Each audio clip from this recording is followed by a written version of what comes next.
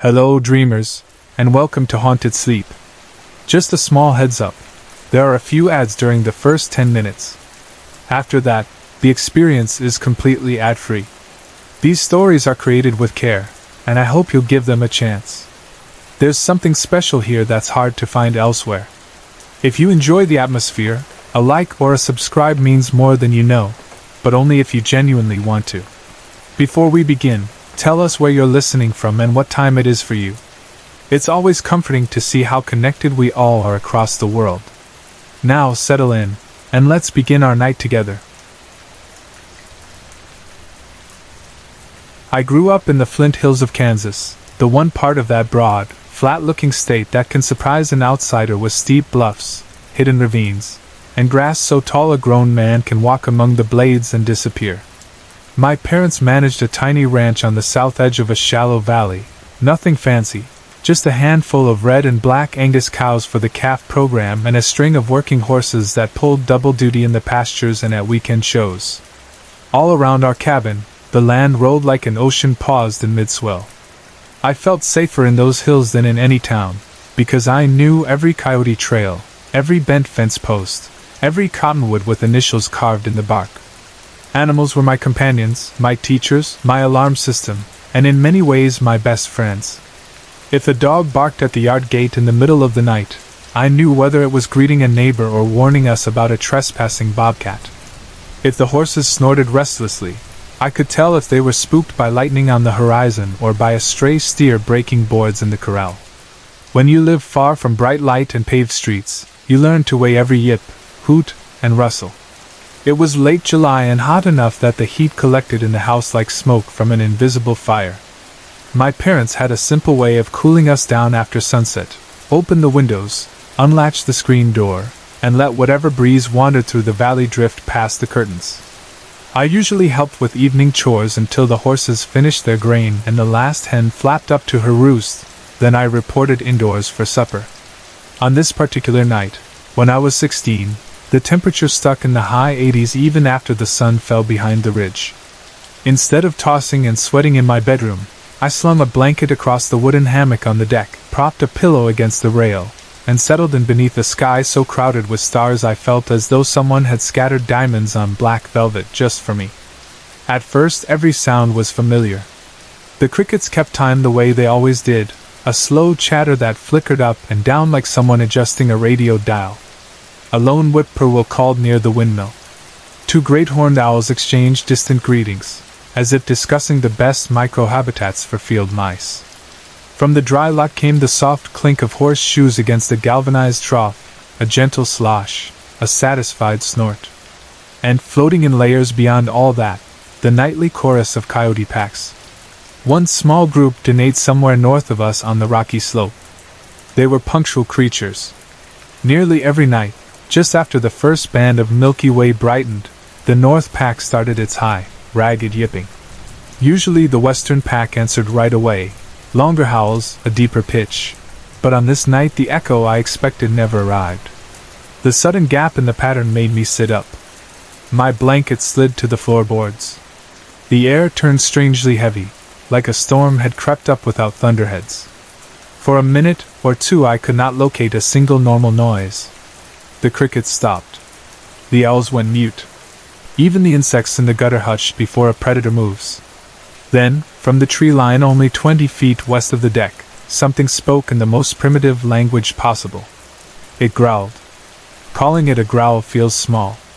The sound vibrated across my ribs the way the low strings of a grand piano shake the lid. It wasn't loud in the sense of volume. It was loud in the sense of physical weight. You feel a noise like that in your organs. Heart.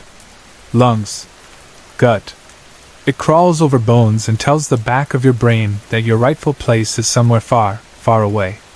For half a heartbeat I considered slipping from the hammock and staring straight into the dark to prove I was brave. That courage lasted no longer than half a heartbeat. Instinct kicked in. I grabbed my pillow, vaulted the deck railing, and sprinted for the sliding door as though chased by a tornado. Inside, I tried to laugh it off, told myself that maybe a feral hog had wandered up through the creek bed. I had never actually heard a wild hog on our land. but it was easier to believe in a rare hog than in something unknown. The morning light did little to diminish the uneasy memory. My parents were already outside when I shuffled onto the deck. They stood at the railing, staring down into a tangle of brome and bluestem. I followed their gaze.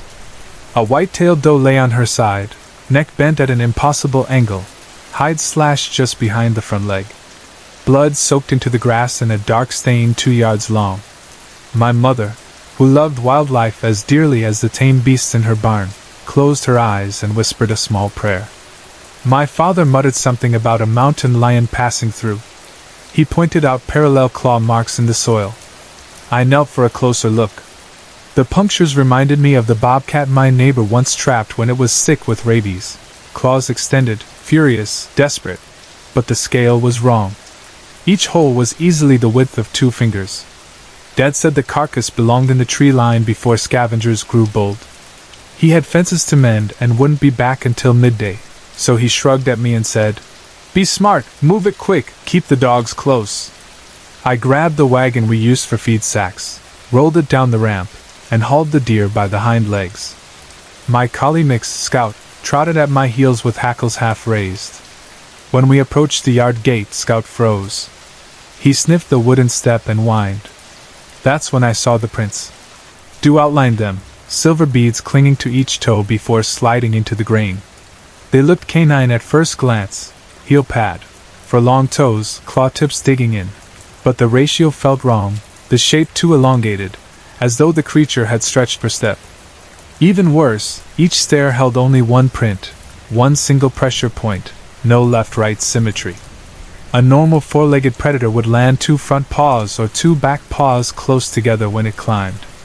This pattern suggested a balance being rising 1 platform at a time on 2 enormous feet. I told myself the boards warped, that water pooled in odd shapes, that memory plus imagination equals illusion. I dragged the doe to the cedar break at the far edge of the pasture, dumped it among fallen branches, and hurried home without looking back. That night I chose an indoor bed, no matter how stuffy the cabin felt. People think nightmares fade like old photographs. Mine lasted for years. They blurred a little but never lost their edge. Sometimes the dream showed nothing but a pair of yellow eyes rising above the corral gate. Other times the dream placed me on that deck again, but I could never stand up or shout for help. I could only watch the hammock version of myself while a dark shape climbed the steps in perfect silence. Eventually I chalked up the real-life prints to a lone wolf cross in Kansas, a rumor that locals spread every so often. Wolves wander. Prints can be bigger than expected. My logical side wanted peace more than mystery. 4 years later, college took me to the Pacific Northwest.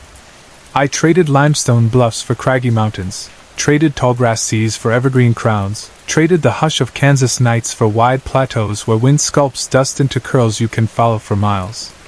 I majored in wildlife management because living creatures made sense to me the way algebra never could.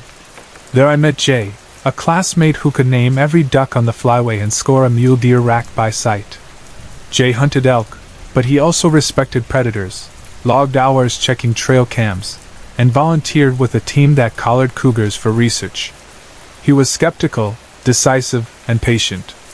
Around him I felt the kind of reassurance you feel beside a tractor with a full diesel tank, sturdy and capable.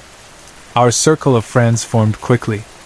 We studied by day and, when deadlines allowed, we explored the federal grasslands bordering a reservation an hour north of campus. Some classmates drank in dorm rooms. We preferred air deep enough to taste.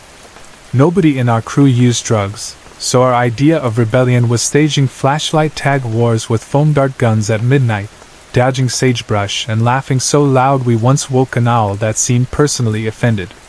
On a January night so cold the condensation from our breath drifted sideways in the breeze, 4 of us piled into my old pickup.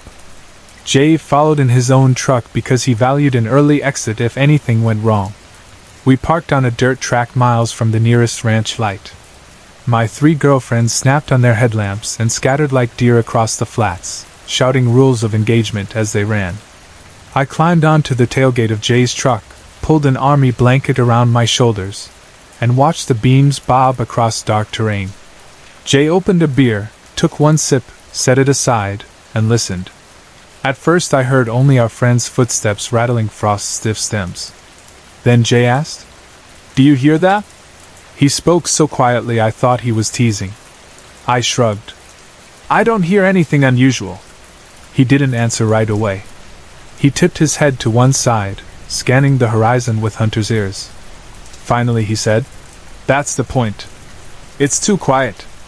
His observation clicked in my mind like a switch. When insects vanish, a predator stalks. When night birds wait, their silence tells you the air itself holds its breath. The prairie had hushed all at once, as if someone pressed mute over 1,000 tiny throats. I felt the same static charge I had tasted on the Kansas deck. Jay sucked in air once through clenched teeth. "Guys," he shouted, "back to the truck. Something's hunting out here." The closest headlamp paused. A voice, maybe Andrea's, called back. "Yeah, it's weird quiet. Coming in." Footsteps angled our direction. Briars snapped. Frost pinged like glass breaking. I counted 3 moving lights converging. Relief flooded, until another noise surfaced from the left flank of the field. Something heavier than a deer but lighter than a bear crunched deliberately in half-frozen grass. Every few strides the sound paused, as though the walker weighed and measured each footfall. Jay's shoulders tensed so tight I thought I could hear the seams of his jacket groan. "Run!" he barked. "Now!" We slammed doors the second the last girl dove in. Jay twisted the key. The ignition coughed, then caught. Headlights burst against the darkness. In the sharp white beam stood a silhouette with eyes that caught and magnified the light like golden mirrors. The eyes hovered at least 8 feet above ground, set wide in a skull that rose into triangular ears. Fur-covered shoulders and ran down a torso that, even half in shadow, showed a physique like a runner or wrestler. Arms, yes arms, not forelegs, hung to mid-thigh, ending in hands that curved into claws. No muzzle shape showed because the creature faced us straight on. Only the eyes betrayed life. The most terrifying part was the stillness. It did not twitch. It did not crouch. It simply stood, surveying us while steam wisped from its nose or mouth. Then, in one smooth motion, it stepped backward, one stride, then another, never turning, never blinking, until the headlights no longer reached it. When the eyes disappeared, the spell shattered.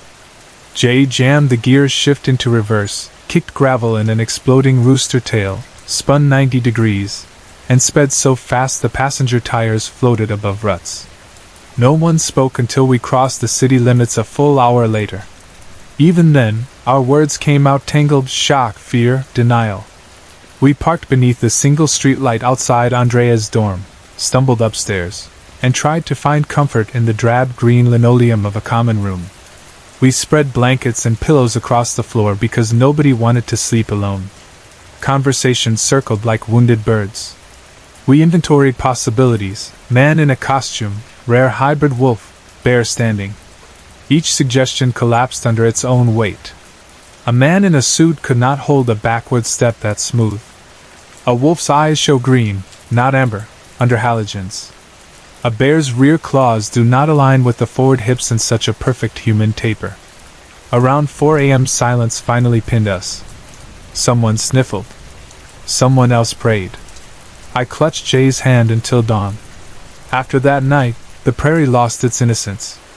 I still hiked. I still loved the smell of juniper and basalt. Yet sometimes, when wind shifted, I remembered how sound died that night, as though the land itself surrendered. The owl never hooted. The mice never squeaked. A perfect vacuum swallowed life. And in that vacuum, a figure walked on 2 legs, watching. Graduation scattered us across the map. Jay proposed during senior year. We married, moved back to Kansas to care for my aging parents, and took over the calf operation. Every once in a while the old dreams return. I'll wake at 2 in the morning, sure I heard claws tapping the deck rail. I'll lie still, waiting for coyotes to fill the gap. If their voices rise, I exhale. If silence stretches longer than it should, I slip out of bed, check the latch on the sliding door, and scan the yard with a flashlight. Most nights I find nothing but moths. Once I found deer tracks leading to the fence but none leading away. Am I convinced the beast in Kansas and the beast on the reservation grassland were the same species? My rational side resists certainty. My bones, however, believe. The prince on the deck walked upright. The eyes in the headlights stood at a height no normal wolf can reach. The growl outside my hammock belonged to the same family as the silence that smothered birds in Oregon. I used to laugh at tales of dog men or werewolves, claiming that an omnivorous ape-dog hybrid could not sustain a breeding population undetected. Now I keep quiet when villagers swap campfire horror. I listen, compare details, map sightings in my head, note which versions claim solitary nomads and which describe clans. Whether the creature means harm lingers unanswered. The deer under my deck died brutally, true, but deer die under lion claws daily. The beast on the prairie did not charge, it withdrew. Perhaps it merely pushed us back across an invisible boundary. Perhaps it ranked us unworthy of effort. Perhaps it has rules older than fences. I do not pretend to know. I do know that faith leaves room for mystery. If Earth holds angels unseen, Earth may also hold guardians or wanderers not yet named by science. So at night, when I latch windows, I pray two prayers, one that my family sleeps safe, and one that whatever stalks the wild remains in harmony with the world, content to watch rather than hunt. The pastures belong as much to it as to me. On clear evenings when the moon glows over the tall grass, I sometimes think I see the hay shimmering at the far edge of the field, rippling in a pattern that suggests a large body passing just below the tips. I do not follow. I remember the prince on the stairs, the way a silent field feels like a held breath, the sensation in my bones when the low growl rolled over me. I respect the boundary. I listen for the coyotes to call. When they do, I know the order of things holds steady for one more night.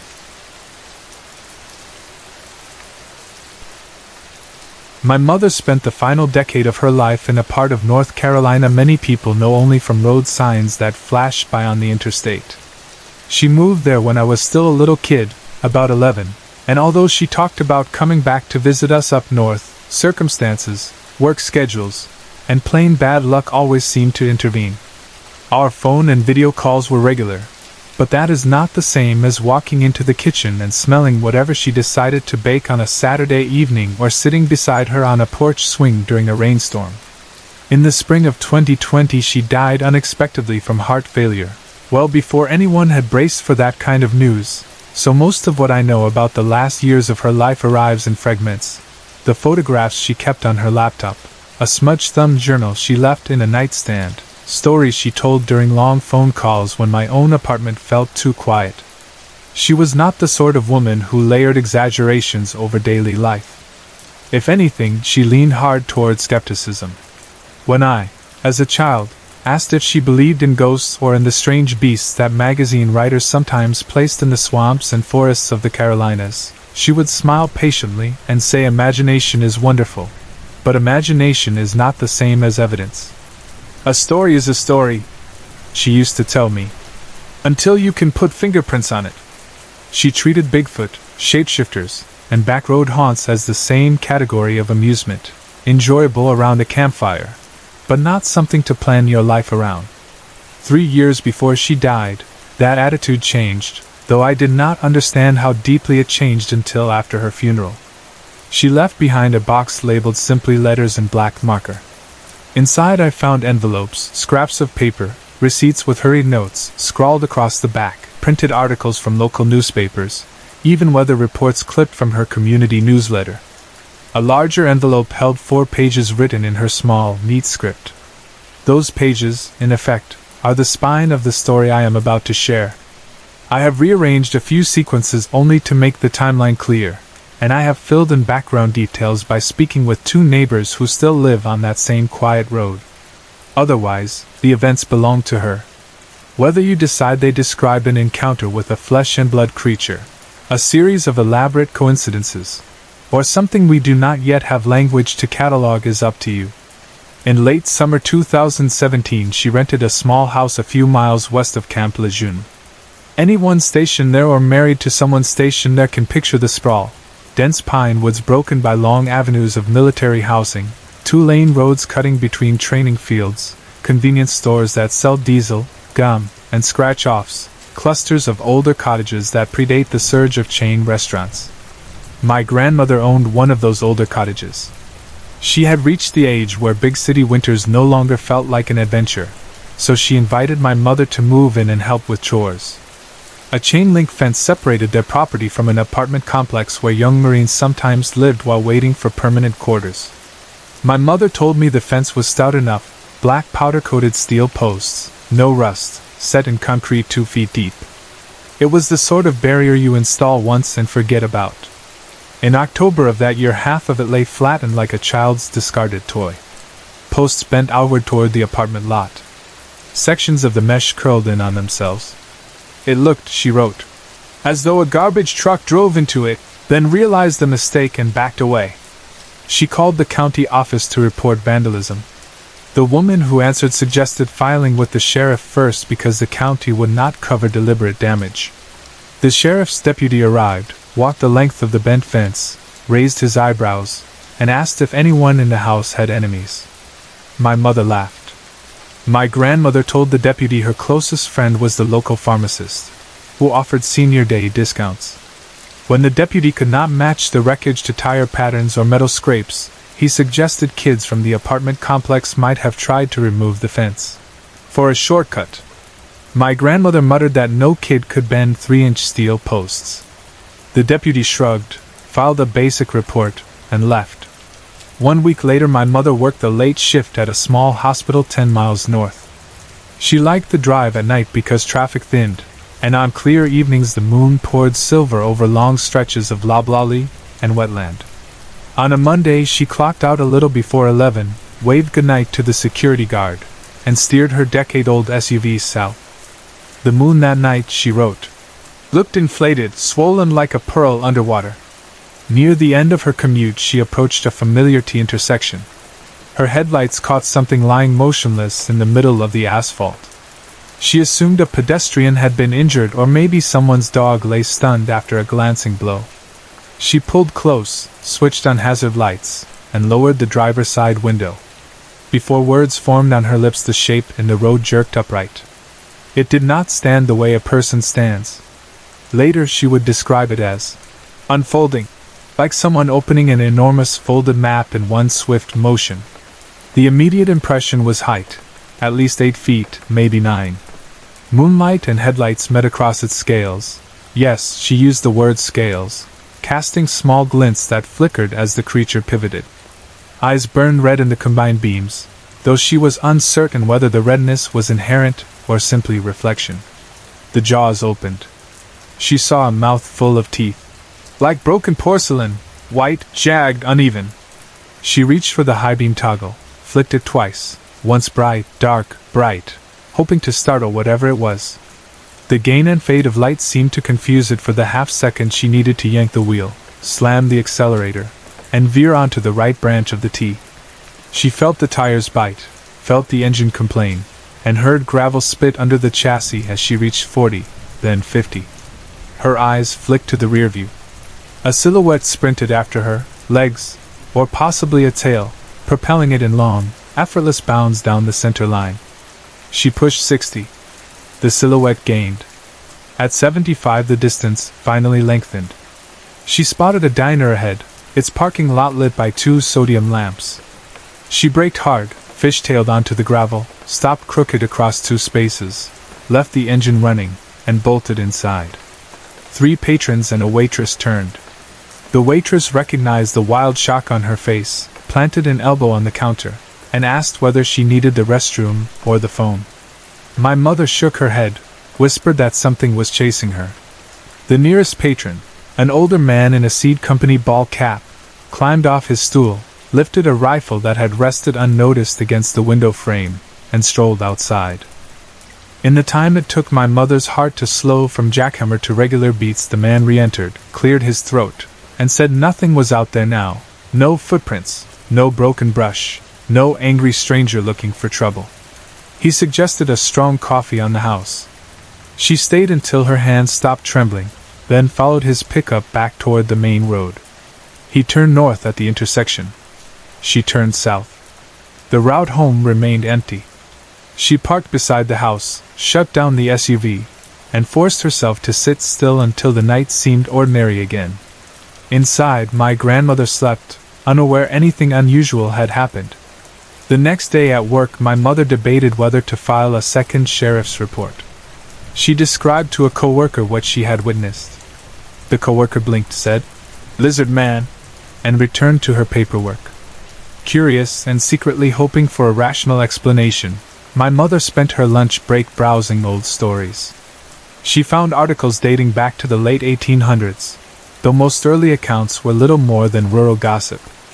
More recent reports clustered in the 1980s near Scape or Swamp in South Carolina. Livestock torn open, metal car doors scratched to bare steel, two-lane blacktop gouged as though by clawed hands resilient enough to swipe asphalt. Witness descriptions varied in height from 7 to 9 feet, always scaly, sometimes green, sometimes mud-brown, usually bipedal. Several modern bloggers collected 2014 property damage photographs. Barns siding ripped from nails, tool sheds crushed inward, dog houses flipped over with no dogs left alive inside. A few sharper images even showed wedge-shaped footprints ending in 3 rounded toes, webbing visible between. The prints measured almost 2 feet long. She bookmarked the articles, printed them for her grandmother, drove home after sunset, and felt her stomach knot when she turned onto her gravel drive. The yard appeared untouched. Perhaps, she thought, the diner patron had been right. The creature had vanished, or perhaps the adrenaline-blurred chase had deceived her vision. She slept with the bedroom window cracked to hear the first ring of any disturbance. The following night she decided to take a short post-dinner walk. North Carolina nights can hold a humid warmth, even in autumn, and exercise, she believed, calmed the mind. The gravel shoulders glowed under a nearly full moon.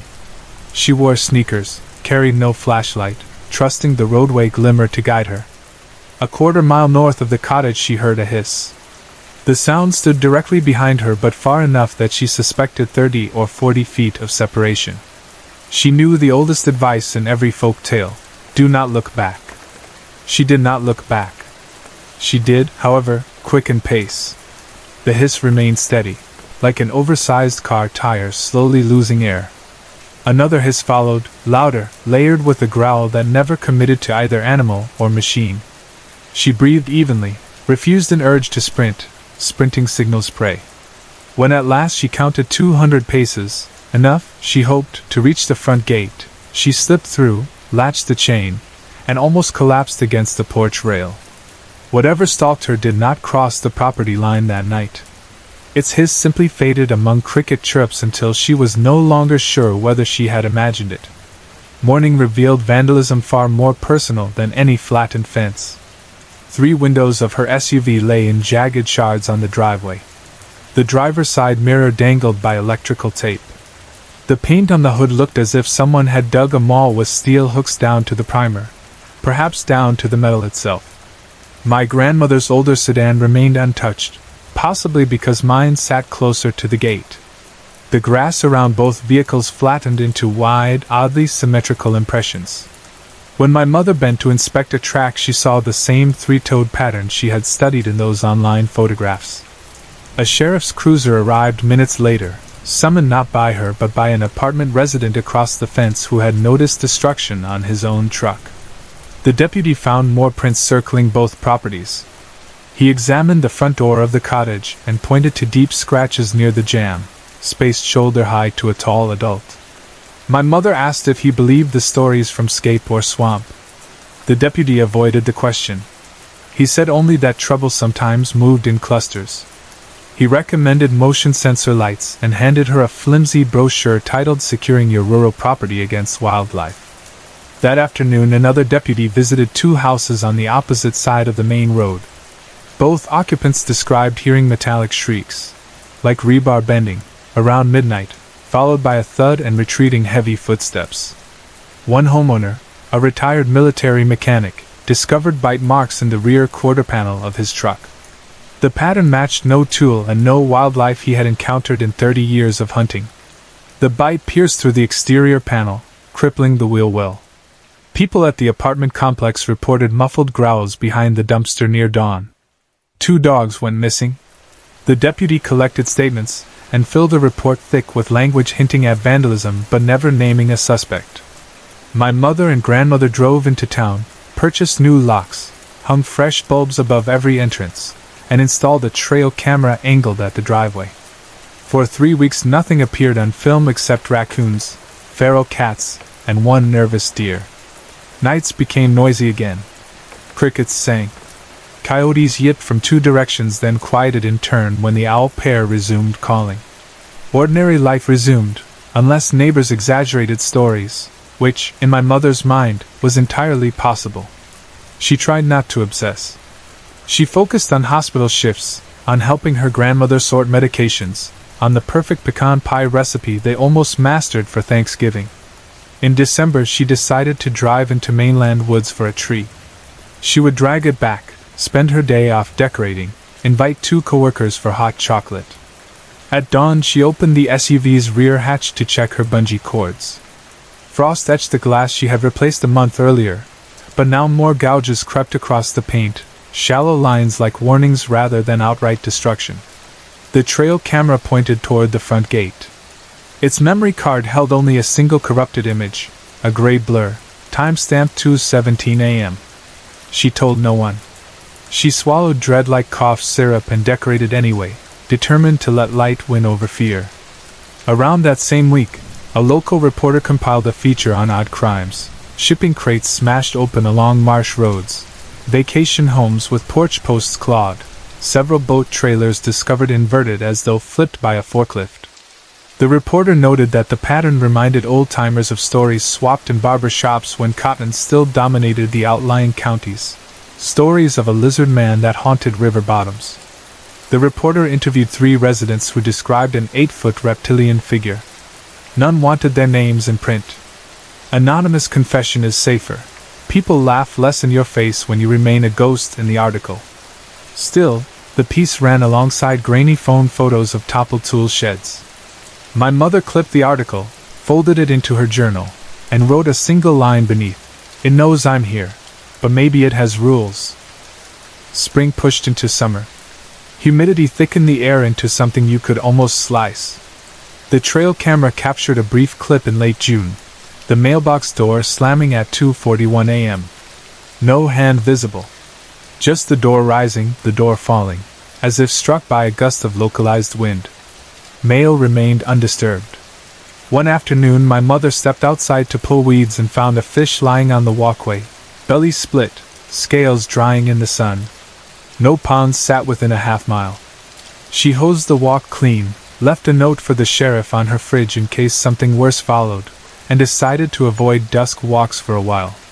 The sheriff, for his part, wrote a polite reply suggesting a heron could have dropped the fish. My mother circled the word heron twice, wrote next to it, "Does a heron carry something almost half its weight half a mile inland?" In August different reports surfaced. Someone in Raleigh captured a phone video of a dark shape crossing a cul-de-sac at midnight. The clip too fuzzy for certainty, but the stride looked unnatural. A family near Baton Rouge posted pictures of a pool house collapsed inward, beams flattened into splinters. The father claimed claw marks ran across the vinyl siding. A woman in Waco told local news her goat pen had been burst open from the outside. 15 goats vanished. Blood trails led only to the back of an overgrown lot, then stopped. Skeptics argued coyotes, wild dogs, or bored high school pranksters could account for each incident.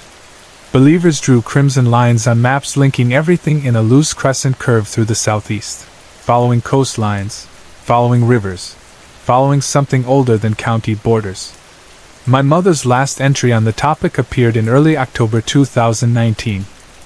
More than 2 years since fence destroyed, 16 months since prints on car. No new damage. No eyes at intersection. I think maybe distance is enough. Or creature moved south. Dream less often. Still, sometimes, when wind drops at 11 p.m., I hear nothing for a breath too long. In that hush, memory stands up behind me. She never saw the creature again, or if she did, she left no record. Yet even in her skepticism turned uncertainty, She acknowledged the possibility that the world contains corners still unmapped by biology textbooks. Reading that final entry after she died felt like standing on a shore where a tide has receded, leaving only the faint outline of a giant's footprint. Is it proof? Is it prank? You kneel, you measure, you photograph, but the next wave will erase the indentation and the next sun will dry the sand. Stories, she once told me, are only stories until you put fingerprints on them. I have the prints on the hood of her SUV, fingerprints, if scales leave fingerprints, that clawed steel. I have the prints the deputy traced around our mailbox.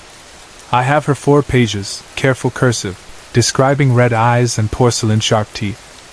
I have memories of a woman who seldom lied and never about what frightened her. That may be the closest thing to evidence I will ever place beside the legend of the lizard man. Skeptics will dismiss all of it. They will say hysteria rolls through communities like summer storms, stirring imagination into a frenzy until raccoon scratches look like monster claw marks. Skeptics will remind us that eyewitness testimony is unreliable, that adrenaline bends perception, that distance and darkness distort size and shape. They are not wrong. Memory wobbles. Fear exaggerates. At the same time, hundreds of reports across decades carry a cautionary weight. When fences buckle outward, when trucks show bites no tool can replicate, when a woman who prided herself on logic floors the accelerator to escape a silhouette taller than any recorded reptile, perhaps something beyond catalog designation roams the swamps. Late at night I reread her pages. I close my eyes and imagine a moonlit intersection, an SUV idling, the hush of pine needles, and the sound of sinews stretching as a creature unfolds from the asphalt. I wonder whether, if I had visited that autumn, we might have sat on the cottage porch and listened together until the cicadas resumed their choir. I wonder whether the lizard man, if that is the right name, looks for territory unlit by street lamps, or avoids dogs, or counts the pulse of each human sleeping nearby. I cannot know. The only certainty my mother delivered is that something walked those roads, something powerful enough to topple steel, something quick enough to pace a car at 70 miles an hour, something cautious enough to vanish when a diner door swung open and a stranger raised a rifle. So is the lizard man real? Myth often grows around real bones. People see something they cannot categorize. The mind reaches for the nearest tale, and the tale acquires new layers. Yet tales do not splinter crawl space joists. Tales do not leave 3-toed tracks in dew. Tales do not stand up in high beams, eyes red as brake lights. Something placed its weight against my grandmother's fence. Something hissed at my mother under a North Carolina moon. Maybe it prowls still, threading between city edges and tangled wetlands, kept alive by silence, by fear, by the knowledge that most of us would rather explain a mystery away than confront it head-on. My mother wrote that she chose calm, steady walking over panicked running because she sensed the creature reacted like any predator, chased those who flee, watched those who stand firm. Her calm kept her alive. Her honesty keeps her story alive. And now, each time a new report drifts in from a swampy back road, a small voice inside me whispers that maybe, miles away, another person breaks at an intersection, lowers a window, and glimpses the same towering outline my mother saw. I hope they remember to switch on their high beams, flash them twice, and drive. I was 15 in the summer of 2021 when my father and I packed his Toyota Sequoia and headed toward Bear Canyon Lake, deep in the northern Arizona mountains. Those trips had become an annual tradition: rough roads, pine scent, cold water, and 2 or 3 nights beneath stars bright enough to cast weak shadows on the ground. Dad trusted the Sequoia the way some men trust a favorite horse. It was heavy, wide, and awkward on the switchbacks, yet it always muscled its way 3 miles past the maintained campsites, bouncing over stones that made ordinary cars give up. From there we hiked another 3 miles on foot to a clearing we had marked on a handheld GPS. Nobody camped that far down except serious backpackers. We liked the solitude, the idea that the nearest strangers were fish swimming below us rather than people tramping past. We arrived late in the afternoon, unloaded beside a huge ponderosa, and shrugged into our packs. Dad's bag bulged with tent poles, cookware, tools, and an ancient first aid kit that smelled of iodine. Mine carried the food, a compact stove, 2 big water bottles, and an emergency radio. Straps creaked while we tightened them, small ritual, always the same. Dad checked the GPS. I checked the position of the sun. Then we started down the faint trail that swoops and curls south through sandstone and fallen timber toward the lake. 2 miles and the ground tilted sharply. The GPS called that slope 800 vertical feet in a single half-mile. But the numbers never captured how loose the soil felt once gravity pulled the packs off balance.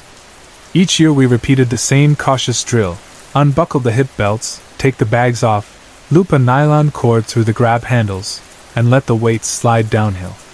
Then one of us climbed below, grabbed the cord, and guided the load the last dozen yards like a fisherman reeling a heavy catch.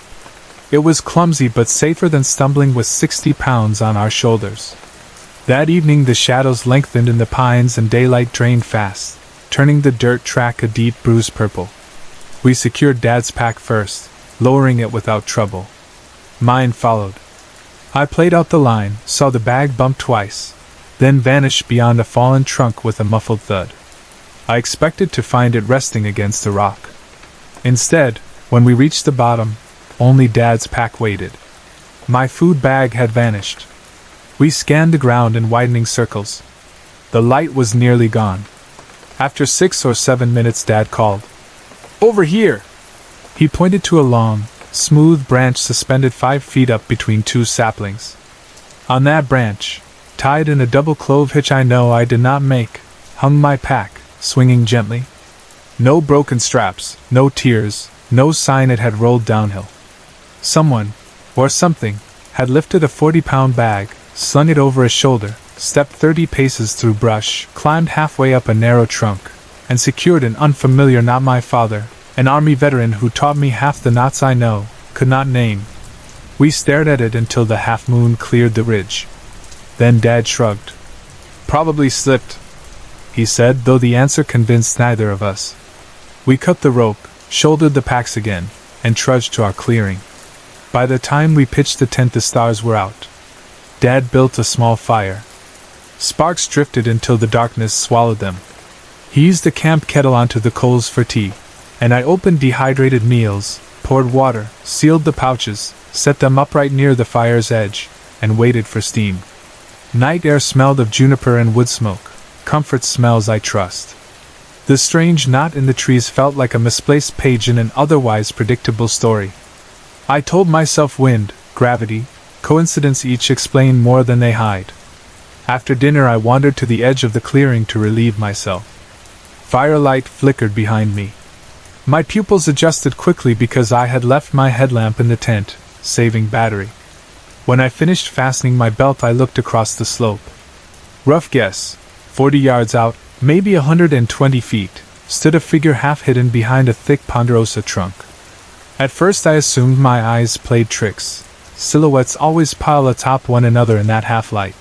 But the longer I stared the clearer it grew. The head rose 7, maybe 8 feet above the ground. The shape of the skull was wrong, elongated, ending in tines that curved upward like rotten elk antlers. Where a deer's eyes should glow green gold, these eyes absorbed light, looking empty and dark, as if the sockets had never held anything living. Most of the body remained concealed behind bark, yet the torso that peeked past the trunk looked lean, almost starved. Long arms, or forelegs, ended in joints that bent backward in a way no human elbows could. Pale patches on the flank resembled hides sloughing off. The smell, even at that distance, reminded me of corn left to mold in a winter bin mixed with something sharper, like iron or raw liver. I found my voice and said, "Dad, look at that," pointing. He turned from the fire. "Look at what?" He scanned the blackness. I looked back, expecting the silhouette. The tree stood alone in moon shadow. Whatever had watched me was gone. My legs stiffened. I forced myself to walk slowly, breathe slow. I brushed my teeth with a wad of cold water, spit into the coals, and excused myself into the tent. Dad asked if my stomach hurt. I lied and said only tired. I zipped the door, crawled into my sleeping bag, pressed play on a downloaded podcast, stories of unexplained encounters, and listened until the narrator's voice blurred into white noise. I should explain heritage here. My father's father, my grandfather, was Blackfoot Cree, part of the Algonquin family. Grandpa passed away in 2018, but he used to sit by a propane heater and tell me old stories. Beings in the forest that wear antlers like masks, creatures that steal sound from a clearing so prey won't hear them approach. Grandpa claimed the worst spirits smelled like wet decay. He never named them, said naming invites attention. Back then I half believed, half treated those tales as cultural poetry. Lying in the tent, I remembered every detail he had whispered. Sometime after midnight I drifted into uneasy sleep. A sharp stench dragged me awake, like a slab of venison forgotten in July heat. Instinct slammed my hands over my nose. Outside the nylon wall something huge paced. Footfalls thudded, slow, deliberate, heel then toe in heavy soil. Breath rasped, deeper than any sleep apnea snore. Dad slept on, mouth open, unaware. I kept still until pale dawn cracked between treetops. When I finally crawled out, snowflakes as thin as ash drifted from a gray sky. A dusting covered the ground, erasing prints. The cold air carried no smell except balsam. Dad emerged, stretched, and asked how I slept. I lied again, fine, a little chilled. He set water on the stove for tea while I stared at the tree line. Snow melted on my cheeks. The forest looked innocent, the way crime scenes look when morning traffic passes by. We spent the day fishing. The lake mirrored clouds. Trout nudged bait once every quarter hour. The silence grew comfortable. By late afternoon Dad reeled in, checked bait, and announced he left night crawlers at camp. He hiked up the bank. I remained on an outcrop of rock, music playing through a pocket speaker. The cramps of last night eased. Wind carried pine and water. I almost convinced myself the previous evening had been a stress dream. Almost, until I glanced beyond the lake. Across the water, half a mile maybe, stood the same figure from last night. Tall, hunched lightly at the shoulders, head crowned by skeletal antlers. The distance offered a clearer view, skin gray as drowned bark, patches of fur clinging like tattered cloth, legs shaped less like a man's than a deer's, except reversed, the knees bending first backward then forward at the ankle. Arms, though, remained disturbingly human in proportion. One hand held my pack rope. The other dangled what looked like a length of deer intestine. I packed my rod, killed the speaker, and trotted uphill faster than a lie about bears. Dad listened, frowned, and accepted the story without asking for details. No more fishing, he agreed. We spent the next evening inside a ring of firewood Dad kept feeding until embers glowed like a forge. Nothing approached. Nothing hissed. Nothing paced. But both of us woke at each creak of branches. The following morning we struck camp early, strapped cold Bear Canyon mornings onto our backs, and climbed the slope. No pack vanished this time. No tree displayed a mysterious knot. By late afternoon the Sequoia's tires hummed on blacktop. The highway unwound toward Phoenix. Dad asked only once what I thought had happened. I said I didn't know. He said sometimes not knowing is healthiest. We did not return to the Bear Canyon site the next summer.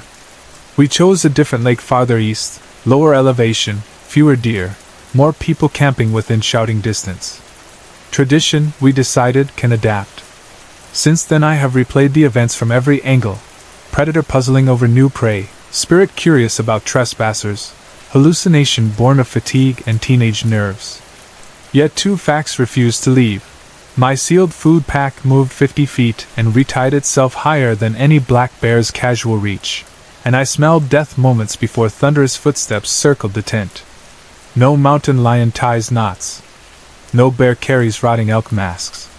Grandpa's stories say certain beings mimic prey calls, steal food, test the courage of travelers, and claim the weak.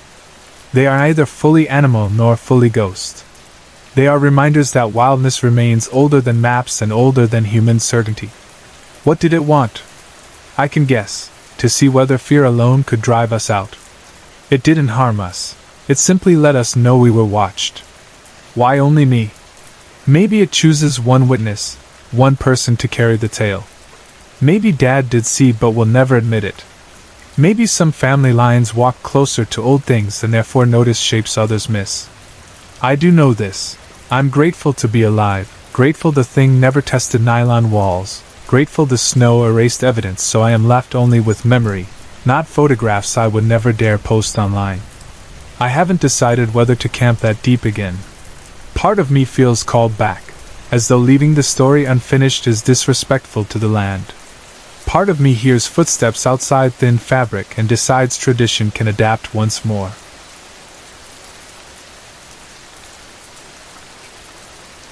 The older I get, the more I realize how fragile courage is, how it can crumble in a single breath, even for someone who spends most days certain that nothing in the Tennessee hills can shake him. Every spring, when dogwoods burst into white bloom and the pines glisten after fresh rain, my wife and I set aside a long weekend for her birthday. We break free from buzzing phones and traffic lights, drive deep into the Appalachian foothills, and live in a tent for 4 straight days. It started as a cheap tradition back when we were both in school and too broke to do anything else, but over the years it became sacred. Friends tease us for choosing nylon walls instead of a cozy cabin, but that flapping fabric is half the magic. When the night wind rattles the zipper and the moon silvers the mesh, you feel the wild beating right next to your own heart. We planned that mid-May getaway months in advance. My wife grew up beneath these same peaks, and she swears that the forest sings her name when the red buds and rhododendrons bloom. We reserved our usual spot at a small, family-run campground perched beside a mountain lake. The place has maybe a dozen primitive sites spread beneath tall yellow pines, each one buffered by brush so thick you'd never guess another camper might be only 50 yards away. There's a narrow gravel road that loops the water, a single bathhouse with cold water spigots, and a rickety wooden dock for anyone who wants to fish at sunrise. No electricity. No RV hookups. Just a fire ring, a picnic table, and a bird chorus that starts its rehearsal before the sky turns gray. Day 1 unfolded like every perfect camping story. We pitched the tent in a patch of soft grass, hammered stakes deep enough to hold against the afternoon storm the forecast warned about, and hauled our gear from the truck.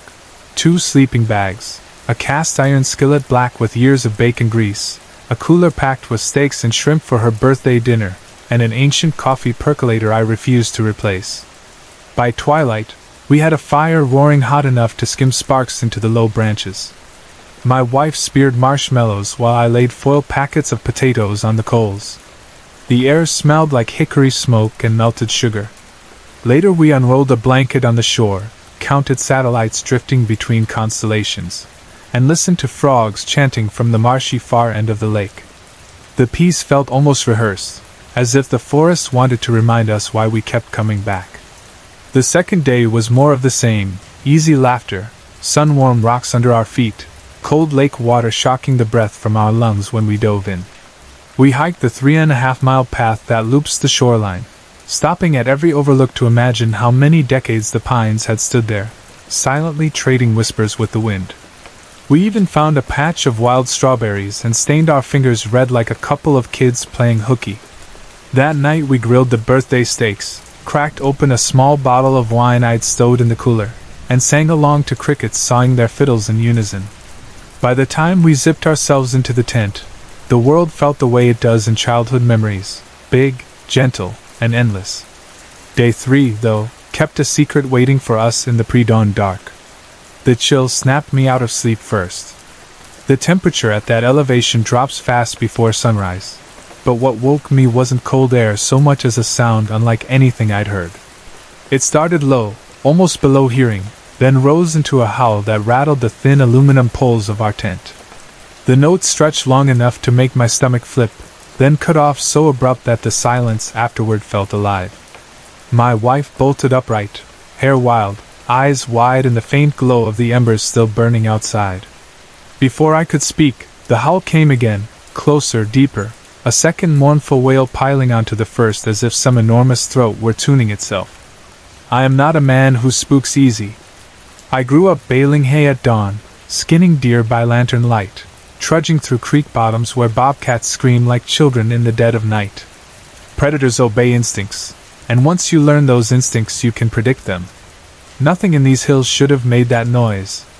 Not a black bear, not a coyote, and certainly not a kid pulling a prank. But fear is a tricky emotion. It jumps as fast as static between damp fingers. My wife felt it before I did. I could see it swirling in her eyes like storm clouds. I hugged her close and whispered every farm boy cliché I could muster. Probably teenagers, maybe an injured hound dog, surely nothing to worry about. She nodded, but tension stayed coiled in her shoulders long after the quiet returned. We tried to laugh it off while cooking breakfast. Bacon popped, biscuits browned in the skillet, and the sun rose orange over the ridge, painting a strip of fire across the calm lake's surface. Still, every breeze rustling the branches sounded too much like something big exhaling. By mid-morning we had talked ourselves back into ease. We swam until our lips turned blue, spread towels on warm granite to dry off, and circled the shoreline trail again, this time leaning into each other, sharing earbuds, letting old love songs drown the echo of that pre-dawn howl.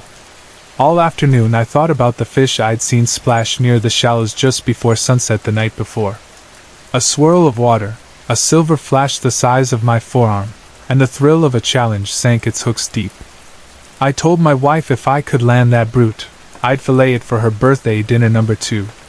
She smiled, but when twilight draped the water in peach and purple, she turned serious and asked me not to fish alone after dark.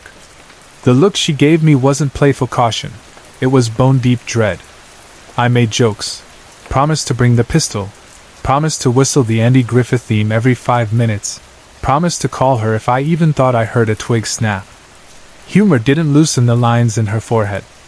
Only when I swore I'd load the 9mm and stay within shouting distance did she relent. If I'd paused long enough to consider how rare it was for her to beg anything of me, maybe the story would have ended differently. I rigged my favorite bottom fishing tackle, heavy sinker, stout hook, chicken liver bait. The moon was bright as a porch light, so I left the flashlight in my back pocket. The gravel trail glittered with quartz dust as I walked, and the night air smelled of damp earth and pine resin. Every so often, fireflies blinked above mossy logs, their glow reflecting on the still water like tiny green lanterns guiding my steps. The perfect spot appeared about halfway around the lake, a narrow peninsula jutting into the deepest section where the moon painted a silver path across the glassy surface. Overhead, branches formed a natural archway, framing the scene like the entrance to some cathedral built for solitude. The first hour was bliss. The line hissed as I cast it, the sinker plopped, and gentle ripples lapped at the rocky bank. I slid into my folding camp chair and let peace drape over me like a quilt. One fat catfish after another tugged my rod, their whiskered faces glowering as if offended by my bait. I tossed each one back, too small, not the trophy I'd promised my wife. Water dripped through the bait bucket handle, pattering in rhythm with my heartbeat. If danger lurked, it hid well behind the nighttime symphony of bullfrogs and cicadas. Midnight inched closer. Stars gleamed above the ridge, and the moon hung a little higher, spotlighting the clearing like a stage. I'd just freed another mid-sized catfish when the world hushed. The frogs stopped singing. The cicadas, too, cut their electric buzz. Even the distant chug of a bull bat faded. In the span of one heartbeat, the world I knew flattened into absolute stillness. I knelt on the bank staring at the ripples from that last release. Then the howl ripped the curtain wide. It crashed around me, a wall of sound neither human nor beast. My chest vibrated, teeth rattled, and a metallic taste flooded my mouth. I fumbled my rod, watched it thud to the ground, and felt my pulse thunder in my throat. The howl rolled across the lake, bounced off cliffs behind me, and seemed to circle back, doubling on itself until it felt like a dozen throats, singing the same terrible note. Instinct yanked my hand toward my holster. I drew the pistol, but my fingers trembled so violently the muzzle wobbled. Leaves rustled behind me, slow at first, cautious, then bolder. Something heavy stepped onto the trail perhaps 40 feet away. I gulped air and spun, aligning front sight and rear. The moonlight filtering through branches illuminated a pair of eyes, pale yellow, wide, unblinking. They hovered higher than any deer's would, higher than any coyote's. A boulder lodged itself in my throat. I called out, voice cracked, warned whoever it was that I was armed, threatened that I'd shoot. The eyes didn't blink. They didn't inch forward either, they just stared. The longer I held their gaze, the smaller I felt, as if that stare could reach into the space behind my ribs and squeeze. I drew the hammer back, offered one final chance for the prank to end. Nothing. When I squeezed the trigger, the pistol answered with a hollow click. I hadn't bothered to slide in the magazine before leaving camp. That single mistake roared louder in my head than a shotgun blast. The eyes vanished, swallowed by dark, and I realized the only smart move left was to run. Gathering my gear felt pointless. Fear shoved logic aside. I grabbed the chair with one hand but dropped it halfway to the trail. My fishing rod lay abandoned, reel still ticking where a line had tangled in the brush. I planned to circle the lake quickly, but my legs thought otherwise. Every few strides I stumbled as roots caught my boots. Branches clawed at my sleeves. Something huge crashed through saplings to my left, a sound like a dead oak being ripped from the soil. The forest had gone mute again except for that one set of footfalls pacing me in perfect rhythm. I rounded a curve and glimpsed the dam up ahead, a narrow concrete catwalk bolted between chain-link fences designed to keep hikers from falling into the spillway below. The walkway barely spanned 2.5 feet across. 7 feet of chain link reached overhead, forming a cage open only at each end. If I could reach it, I figured whatever stalked me might find the entrance too tight or too exposed to follow. Adrenaline burned the ache from my lungs, and I sprinted. The panting behind me deepened, no longer distant. Heavy footfalls hammered the soil. I heard claws tearing duff, heard the intake of breath so vast it felt like the thing was inhaling the forest itself. 50 feet, then 30. My legs turned to water, but fear shoved them on. At the threshold I dove, slid on knees across rough concrete, and rolled inside the cage just as the predator lunged. Its arm shot through the fencing, an arm far too long and thick for any known wildlife. Matted first slick with who knows what clung to corded muscle. Fingers, yes, fingers, ended in claws curved like butcher hooks. The arm swiped, metal links screeching where claws scraped them. I crab-crawled backward until my shoulder blades slammed the far gate. My heart distorted every tick of time, seconds stretched like hours. It stood tall outside the cage, easily 7 feet, maybe more in the moon's glow. The shape suggested a wolf but wrong, hips narrow like a marathon runner's, chest broad as an oil drum, neck thick and bent slightly forward as if unused to standing upright. I forced myself to look at its face. A muzzle jutted from coarse fur, lips peeled back over teeth so long the moonlight glinted along red-stained tips. Pieces of some unlucky deer, or something, clung to its jaw. Yet the eyes held me hardest, intelligent hatred burned there, a fury almost human in its certainty. When I screamed, the creature recoiled, nostrils flaring. It opened its jaws and unleashed a howl unlike the first two, closer, personal, wild with rage. The sound battered my eardrums until I feared they'd rupture. It slammed its body against the chain link. The whole cage shuddered. Steel groaned but held. Again it rammed the fence, claws raking sparks, muzzle snapping inches from my boot. On the third slam, it paused, cocked its head as though reassessing, then stretched its arm through once more, claws slicing empty air. It sniffed, lips curling in a silent snarl, and finally stepped back. One last glare pinned me.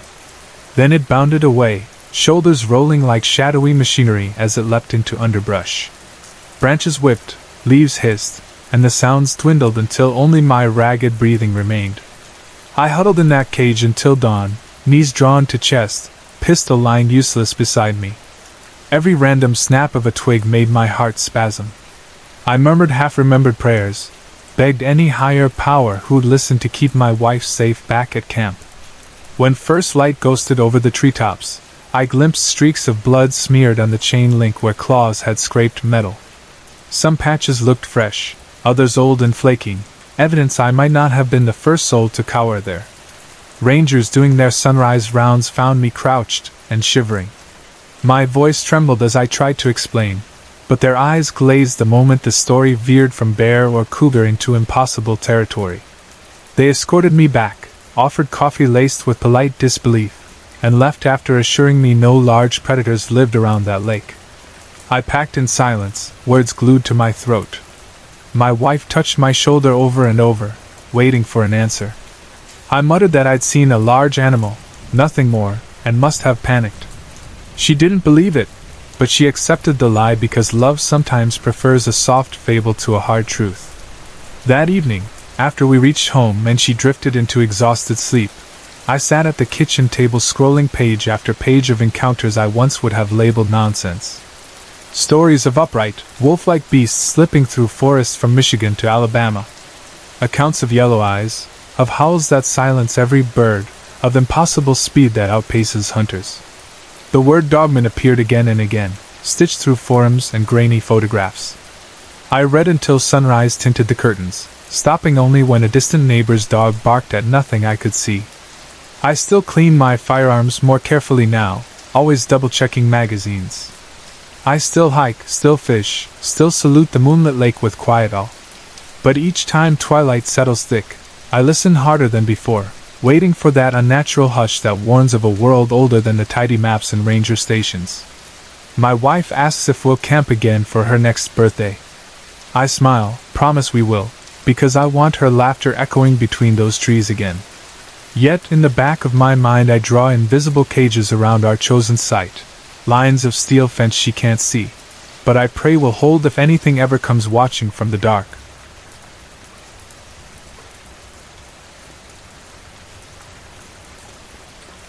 Sorry to interrupt. If you're enjoying the story, let me know in the comments and tell me where you're watching from. Don't forget to like and subscribe for more. I grew up at the quiet top edge of Washington State, close enough to Canada that the Border Patrol trucks felt like ordinary traffic on the two-lane highway. My name is Jacob, and almost everything I own smells faintly of sawdust, cedar sap, and fresh paint. Most days that smell calms me. It reminds me of the first summers the first spent learning to swing a brush beside my uncle. At 17 I was just a kid with calloused hands and a savings jar for my first pickup, but painting felt right. The rhythm of it soothed me, the soft hiss of a sprayer, the criss-cross whisper of a new roller on bare wood, the steady drip of leftover color sliding down a stir stick. After school I tried other jobs, yet each one faded like cheap stain, and I went back to the only craft that ever held my attention. My uncle's shop stood on the outskirts of town between a shuttered feed store and a bend of the river where willow roots reached into the water like thin black fingers. He paid me fairly, but he paid me mostly in experience, explaining how prep work mattered more than any fancy top coat, correcting my wrist angle when I brushed corners, and shouting reminders about respirators whenever we sprayed the stronger finishes. By the time I turned 20, he nudged me toward a tech school in Spokane that offered courses for professional painters, collision repair specialists, and cabinet makers. There I learned how stains bloom differently on alder than on maple, how heat and humidity change a lacquer's temper, how a spray gun's fan pattern can make or ruin a finish. I welded patch panels on dented truck beds and stitched torn upholstery, but paint was still my comfort. When classes ended I drove home, stepped into my uncle's shop again, and realized I knew enough to start taking jobs on my own. My uncle was in his late 50s then, shoulders aching from decades of overhead rolling. He talked about slowing down, maybe selling the vans and retiring near the ocean where salt air would lift the migraine of solvent ghosts from his head. So I bought him out. It felt strange signing the papers, like buying the smell of my childhood and all the memories folded inside it. But he smiled, clapped my shoulder, and said I would do fine as long as I treated every client like a neighbor. For a while the business ran smooth. In summer the phone rang all day. In winter it might be silent for a week, yet lean seasons teach thrift, and I learned to stretch what I earned in July across January snows. By 2012 I worked mainly alone, hiring friends only when a house full of trim needed sanding faster than two hands could manage. One June afternoon the number of the local pizzeria flashed on my phone. Years before, while still under my uncle's name, I had refinished their counters and cabinets in an aged black glaze protected by conversion varnish, a commercial coating tough enough to survive pizza grease, soda syrup, and hurried elbows. The owner must have shared my card, because the woman on the line introduced herself as a new client who wanted her log-style vacation home stained and sealed to look exactly like that restaurant kitchen. She sounded sure of herself, the kind of homeowner who has studied every inch of a remodel but still hires specialists so the work ends right. I tried to steer her toward gentler products. Conversion varnish is durable, yes, yet it carries a smell that claws the back of your throat, and its two-part chemistry cures fast, leaving no forgiveness for hesitation. During the pizzeria job, I once thought an open back door offered enough ventilation. An hour later, headaches crushed my temples and tears burned my eyes until my uncle sent me home and taped a respirator to the steering wheel of my truck. That lesson stayed with me. I told the woman everything, the pot life, the odor, the off-gassing, but she was unfazed. "I'm a snowbird," she said. "I won't even be in Washington for winter. If the place stinks for a week, that's fine. I just want it done right by Christmas." Her cabin sat an hour north of my town, tucked on the riverbank near a small bridge well known for flooding when warm spring downpours melt the remaining snowpack too quickly. I remember newspaper photos of that year's washout, muddy water licking porch steps, driftwood piled against guardrails like giant pickup sticks. She had bought the property damaged and hired carpenters to rebuild, replacing drywall with tongue-and-groove pine and ordering new knotty alder cabinets for kitchen and bath. Now she wanted the fresh lumber roughed up, aged, then coated in black and white conversion varnish so the interior felt older than the hills outside. I never bid blind, so the following Saturday I drove up, a winding road through firs taller than church steeples, and met her at the house. She was direct, brisk, but polite, and she agreed to my high estimate without flinching. We shook hands on a start date the first week of October. The project looked big but simple: distress the surfaces by hand, spray a base, glaze, seal, sand, spray again. A rhythm job, really, if not for the fumes. The Friday before I packed my van, drop cloths, sanders, tack cloths, sprayer, buckets of varnish, catalyst, toners, rags, trash bags, respirator, spare filters. At least I thought I packed spare filters. Monday dawned cool and foggy. The river steamed where sun touched it, and dew beads glittered on the roof shakes like broken glass. Inside, the cabin smelled of fresh cut pine. I spent that first week scoring cabinet corners, tapping dents with an awl, dragging a stiff wire brush along planks to tease soft spring grain from hard laid wood. The work raised dust but no alarms. Every evening I drove home tired yet satisfied. On Friday my wife met me at the door holding a small white box. She had upgraded my ancient slide phone to a brand new smartphone. She laughed at my confusion, showing me how to swipe, pinch, tap, and, most wondrous, video chat. That night she taught me FaceTime in our living room while wind rattled the windows. I grumbled that a voice call seemed plenty good, but her grin disarmed me. Monday came again. I woke before sunrise, drank instant coffee from a tin cup, and drove north with a thermos, sandwiches, and enough varnish to turn the bright world bone white.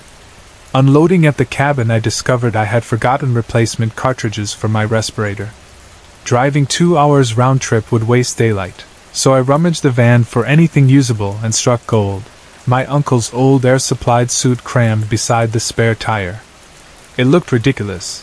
White Tyvek body, clear plastic hood, hose trailing to a belt-mounted blower, but it delivered clean air from outside the spray zone, safe as breathing on a porch swing.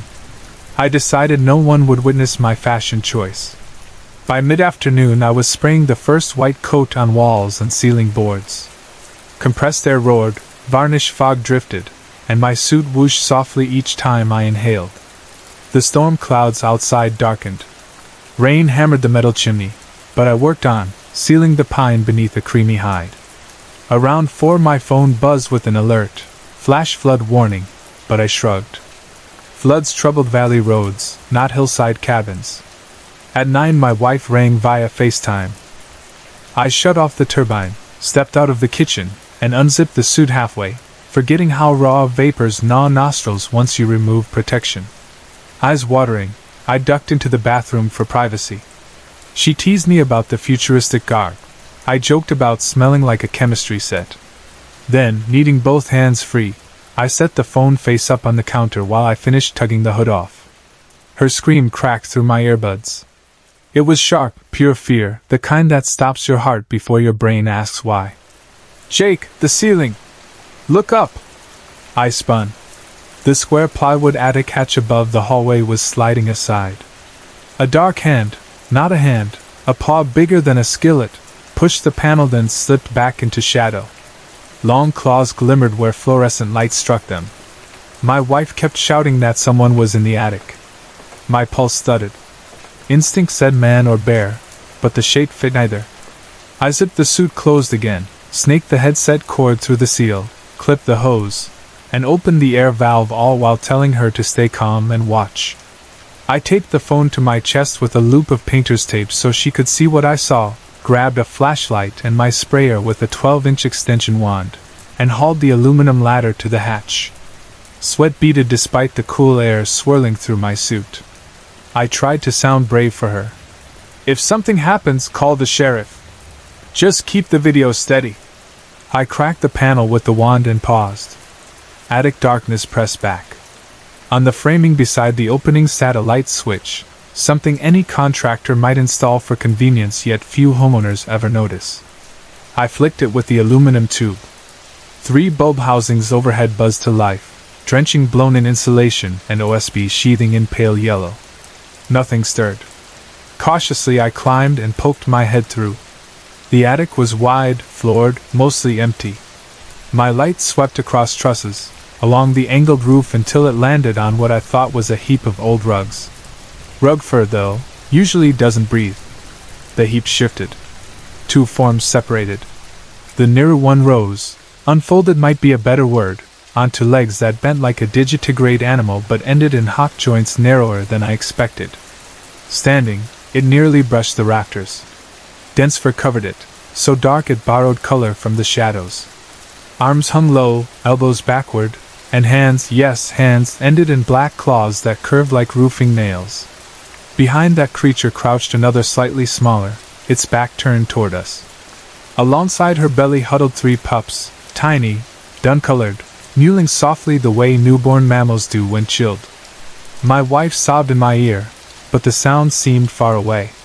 Childhood memories crashed over me, illustrations of Peter and the wolf, the glowing eyes of the cartoon villain in Lambert the sheepish lion, all those nights I hid from the television set.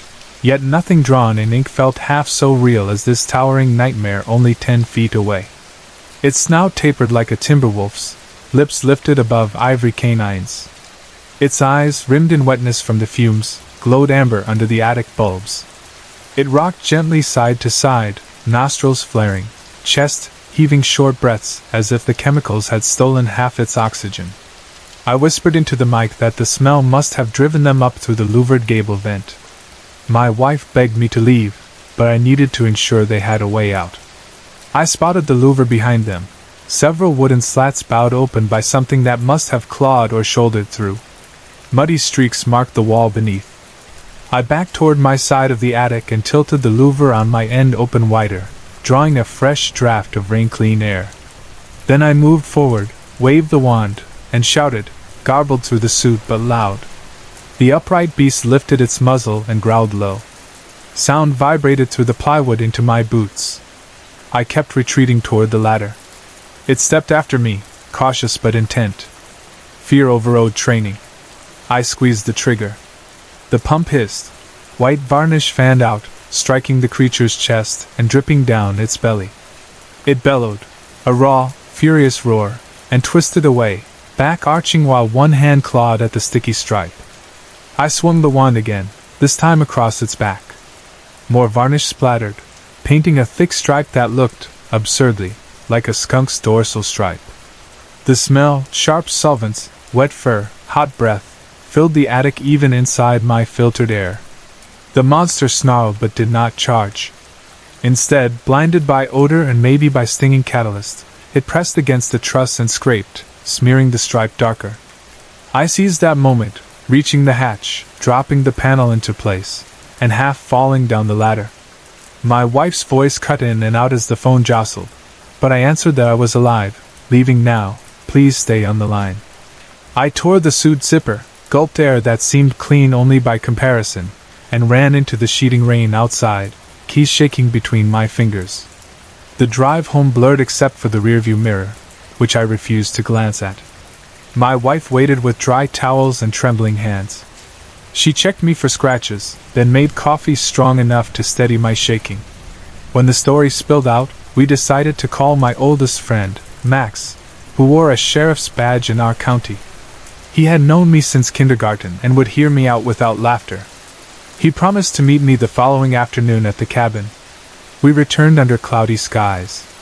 No footprints marked the driveway, but muddy paw prints dotted the roof near the vent. Inside, the varnish fog had settled. Oxidized resin clung to my sprayer's internal valves, locking them stiff, but the pungent air had sweetened to a faint plastic scent. Ladder beneath the hatch, we climbed. What we found tracked with my story: white spray across one truss, a smear of blackish fur embedded in it, shallow grooves where claws had raked plywood, and broad paw prints pad-shaped yet elongated like hands. Max called Jared, a park ranger we both knew. Jared arrived curious but neither skeptical nor fully believing. He examined the evidence quietly, then shared that most wilderness reports in this region cite black bears or occasionally Bigfoot, rarely anything like a dog man, though legends whispered about them. He recommended telling the homeowner that a juvenile bear had entered the attic during the flood rains. Legally, it was easier to explain varnish damage to wildlife than to file a report about creatures science never catalogued. I phoned the client with that story. She took it well, even arranging to have proper windows installed where the louvers had been. I hired 2 trusted painters, returned only by daylight, and finished the cabinets and paneling without further incident. The house stood quiet, the river level dropped, and winter eventually locked the hills in ice. Since that night, whenever I smell conversion varnish or hear a varnished pot clink on a concrete floor, memory drags me back to the attic. Sometimes I joke with my wife: if she ever buys me another smartphone, I will refuse to use video chat unless I first inspect every ceiling panel. We laugh softly, yet some laughs emerge as shivers disguised. I keep my uncle's air suit now in the van's main compartment, filters stocked and dated, because you never know when proper gear might stand between you and something that should not exist. And if you ever drive the back roads of northern Washington after a hard rain, and catch sight of what looks like a gigantic skunk streak on a shadowy back, take care. Look twice. In the worst case, you might find yourself staring into amber eyes that shine with a hunger older than any story, and you will wish, like I still do, that you could tuck fear back inside childhood where it belongs, far from the fresh wet varnish that first brought it snarling into view.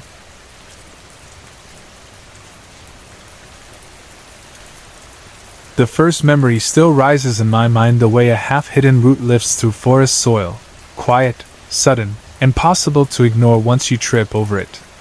It was a warm September evening, full of katydid chatter, and the clean scent of leaves just starting to yellow at the edges.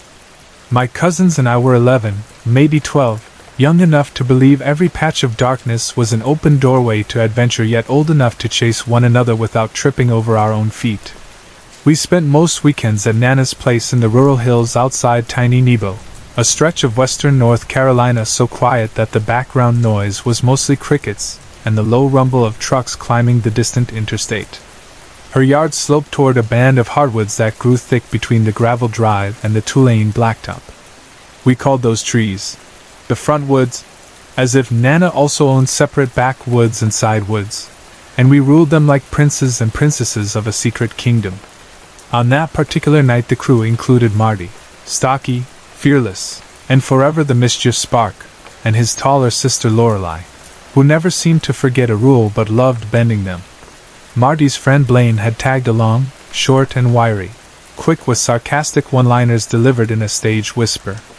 I made the fourth, lanky and pale, always a little slow to speak because I spent too much time picturing every outcome of a moment before choosing my words.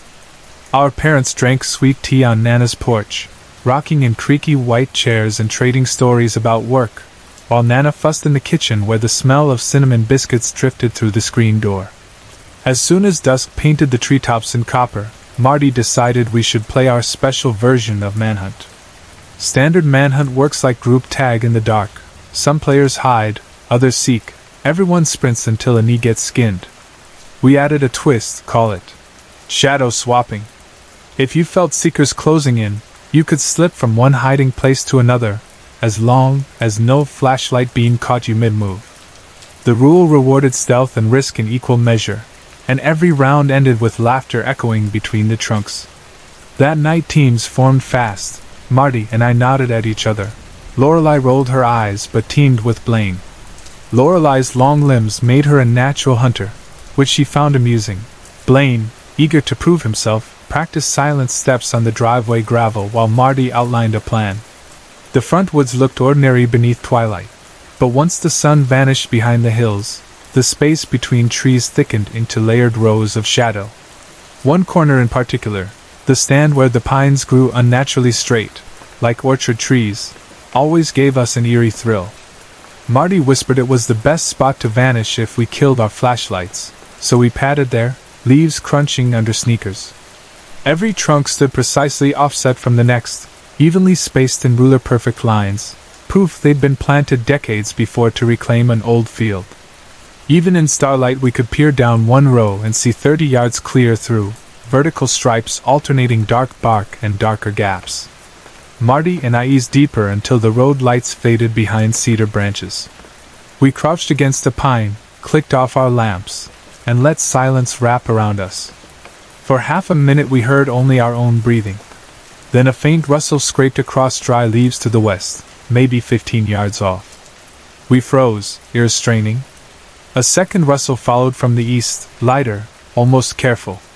Air smelled of moss, loam, and something faintly sweet like crushed persimmon. Marty flicked his light, sweeping the rows. Shadows leaped backward then settled. Nothing, he mouthed.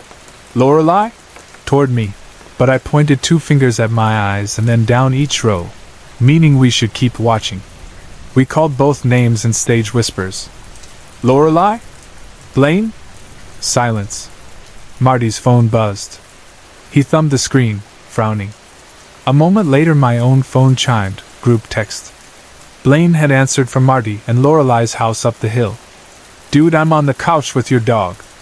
Lorelei chimed seconds after. Sitting on Nana's porch. Y'all hiding or chickening out? Marty and I lifted our eyes at the same instant. Something had circled us, quick, small, clever, and it wasn't the dog, wasn't our cousins, and didn't sound like a deer or a fat raccoon scuttling through briars. The nearest brush was 40 yards away. If we pointed a light down a row, anything crossing should have flashed in white beam. Yet whatever skirted our position moved faster than our eyes tracked. Panic rose behind my ribs in a sudden wave, as if my blood had turned to ice water. We didn't speak. We stood as one, snapped lights on full power, and sprinted the straightest path toward Nana's porch, crunching leaves so loud the woods sounded like a bonfire. Neither of us looked back, not even when we burst onto grass and the security light drenched us in yellow glare. The parents laughed, assumed we'd spooked each other on purpose. We said nothing, just exchanged a breathless glance, each seeing our own fear mirrored. Years passed. We grew into gangly high school bodies, discovered country back roads, cheap peach schnapps, and the dreamy haze of weed. Nana's woods remained our hangout, but the front rows of planted pines lost their charm. Too many nervous memories. Instead we hiked oilfield maintenance roads that wound through cutovers littered with rust-red clay and wild blackberry vines. A mile from the house a narrow bridge spanned a trickling creek. Beyond it, a cleared knoll gave us a 360-degree view of the night sky. When adult voices mellowed to television murmurs and porch lights snapped off, we'd slip outside. One muggy July midnight I walked that dirt road with my cousin Jaden, my longtime buddy Gage, and a friend named EJ. Moonlight spilled across the pumping units, silvered every patch of spilled oil on the grit. We passed a flask around, coughed lilac smoke from an improvised joint, giggled at the echo of our own footfalls. At the clearing, Jaden dropped on his back and stabbed a finger at constellations no science teacher ever confirmed. EJ rummaged for another rolling paper. Gage paced the edge of the tree line, staring into dark as if his thoughts drifted miles beyond us. I lagged a few steps behind the group, partly because I liked inhaling the stillness, partly because the liquor slowed my stride. Later that week I joked with Gage about how high he'd been. He looked dead serious. "Man, I wasn't that far gone," he said. "I thought you were messing with me, 'cause something was behind you, tall, skinny, like the wood shaped itself into a person." He described a shape shifting just inside the black margin where moonlight failed, pacing with me until we stepped into full open ground. Then it melted backward, vanishing between tree trunks without sound. I wanted to chalk his story up to cross-faded imagination, but the memory of those planted pines pricked my brain. I pictured rows at night, how space between trunks felt like corridors where anything could sprint unseen. Was some stray deer curiously tailing us, only appearing bigger by trick of shadow? Gage swore the figure stopped when I stopped, but kept pace when I walked, as if knowingly stalking. I teased him lightly, yet part of me filed the account into the unsettling but unproven cabinet of my heart. The third incident happened a few years later at my parents' newer place, a deeper slice of nowhere locals call Possum Point. The lane bends through pine thickets until the headlights of your own car are the brightest thing for miles. My younger sister, Georgia, inherited my habit of wandering dirt roads by moonlight. She liked the quiet more than any thrill, said the hush cleared her mind. One weekend I came visiting. After Mom and Dad slipped off to bed, I nudged Georgia to walk the lane with me and share a blunt beneath the stars, old school sibling bonding. She hesitated, fingers twisting a sweatshirt drawstring. "I used to like walking," she said, "but I don't go as much." I raised an eyebrow. She took a breath. "Last month I walked with the outdoor cat. We got maybe halfway to the mailbox. Cat meowed, normal. Then I heard a second meow, same pitch, same rhythm, from the ditch ahead of us. Only one cat lives here." She shrugged, as if trying to dismiss her own memory, but her shoulders stayed tense. It copied the sound exactly. I turned around and went inside. I felt my pulse thud behind my ears. Georgia didn't read folklore forums, didn't swap creepypasta online, and she sure didn't spin campfire lies just to keep me from a smoke break. The mimicry details slid into place beside the earlier stories, Russell's circling us, Gage's silent silhouette, now a perfect feline echo. People around these hills whisper about things that aren't meant to be seen, spirits that slip inside animal skins, long-legged wolves that stand upright, coyotes with human eyes. Old books call them skinwalkers, newer podcasts rename them dogmen or mimic. I never liked labels. They feel like nets thrown over deep water, comfort for the thrower, irrelevant to what swims below. Yet something in our woods moved too fast for human eyes, too precise in its imitation, and its territory seemed to stretch the same 5-mile radius. I still camp there often. I love the hush of 2 a.m. when embers pulse in a ring of ash and owls trade soft questions above. Sometimes I sit on a stump, listening beyond the crackle, waiting for ordinary night noises, crickets, whippoorwills, wind through longleaf needles. Most nights nature obliges, and I drift to sleep thinking how beautiful remote country remains.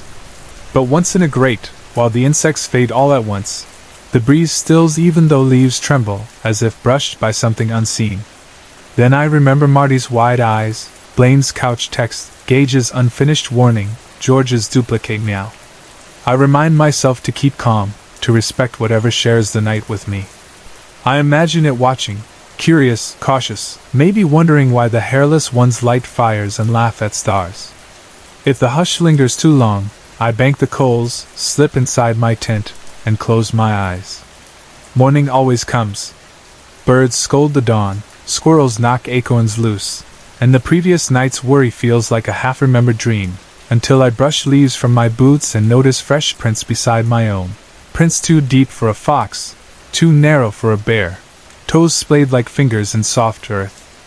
I smooth the dirt, pack up my gear, and walk home reminding the woods they can keep their secrets. I'll be back. I have family here, memories rooted in every ridge and hollow. Maybe the Watcher, whatever name folklore assigns it, knows that as well. Maybe it walks its own circle, guarding older stories, content to let ours unfold just near enough to glimpse, never near enough to grasp.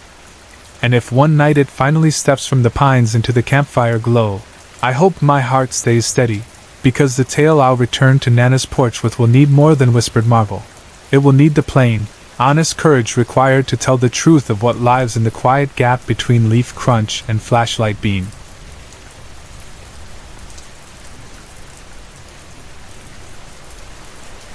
I was the kind of deputy who could drive a patrol car half awake across hundreds of empty miles, count fence posts by habit, and still catch the glint of a broken taillight in my side mirror. Our county, spread flat across the high plains of the American West, was larger than some entire states, a rough rectangle of open rangeland and knotted arroyos that swallowed roads the way the ocean swallows ships. On moonless nights the radio hissed so softly it sounded like distant wind, and the only lights were the stars or whatever a rancher left on over a barn door. If something strange moved out there, you noticed. And I had noticed plenty in my 8 years on the job. Lights that drifted silently above canyons, helicopters that hovered but never beat the air, steers found gutted with no tracks around them. But nothing, absolutely nothing, has ever scalded itself so sharply into my memory as what I hit on the last Thursday of October 2006. It had been a slow evening, the sort a rookie might pray for but any seasoned deputy finds numbing. No drunk drivers weaving across Highway 17, no domestic calls crackling out from the trailer parks tucked in cottonwoods along the river. The day's shift left a short log for me, and by 9 o'clock I had already circled the oil service yard twice, answered a false alarm at the seed co-op, and broken up a teenage bonfire on the county line. The sky was bone-dry black except for a sliver of waning moon hanging low in the west like a clipped toenail. Creosote prickled against the chill wind. Tumbleweeds scratched along barbed wire. Otherwise the prairie felt asleep. Just before 11:30 I swung through the only notable cluster of houses on the east side of the county. The locals called it Adobe Ridge, though most of the trailers and weather-beaten two-bedroom ranchers were sided in faded vinyl. A single elementary school sat on the north edge, its windows dark now, playground quiet. Parents there liked knowing a patrol car passed by after ball games let out. My headlights brushed across the swing set, glinted on the bristles of the chain-link fence around the ball field, then faded into scrub as I eased onto the county road that crawled back toward headquarters. The dashboard clock glowed 11:49. I remember that because I glanced down, thinking how long it would take to finish the 40-mile run, fill out paperwork, and catch coffee before midnight rolled off the calendar. I nudged the cruiser up to around 45, maybe 50, tires humming on the two-lane blacktop. No traffic, no coyotes darting across the beams, just the hypnotic rhythm of yellow dashes blurring under the hood. Something dark shot out of the left-hand ditch. Instinct buried in my spine screamed deer, so I flinched the wheel right and stomped the brake. But there was no time. The thing, whatever it was, hit dead center in front of the hood. The impact jolted through the frame like slamming into a parking curb at 40. Metal groaned. The driver's side wheels lifted off pavement. My shoulder jammed the door as the car tilted, and for a split second I half imagined we might roll. Then the back tires thumped over the body, the undercarriage scraped something solid, and gravity slapped us level again. My foot mashed the brake so hard I felt the pedal judder under anti-lock pulses. The cruiser skidded 20, maybe 25 feet before stopping sideways across the road, headlights carving twin cones into weeds on the far shoulder. My heart hammered fast enough to shake the steering wheel. I expected to smell radiator steam, or hear coolant hiss from a busted hose. Instead, everything went silent except for the tick-tick-tick of cooling metal. I drew one breath, then another, then reached for the spotlight handle near my left knee. The glare swept across empty pavement, then into the ditch where dust still drifted. Nothing. No dying deer thrashing, no dog, no scraps of shredded plastic or streaks of fur. A raw lump of dread crawled up my throat, because milliseconds before that collision I had seen the shape in my peripheral vision, and it sure as hell hadn't been any four-legged animal common to the plains. It had moved like a sprinter bending forward out of the blocks, arms tucked tight, powerful legs driving. The top of its head had maybe reached my side window, 3, possibly 4 feet high. Dark fur-covered narrow shoulders. Above the shoulders a face flashed at the edge of the headlight beam, a flat nose, a jaw broader than a coyote's but wrong for any goat, and eyes that caught the light in a bloody shimmer. 2 short, backward curling horns marked the forehead. Below the waist, what I saw wasn't human at all. The legs bent in a way no knee bends, and the feet, if you call them feet, ended in cloven hooves. I slammed the car into park and popped my seat belt with a tremble. Something icy settled over reason. Training said check injuries, call dispatch, set flares, but instinct said keep the engine running, keep the doors locked, turn around and drive until city streetlights wipe every corner of darkness away. I compromised by climbing out, weapon holstered but flashlight in hand, breath clouding under the cold stars. The push bumper gleamed unscarred under the light. No cracked plastic, no bent metal, not even dust streaks. I crouched, boots crunching gravel, and swept the flashlight under the chassis. Nothing hung from bolts, no scrap of hide, no smear of blood or smear of hair. I edged backward along the undercarriage. Still clean. The cruiser sat pristine as if it had rolled brand new off the lot 5 minutes earlier. Yet goosebumps prickled my arms, because I could still feel the thud of wheels rolling over solid mass, still hear the grate of something scraping muffler brackets. The air carried a faint smell like burnt sage mingled with livestock musk. Wind rustled dried millet stalks in the adjoining field. Otherwise the night stayed silent. I walked back down the skid marks until I found the start of the rubber streaks. Grass at the edge of the asphalt lay flattened, but only from the gust pushed ahead of the cruiser when it stopped. No depression in the soil, no tracks. I knelt, glancing between wiry stems. My flashlight beam caught a flicker of movement 6, maybe 8 feet inside the ditch. Something dark jerked, then vanished deeper into the vegetation. Instinct reared again, this time louder. I unbuttoned the snap on my holster, stood, and backed toward the patrol unit. A hush shook through the brush, subtle and deliberate. Whatever it was no longer sounded panicked like a wounded animal. It sounded deliberate. I slipped behind the cruiser door, keyed the radio, and pressed transmit, but no words formed. What was I going to say? Possible collision with unknown bipedal goat man? Dispatchers know the routine: deer, cattle, maybe elk. They'd assume I was pranking, drunk, or losing it.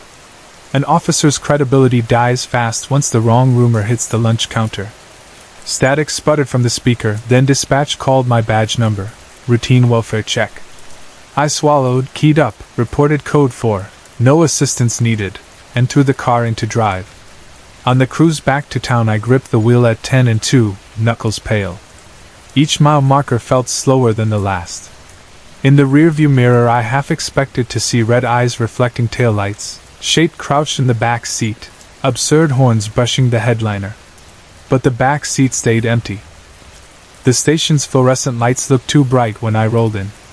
I signed off shift without a word to the night sergeant, filed no incident report, left the cruiser in the bay, and drove my pickup home while dawn still hid behind the eastern horizon. Morning sun painted the kitchen a weak gold when I phoned my buddy Clint. He'd been a mechanic before he joined the force, and he trusted me enough not to laugh. He drove over with a creeper, coveralls, and a grin that faded fast when he saw how stiff my face held. We spent 20 minutes inspecting the patrol car. He swept gloved fingers across the bumper, crawled underneath, tapped muffler brackets, studied the skid marks of dried rubber on the tires. Nothing.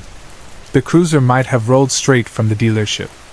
Just before noon, Clint and I headed back to that stretch of road.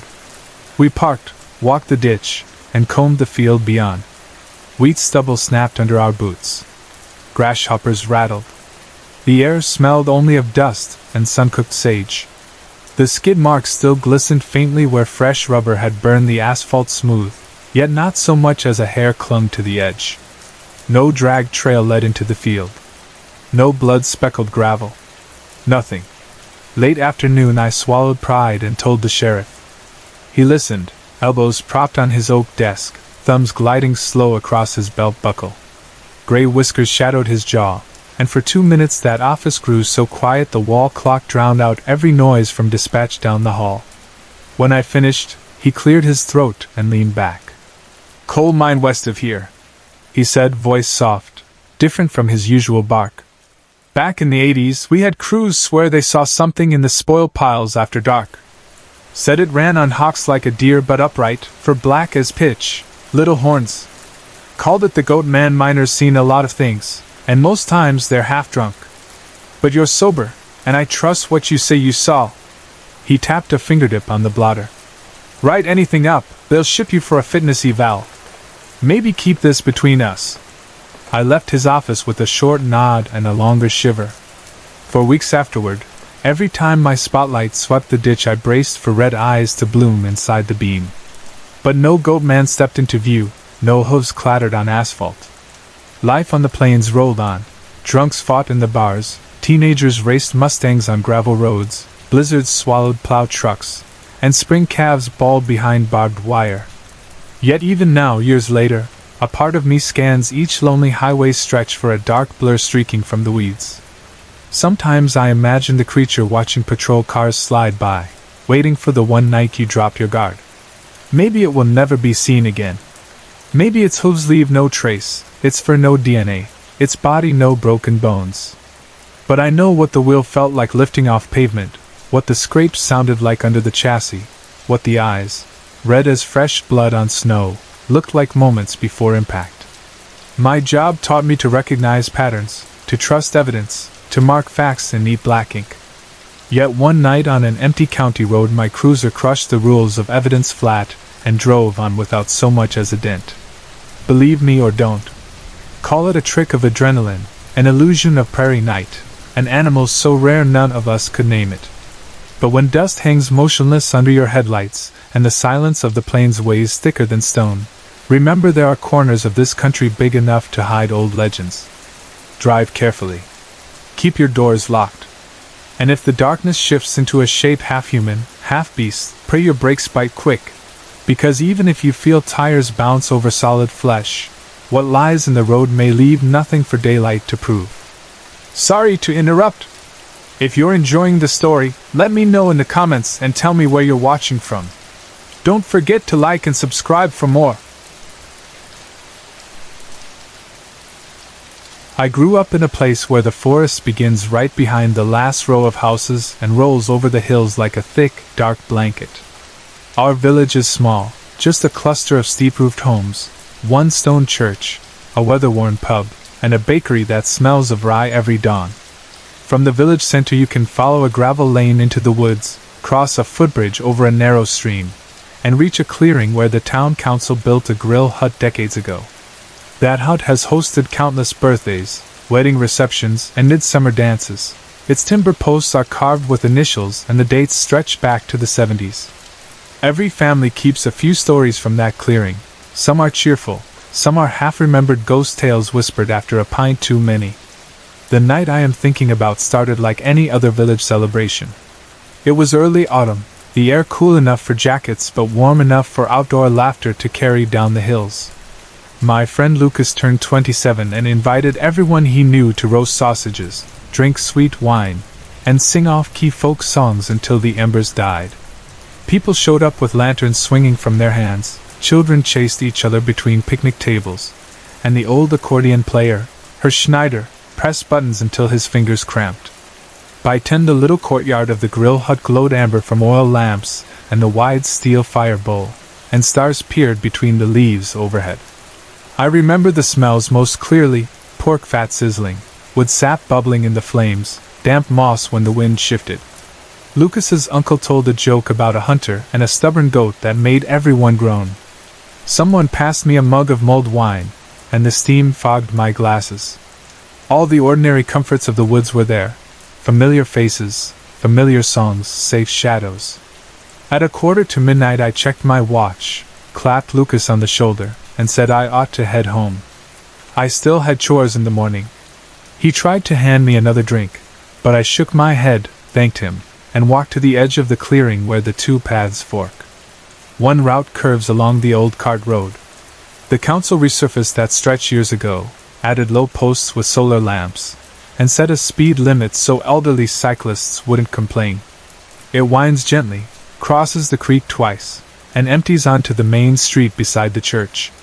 If you stroll, it takes 25 minutes. If you hurry, maybe 15. The other option is the forest path, a narrow track beaten by decades of boots and hooves and children playing make-believe hunts. It slips between beaches so close their roots knit across the soil. In daylight it is the most direct line from the grill hut to the village, 8, maybe 9 minutes if the ground is dry. No lamps, no fences, only the hush of leaves and the occasional glint of moonlight on wet bark. I have walked that path since I was 6. I know where it forks around the fallen oak, where the stones jut like crooked teeth, where the slope drops sudden and surprises new walkers. I have found bird nests in the hazel thickets and fox tracks in the mud. That path is as familiar to me as my own kitchen floor. So I did not hesitate. I turned away from the lamplit cart road and stepped under the arch of branches where the short path begins. The noise from the party faded behind me, first the deep voices, then the accordion wheeze, then the children's high giggles, until only the crackling fire remained, and finally that, too, slipped out of hearing. Night pressed close. I reached into my coat for my phone. The battery had been half full earlier, but the screen stayed black when I pressed the button. I tried again. Nothing. In my pocket the device felt cold and useless, a stone with a broken watch face. I muttered a soft complaint, half frustration, half amusement, and fumbled for the tiny flashlight on my key ring. Its beam was thin, no wider than my thumb, but it painted the soil silver enough to keep me centered on the track. Wind sifted through the upper leaves. Pine needles whispered. I walked at a steady pace, feeling the gentle rise and fall of the trail under my boots. Halfway along, the path skirts an old ruin, the collapsed remains of a medieval watchtower that once guarded our valley. Only 2 jagged walls still stand, but villagers like to tell children that hidden treasure lies in the cellar, guarded by stone owls or the ghost of some knight. In reality, the cellar is a mossy pit hardly deep enough to break a leg, yet the outline of history lingers, and friends often dare each other to climb the crumbling blocks. As I neared the ruin, the wind eased to nothing. The silence that gathered was not the gentle hush of nighttime, it was an absence, as if every living noise pressed pause. No night thrush whistled. No hedgehog rustled in the underbrush. Even my own steps grew muffled, the soil seemingly swallowing sound. The air smelled different too, cooler, raw, like rain-soaked iron. I slowed, then halted. That was when I noticed how dark the dark had become. The flashlight in my hand still shone, but the beam felt thinner, swallowed yards ahead by a black so deep it appeared physical. My breathing sounded too loud. A hint of unease tugged at the back of my thoughts, and a memory of old pub gossip stirred. 3 weeks earlier, I had sat at the corner table of the Adler Inn, nursing a pint with Stefan the postman and Frau Berger who tends the cemetery roses. A livestock farmer named Otto joined us, wiping rainwater from his cap. He said one of his hounds found enormous tracks on the far side of the forest, wide as a plate, deep in the mud, shaped like a dog's print but nearly twice as long. No ordinary shepherd, he insisted. Could be a wolf. The pub laughed at the idea. Wolves are stories here, sightings whispered once a decade. But Otto swore there were claw marks gouged into a fallen beech nearby. Stefan teased him, told him to lay off the schnapps. Otto drank water that night, and his eyes stayed stone serious. Standing alone now, I recalled his words and flexed my grip on the flashlight. I told myself I was only uneasy because clouds covered the moon. But the path felt narrower than I remembered, the trees leaning inward as if to exchange secrets across the track. I took 2 more steps. The ruined silhouette loomed to my right, ragged stones like broken ribs against the sky. And then my light caught something ahead, 2 small reflections hovering just above the earth, spaced like eyes, bright as pinpricks in the keychain beam. I stopped so abruptly my boots slid half an inch, sending a crunch of leaves behind me. The reflections did not blink. They hovered fixed. In that suspended moment, odd details surfaced. The pair sat higher than a fox's gaze, yet lower than where a tall stag's eyes would be. Their glow was cold, nearer to pale green than to red. My hand lifted instinctively, flashlight trembling a little, the beam wavering across branches and snapping back. The eyes stayed dead ahead. I cleared my throat. "Off you go," I said, aiming to sound casual, as if talking to a stray dog. My voice wobbled in the stillness. The eyes did not flinch. The silence around me tightened until I could hear my pulse in my ears. I bent, found a loose pebble, and tossed it. The stone arced, landed somewhere beyond the reflected lights with a soft tick. No scuttle of retreat, no grunt or snort. My skin prickled. Whatever watched me stood its ground, unafraid. I wondered, was it truly one creature, or two lights from two different beasts standing side by side? I could not tell. The distance was too great, the beam too weak, and the forest too hungry for light. A childish memory slid across my thoughts. My grandmother's warning that deep silence in the woods meant a predator nearby, because the smaller animals would freeze or flee. I told myself this was nonsense. Still, the longer I stared, the more wrong the scene felt. I heard myself whisper, "What are you?" as if the darkness cared to answer. My fingers numb, I fetched another stone. It slipped, clacked against my boot, and the tiny sound echoed like a shout. Shock jumped through me, cracking the static paralysis that had held my limbs. I swung around, and my legs chose their own command, run. I bolted down the path, shoulders hunched, keychain lamp jittering wild cones across trunks. The ground blurred, roots, rocks, patches of moon-pale moss, yet I did not trip. Fear sharpened memory of each twist in the trail. I felt air whip past my ears, tasted the copper of panic on my tongue. I kept the ruin at my back, the village slope somewhere ahead. With each stride I expected thudding steps behind me, a panting breath at my neck, maybe claws raking bark as the watcher gave chase. But the night remained eerily silent except for my own crashing flight. The path dipped, curved left by a cluster of ancient yews, then steepened toward the last rise above the village fields. At the crest, lantern glow from the first street lamp bled upward through the leafy canopy. I spilled onto the hill's grassy face, feet skidding in dew. The downhill rush nearly toppled me, but momentum carried me until my boots slapped the gravel road below, right beneath the orange halo of the lamp. I spun on the spot, chest heaving. My flashlight beam combed the dark tunnel I had emerged from. Nothing moved. Leaves fluttered now and then, stirred by a breeze lazy and indifferent.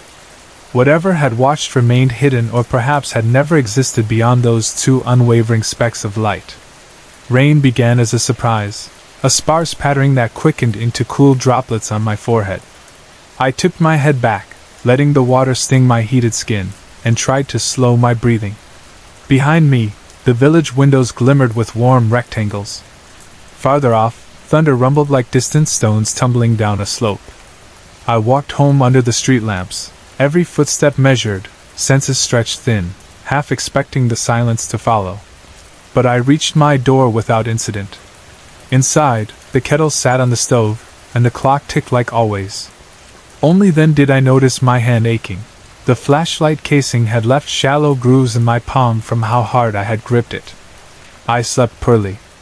Dreams flickered, green eyes still air, roots that curled around my ankles like ropes. At dawn I rose, made coffee, and sat by the window where fog drifted over the fields. I told myself daylight would shrink the fear. Yet when I tried to picture a deer or a stray dog, the memory did not fit. The eyes had been too steady, too level, as if belonging to something weighing its options rather than startled. Something intelligent. Later that week I mentioned the incident at the pub. Otto listened, then tapped the rim of his glass. "Whatever you saw," he said, "the forest is older than we are. It keeps its own secrets." The others laughed, called me dramatic, told me to carry a bigger torch next time. I laughed too, because what else could I do? But Otto's gaze lingered, thoughtful, and neither of us drank much that night. Now, half a year later, the path remains. I still use it, First at midday, then at dusk, then, eventually, on moonlit nights. Habit and stubbornness pull me back. Each time I pause near the ruin and listen. Wind rattles the stones, owls call from the beach crowns, and life moves on. Yet I keep the stronger flashlight in my coat and fresh batteries in my pocket. I watch the undergrowth for tracks wider than they ought to be. I tell myself the eyes belong to a curious deer, a mischievous fox, even an escaped goat from some distant farm. But on the quietest nights, when the wind dies and the forest falls still, I feel the same hush slide around me like a warning, and I move a little faster until the street lamps bloom below. Maybe that hush will never show me its source. Maybe that is mercy. Yet I know what I felt. The weight of being observed by something that did not wish to hide, something that measured me and found me interesting enough to watch, but not worth the trouble of approach. If the forest continues to keep that secret, I will let it. Still, when I step from lamplight into the first arch of trees, I always glance back at the village glow. I remind myself which way to run if those eyes appear again, unblinking, at the edge of the beam.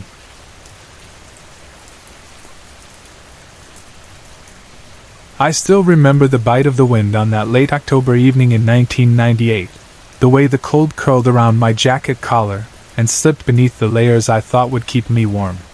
Northern Alberta had always felt like home away from home to me, a vast stretch of untouched forest where the frantic rush of Edmonton faded into meaningless noise. I drove north every chance I got, chasing a silence that city life could never offer. The pines that lined the gravel roads stood like dark guardians, and the farther I pushed into the wilderness the more I felt my breathing slow, my thoughts settle, my shoulders loosen. Out there, a man could listen to his own heartbeat and believe, for a moment, that nothing else existed. Yet even while I craved that solitude, I could not ignore the stories that drifted through diners and gas station parking lots along the way. Old-timers nursing bottomless mugs of coffee would lean forward, voice dropping as though the trees themselves were listening. They spoke about lights that bobbed between trunks where no lantern should be, of voices calling from empty glades, of things that watched from the edges just beyond the glow of a campfire. Spirits, they said, the restless kind. And sometimes, when they thought no outsider could hear, they used another word, skinwalker, a name borrowed from indigenous lore that tasted of ash and iron on the tongue. I tucked those tales into the back of my mind the way you tuck a newspaper inside your coat, close enough to remember, but easy to forget when the rational world feels firm beneath your boots. That weekend I wanted photographs of the turning leaves before the snows came, a splash of gold and crimson against the slate sky. I had a small cabin in mind, no more than a hunting shack someone's grandfather had hammered together decades ago. It sat a 10-mile hike from the barely used logging trail, a place so remote the Postal Service had never bothered to learn its name. I packed sparingly, a battered sleeping bag, 2 bottles of water, a bundle of jerky, a thermos of coffee, a camp pot, my old Winchester .308, and a camera whose lens bore more scratches than I cared to admit. I left Edmonton before dawn, tires humming over asphalt that faded to gravel and then to dirt. By the time I reached the trailhead the sun was already tipping toward late afternoon, a glowing coin sinking behind clouds the color of steel wool. The first miles of the hike passed in companionable quiet. My breath puffed before my face. The leaves underfoot released a sweet, earthy scent every time my boots pressed them into the damp soil. I listened for chickadees, trading calls in the canopy, for the scolding chatter of red squirrels. Instead I heard only the creak of trunks swaying in the wind and, now and then, the hollow clack of a broken branch knocked loose high above me. The deeper I walked, the taller the spruce grew, their tops knitting together until even the weak sunlight struggled to slip through. The air felt heavier there, weighed down by resin and moss and something I could not quite name. Still, I pushed on, comforted by the memory of many such hikes that had ended in nothing more than sore legs and full memory cards. But a mile from the cabin, the forest changed. It was not louder or darker. If anything, it grew too still, too expectant, as though every living thing had paused mid-breath. My steps echoed in that hush, the crackle of leaves suddenly harsh to my own ears. Twice, maybe 3 times, I thought I heard light footfalls behind me, quick, almost playful, yet careful enough to vanish whenever I stopped. I turned more than once, squinting down the trail, seeing nothing but crooked trunks and drifting fog. I told myself it might be a fox trailing after my scent, or a deer curious about the intruder. Yet the feeling that I was being shadowed sank into my bones like sleet, chilling in a way even the highest winter wind never had. By the time the cabin appeared, a silhouette crooked against the twilight, I had switched the safety off on my rifle. The shack was smaller than I remembered, its clapboard siding warped by seasons of rain and ice. One window pane hung shattered, jagged edges flashing in the fading light. The front door sagged on its hinges, yawning just wide enough to reveal darkness inside that seemed thicker than night itself. Every sensible thought in my head urged me to turn back, hike through the dark if I must, sleep in the truck, keep the heater running till dawn. But weariness and stubborn pride make poor traveling companions, and in their company I shoved the door with my shoulder and stepped inside. The interior smelled of smoke long gone cold, and wood long gone rotten. My flashlight beams slid across bare rafters, stirring dust motes into lazy spirals. Against one wall crouched an iron stove mottled with rust. Beside it, a stack of birch logs waited as though someone had split them only yesterday. I laid my sleeping bag on the least warped section of floor, fed tinder into the stove, and coaxed the reluctant fire to life. The crackle of burning bark felt like applause in that stillness, and for a moment I convinced myself the night would be uneventful after all. I chewed jerky in the wavering light, poured coffee gone lukewarm into a tin cup, and stared at the flames until their glow blurred my eyes. Yet each time the fire snapped, another sound answered it from beyond the walls, an echoing pop of twig or the faint hiss of wind that never quite matched the gusts against the roof. I banked the coals, crawled into my sleeping bag fully clothed, rifle across my chest, and listened. Minutes stretched like hours. The forest outside whooshed and moaned, boughs brushing the cabin in long, slow strokes. Somewhere close, a single pine cone struck the roof and rolled, tapping along as though guiding footsteps only it could hear. I closed my eyes and summoned memories of calm nights on loch shores, the slap of water against a canoe, the distant yip of coyotes. Sleep, though, clung out of reach. A rustle began beneath the one unbroken window, so gentle I first mistook it for a mouse nosing through leaves. The rustle grew into a shuffle, the scrape of something heavy shifting its weight. Whatever prowled out there paced in steady circles, footfalls too measured for any four-legged animal I knew. I could sense it counting its distance, mapping the boards beneath my body, learning my shape through the thin, cracked planks. My pulse drummed louder than the wind, louder than the stove settling. Then came the breathing, deep, ragged pulls of air drawn through a throat too wide, too human. Each exhale rattled like stones in a bucket. When claws, or nails, I could not tell, pressed against the door and dragged downward, the wood shrieked with friction. That awful screech cut off, replaced by 3 deliberate knocks, each one a fist of sound punching through the cabin's frail silence. I have heard woodpeckers hammer trunks with the force of tiny machines, but this had weight behind it, certainty, a knuckle coiled and released in demand. I said nothing. The knocks fell again. And then a voice spoke my name, calm, conversational, as though greeting itself in a mirror. "Let me in." Those 3 words, spoken in my own cadence, sliced cleaner than any knife. My hands locked around the rifle, yet my arms would not lift it.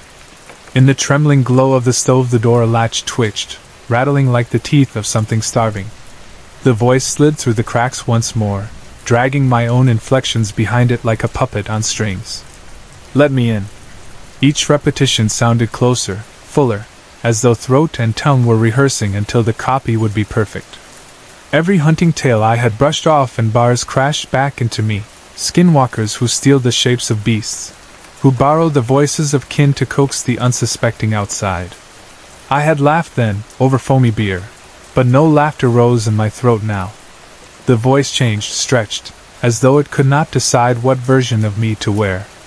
Words warped until vowels collapsed, consonants grated together in a growl too thick for any human palate. The knocks turned to blows, the door shuddering in its frame. Dust leapt off rafters and drifted like ash. Still, I stayed frozen, cheek pressed against the stock, breath shallow to keep from fogging the cold metal barrel. Abruptly the assault stopped. Nothing but wind teased the chinks in the walls. I counted heartbeats, 10, 20, maybe 50. Above me came a thud, then another, footfalls crossing the roof. Each step depressed the shingles with a groan of nails threatening to pop free. It paced, retracing the same line over and over, a predator gauging the weakness of its cage. The cabin had no attic, just beams and cedar shake. If it tore through, nothing but splinters would stand between us. Yet the thing walked patiently, as if waiting for me to surrender first. At some point my eyelids dropped in spite of terror, jerking open each time the roof creaked. I must have drifted in and out, trapped in that gray realm where dream bleeds into waking. I saw my own face pressed against the window, smiling too wide. I heard paw pads and boot heels crossing the porch in tandem. I smelled wet fur and dry earth and something metallic, like pennies sucked clean. Every time my muscles twitched to flee, the cabin's darkness folded tighter around me, whispering there was nowhere to run except deeper into its hollow throat. When dawn finally peeled a pale strip across the windowpane, the air inside felt thin, starved of oxygen. Frost blurred the glass. Where my breath touched it, a hole melted clear. Through that tiny circle I scanned the tree line. Mist unspooled among the trunks, curling in streams of silver light. No shapes moved there. No footprints scarred the snowless ground. I unzipped the bag, vertebrae popping after hours hunched, and stepped toward the door like a diver approaching an ice hole. The latch lifted under my thumb without protest. Fresh morning flooded in, crisp and silent. The soil outside the threshold was churned, clawed deeper than any bear I had tracked. 5 gouges spread like a hand too large to belong to a man. Beside those prints, set neatly heel to toe, lay impressions unmistakably human. The tread pattern of my own hiking boots mirrored in the dirt, though I had not left the cabin all night. They ran 20 paces, then vanished where pine needles lay undisturbed. I knelt, pressing a finger to one claw groove. Damp earth clung beneath my nail when I lifted it. I threw my gear into its pack without folding or tying and strode off the way I had come, the rifle swinging from its strap, safety still clicked off. Every 100 yards I glanced behind, half expecting to see my silhouette following, mimicking each stride. The woods stayed mute until the trailhead. Even my truck's engine sounded subdued, as though the thing that had visited me lingered in the truck bed, crouched under a tarp, waiting.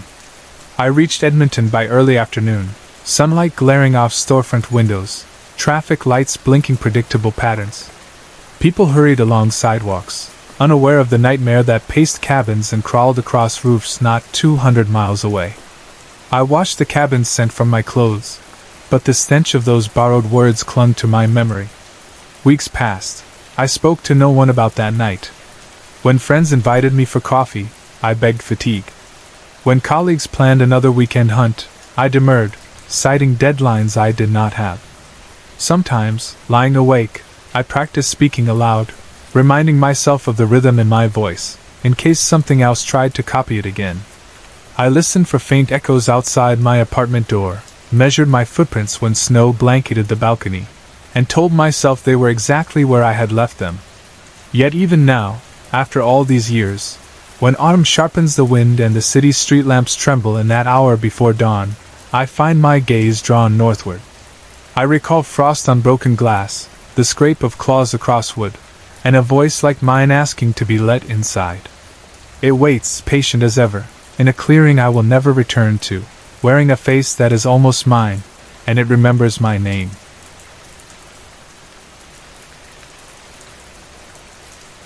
I was barely 2 when the first strange thing happened in our old house, though the memory today feels more like a half-lit dream than something that truly belonged to me. My father has told me the story so many times that his words have fused with my own scattered flashes. From what he says, that night was late in autumn. The maple leaves had already turned brittle, and the air inside the house tasted faintly of wood smoke drifting across the neighborhood. He tucked me into the crib in the smaller upstairs bedroom, the one that caught the last blush of sunset through the west window. As usual, he switched on the little camera balanced on the bookshelf so he could keep an eye on me from the living room. I must have been just learning to string words together, because in the footage he later replayed I'm standing up in the crib, chubby fingers wrapped around the railing, chatting away in the sing-song voice toddlers use when they mimic grown-ups. At first he heard only my side of the conversation, giddy babble, a question, a soft giggle, but then, drifting through the speaker, came a second voice. It was deep, rough, as if muffled by distance or cloth, yet unmistakably there. It answered my nonsense with a single word my father could never make out, the syllables warped like a war drum under water. He bolted up the stairs fast enough to bruise his shins on every tread, hard hammering. But when he threw open the door, the nursery was empty except for me and the faint smell of lavender powder. I looked at him with all the simple trust a toddler can hold and said, "My friend was singing me a song." After that night he slept even lighter than most new parents do, and the camera stayed on no matter how bright the daylight. A few months later the second incident stretched that tension even tighter. The house sighed with winter stillness at 4 a.m., radiators ticking, snow sliding off the roof in slow sheets. My father always left his bedroom door cracked so that if I or either of my twin brothers needed comfort we wouldn't have to knock or fumble with the handle. That dawn he woke to the soft pad of my footsteps, the plush scrape of my footed pajamas across the hardwood. He reached out a hand, expecting I might want water or to climb in beside him, but I lingered by the frame and whispered, "Daddy, there's a man in my closet and he won't stop talking." My words came out calm, almost apologetic, as if I were embarrassed to complain. He tried to keep his voice steady. He has told me many times that a parent's calm is a lantern in a storm, and asked if the man was still there. I only nodded. Down the hall we went, him ahead, me tucked inside the shelter of his arm. He flicked on the overhead light in the bedroom, exposing colorful drawings taped to the walls, little shoes lined up under the bed, a closet door standing wide open. Nothing stirred. But I clung to his pant leg and insisted the man's voice had been as loud as thunder but whispered like wind. My father inspected every shelf, every pile of toys, even the crawl space behind the coats, all while the radiator clanged and moonlight faded to dawn pink. He found nothing, yet the chill in the closet lingered long after he shut the door. Years drifted by the way ribbons drift on water, never still, always catching small currents. Life inside that house was ordinary in daylight, cartoons echoing down the hall, cereal bowls clinking, our mother laughing over long-distance calls for her job that sent her overseas for weeks at a time. But every season left a new thread in the tapestry of oddities that wove through our routines. When I was 8 I spent entire Saturdays kneeling at my desk drawing castles and horses, my pencils arranged in neat rows like soldiers. One overcast afternoon, as faint thunder pulsed somewhere beyond the glass, a bright green pen lifted from the cup beside me. It did not wobble or bounce the way objects sometimes do when a truck rumbles down the street. It rose smooth as though hoisted by an invisible elevator string. I stared, breath locked in my lungs, until the pen hovered at eye level and twirled a lazy half-circle. Instinct ripped through me like cold water. I dashed for the door, my chair toppling, and the moment my heel crossed the threshold I heard the pen clatter to the floorboards behind me. I refused to re-enter until both brothers searched every inch, but of course they saw nothing except my scribbles half-finished, and the pen lying perfectly still. That bedroom carried its own darkness, almost architectural in nature. In the far left corner, just beside the dresser, the shadows pooled thicker than anywhere else in the house, a pitch so dense it seemed to gulp down every photon. With lights on, the corner looked mundane, filled with stuffed animals and a stack of board games. Yet if you switched the lamp off, even a ray from a flashlight fell flat against that patch, disappearing as though swallowed. More than once I sat up late reading, only to feel a prickling stare wash over me. A voice, not quite a voice, more a ripple of command, would slither across my nerves whispering, "Get out." My throat tightened, eyes watered, and before I fully registered what I was doing, I'd be racing into the hallway, tears streaking my cheeks while my heart thumped so hard it blurred my vision. Those moments convinced me I might simply be a frightened child with an overactive imagination, but the house disagreed. Faces, half-formed, flickered around doorframes when I turned my head. A shadow of a girl no older than me once stood by the linen closet, silent, hair haloed in static darkness, and drifted toward the kitchen before melting into the dimness. My brothers, brave in the reckless way children on summer break can be, often played soccer in the yard then dashed indoors for water. More than once they claimed they'd seen me grinning from the attic window even while I trotted up behind them on the lawn. They laughed it off, yet each recounting left them quieter than the last. Doppelgangers became a half-joking term at dinner, but no one joked very loudly. Something about that property felt claimed, though by whom, or what, none of us could decide. The basement in particular radiated an energy thick as tar. Its cinder-block walls sweated in July humidity and froze rigid by January, and a sweet, earthy odor, like mushrooms mixed with rust, hung in the stairwell year-round. Even on the brightest afternoons, the bottom landing seemed swallowed by dusk. My father stored his old vinyl records down there, boxes of childhood photos, the lawnmower's gas can, and for years the three of us kids obeyed an unspoken rule never to descend alone. Then came the night everything tilted past the point of jokes. 2 weeks ago, wind rattled the branches outside and rain ticked against the gutters like coins. We siblings sat in the den off the kitchen playing video games, each of us clutching controllers, lost in competitive trash talk. Suddenly a scream ripped up from the basement staircase, sharp, high enough to rattle picture frames. I jolted so hard my controller flew. The voice was unmistakable. It was my middle brother's. Yet he sat inches from me, his face straining white as parchment. Heartbeats later another wail erupted, identical in tone and pitch, echoing through the vents. All four of us froze. Breath suspended like icicles. My eldest brother, older by only 20 minutes, yet proud of the title, shot to his feet, yanked open the kitchen drawer, and grabbed the revolver our father kept for emergencies. He clicked off the safety with hands steadier than mine would ever be and shouted into the stairwell. "I don't know what you are, but get the hell out of our house. You're not welcome." An answering creak rose from the basement floorboards, deliberate and slow. Then, floating up the steps, came the same voice again, but warped as though a tape got crumpled in an old cassette player. "My house. Not yours." Each syllable slithered around the edges of language, almost right, terribly wrong. My brother slammed the door, twisted the deadbolt, but fear clawed deeper. He barked at me to grab a lock, so I sprinted to the junk drawer, adrenaline scattering my thoughts. I returned with 3 heavy padlocks meant for old bikes. We drilled holes, hammered latches, and looped each lock with trembling fingers.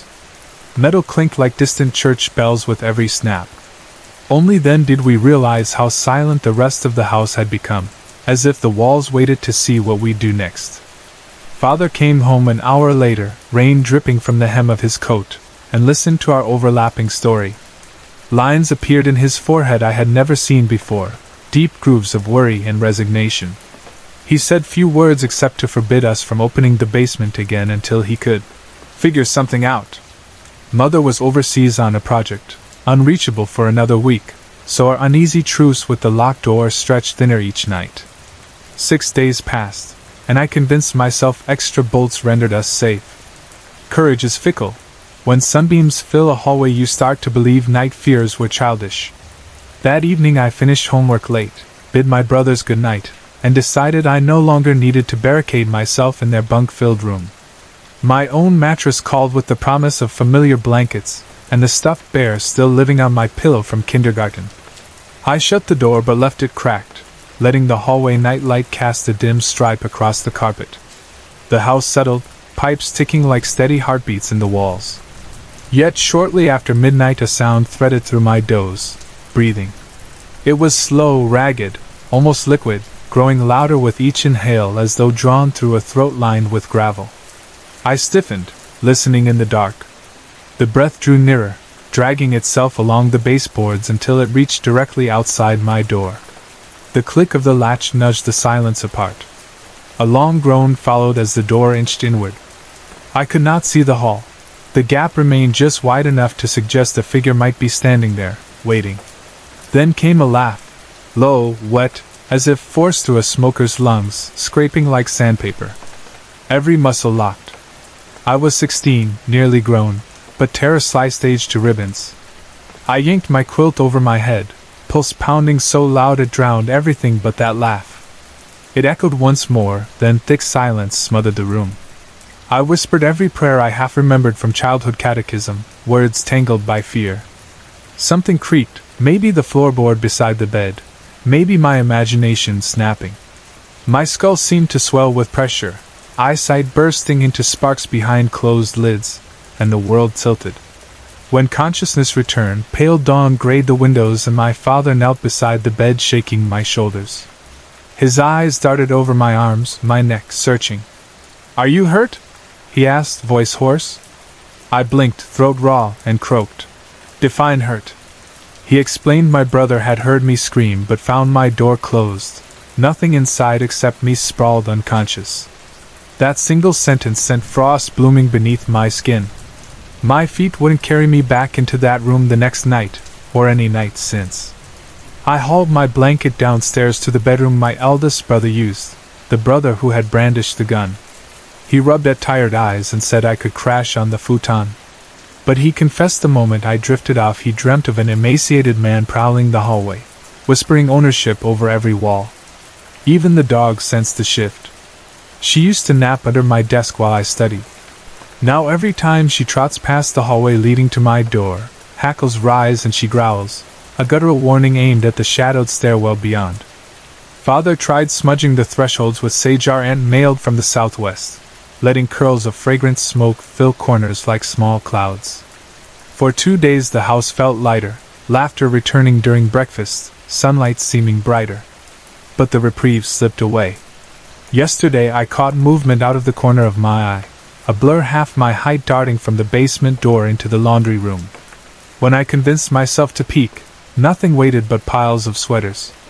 The strangest part might be how the house sometimes breathes with us, as if it suffers our fear or feeds on it. I'm not sure which. Electricity flickers whenever tension spikes. The overhead light in the stairwell hums louder if someone mentions the man's laugh. Father spends late nights reading articles on old hauntings, on land deeds, on the thin veil between folklore and danger. He found a retired priest willing to bless the rooms, but scheduling is complicated, and every sunset feels like a race we keep losing by inches. Sleep now happens in shifts. One brother dozes while the other keeps watch with the dog curled at his feet. I perch on the edge of a second-hand recliner, textbooks open but unread.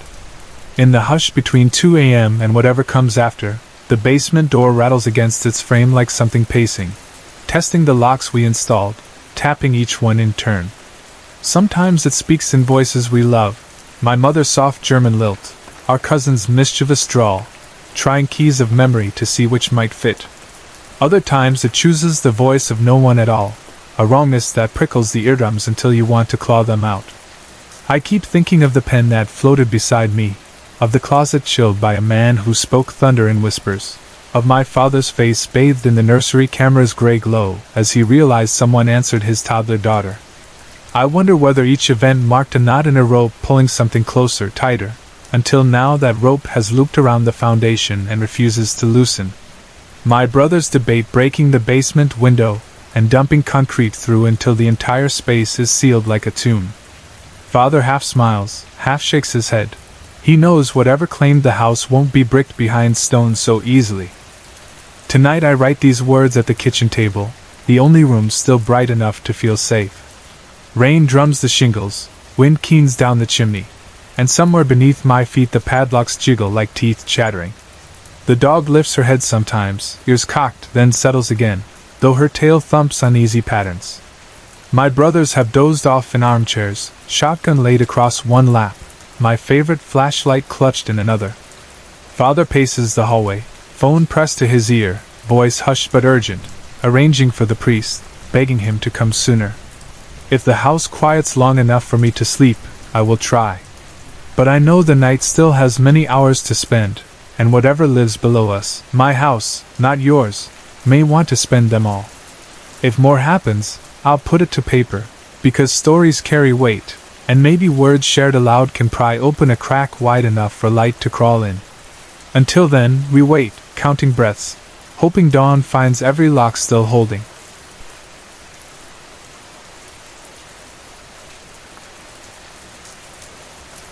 I grew up in homes that smelled of sandalwood, rosemary, and sweetgrass, homes where crystals caught the morning light and wind chimes rang even when the air was still. My parents were practicing Wiccans, and that meant incense smoke curled through every doorway, dried herbs hung from rafters, and half-melted candles sat on nearly every flat surface. An athame rested neatly beside the bread knife. A jar of moon water shared shelf space with the sugar bowl. Guests removed their shoes not just out of courtesy, but to respect whatever quiet ritual had been worked beneath the welcome mat. If a floorboard creaked in the night, no one blamed poor carpentry. Someone would simply whisper, "It's only the house spirits making rounds." Because of that upbringing, the invisible world never felt remote or make-believe. As a child, I could sense when a room held tension the same way most kids felt a change in room temperature. I would walk into a neighbor's lounge and know at once whether the couple had argued that afternoon or whether the space had been blessed recently. My mother sometimes got calls from friends of friends, a string of unexplained bad luck, a shadow flickering across a nursery wall, a heavy energy that kept guests from lingering. She would pack a basket with sea salt, sage, and a silver bell, drive to the troubled house, and ring the bell through every corner until the air felt lighter. I was 6 the first time she let me trail behind holding the salt, picturing invisible grime being scrubbed off the wallpaper as we worked. By my teens, I'd chosen the craft for myself. I read every dog-eared paperback on moon phases and candle magic, scribbled sigils in the margins of my notebooks, and learned how to cast a simple protection circle without checking a cheat sheet. I never felt drawn to curses or glamour spells. What interested me was cleansing, taking a stagnant, angry atmosphere and rinsing it until peace seeped back in. I joked that I had a housekeeping spirit's heart. That knack for sensing energy stayed with me into adulthood. I could still step through a doorway and gauge whether the air was bright like new linen or sour like old dishwater. I no longer keep an altar, yet the sensitivity lingers, an extra sense layered over the other 5. All of that matters because it explains why, on a drizzly autumn night in 2010, I recognized the thing that entered my bedroom was nothing I had ever faced before. I was 22, a single mother renting a 2-bedroom cottage on the quieter side of a river town. Work, laundry, and an 18-month-old boy filled most of my daylight hours, but after I tucked him in and his breathing evened out, those late hours became my sliver of solitude. I would brew supermarket chamomile, open my laptop, and lose an hour redecorating pixelated houses in The Sims. The routine felt harmless enough. The hush of night made me feel like time itself stretched just for me. Our town straddles a slow brown river. On the north bank sits an aging suburb squeezed between dunes and a battered coastline. Locals call that side the Flats. Government housing dominates, unemployment runs high, and police sirens pass often enough to feel like distant church bells. My cottage perched on the south bank, only a 15-minute walk from the main shops, but far enough down a long road lined with weatherboard homes set deep behind their lawns. Lamps were few, traffic thinner still. My bedroom jutted forward nearer the footpath than any other front room on the street, and because the river curved hard just past our block, the cottage lay directly in whatever invisible corridor funneled wind from the sea. It was close to 1 a.m. when I finally closed my laptop and padded down the narrow hall. My son's door was cracked 2 inches so I could hear his soft sleep sounds. A single plug-in nightlight glowed whale blue behind him. The house itself was quiet. No television hum, no neighbors' cars, only the sigh of distant surf and the creak of wall studs cooling. I switched on my bedside lamp, low wattage, pleasant honey color, and stepped out of my slippers. My bedroom window faced east, straight toward the street and river bend beyond.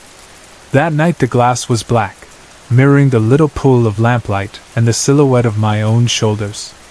I can tell you exactly where I was standing when the first flicker of dread stirred, left foot bare on the carpet, right foot still half inside the slipper, fingers curled around its heel.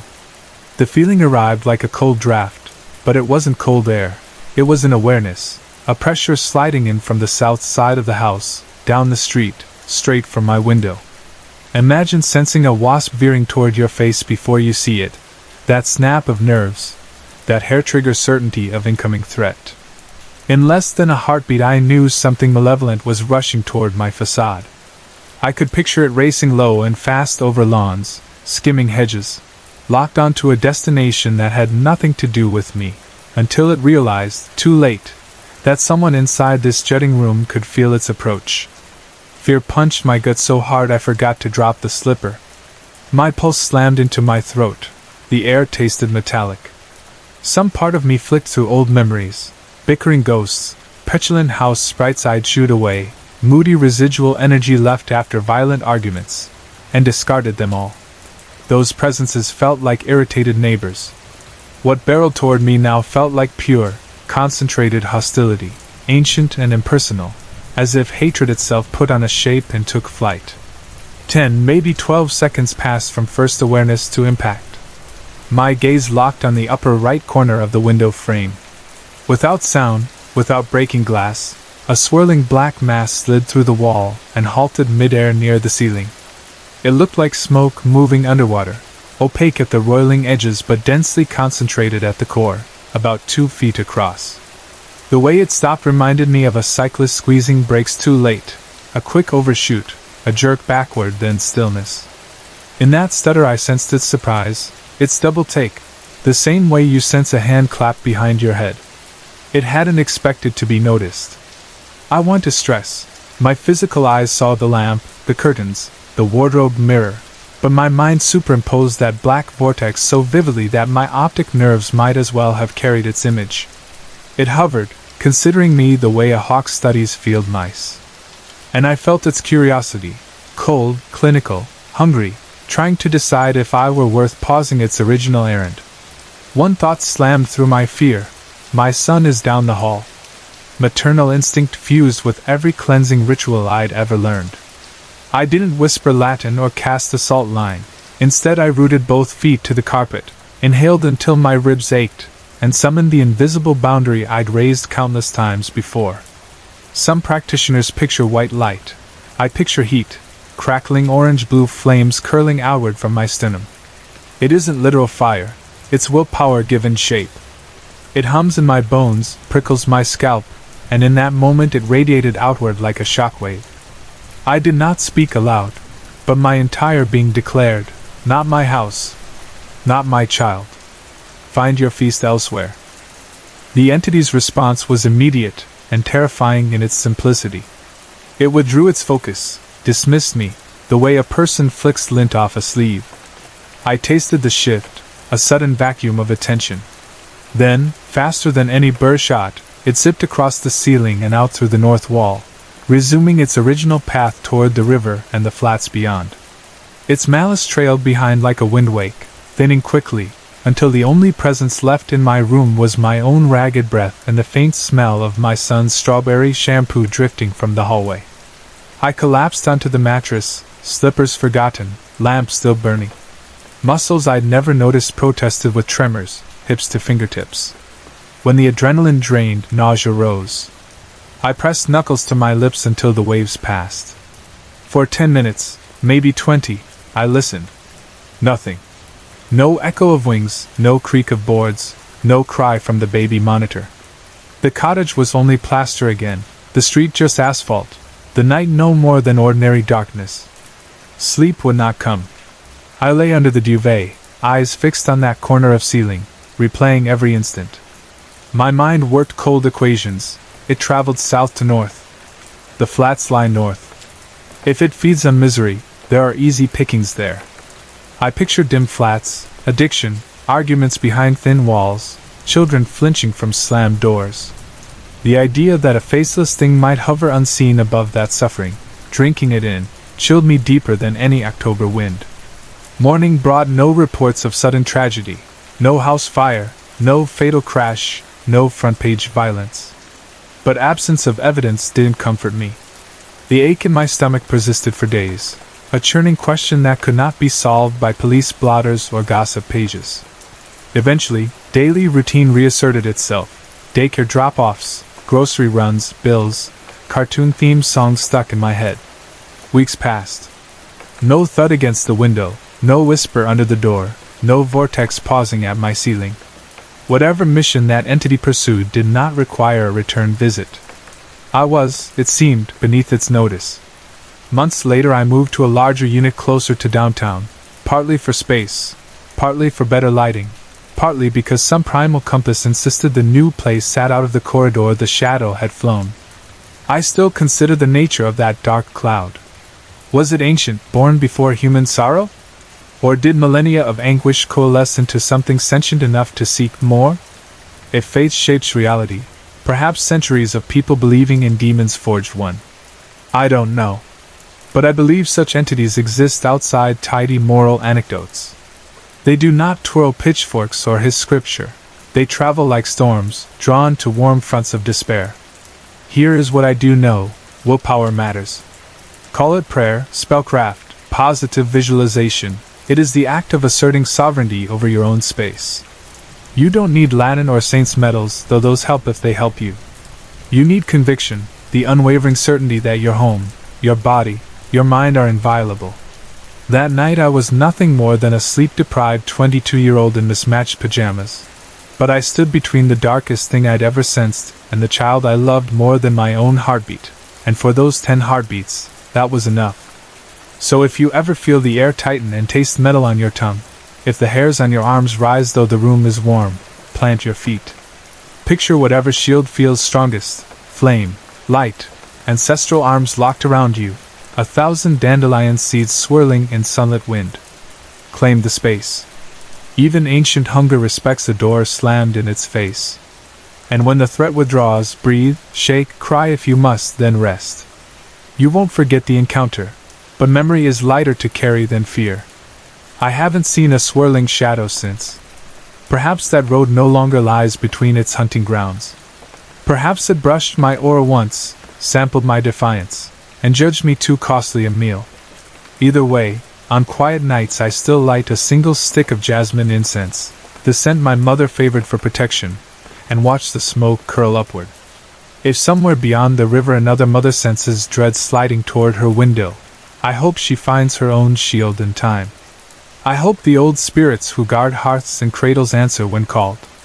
And I hope the thing that brushes rooftops in the small hours remembers the moment a young woman dared to glare back, and chooses a different sky.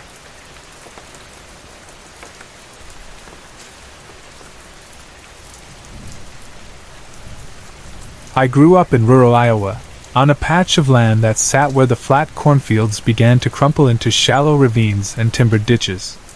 If you stood on the gravel road at the end of our driveway, you would see 3 things that mattered to a child: the white clapboard farmhouse crouched at the end of a windbreak, a modest red shed with a corrugated steel roof inside a fenced pasture, and the edge of a bluff that fell into a wider basin we called the lower field. My father kept 2 quarter horses and a scattering of hens in that pasture, and he let them roam wherever the grass held steady footing. One corner of the property, however, felt different. Past the shed and a stretch of wire, the land broke sharply, creating a cliff 10 or 12 feet high. Below that drop sat a dumping ground people rarely spoke about.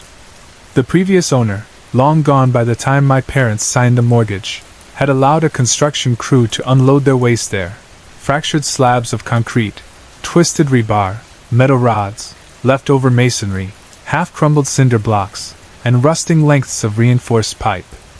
Those workers hauled truckload after truckload in the dead of night, tipping the debris over the cliff and driving away before anyone could see.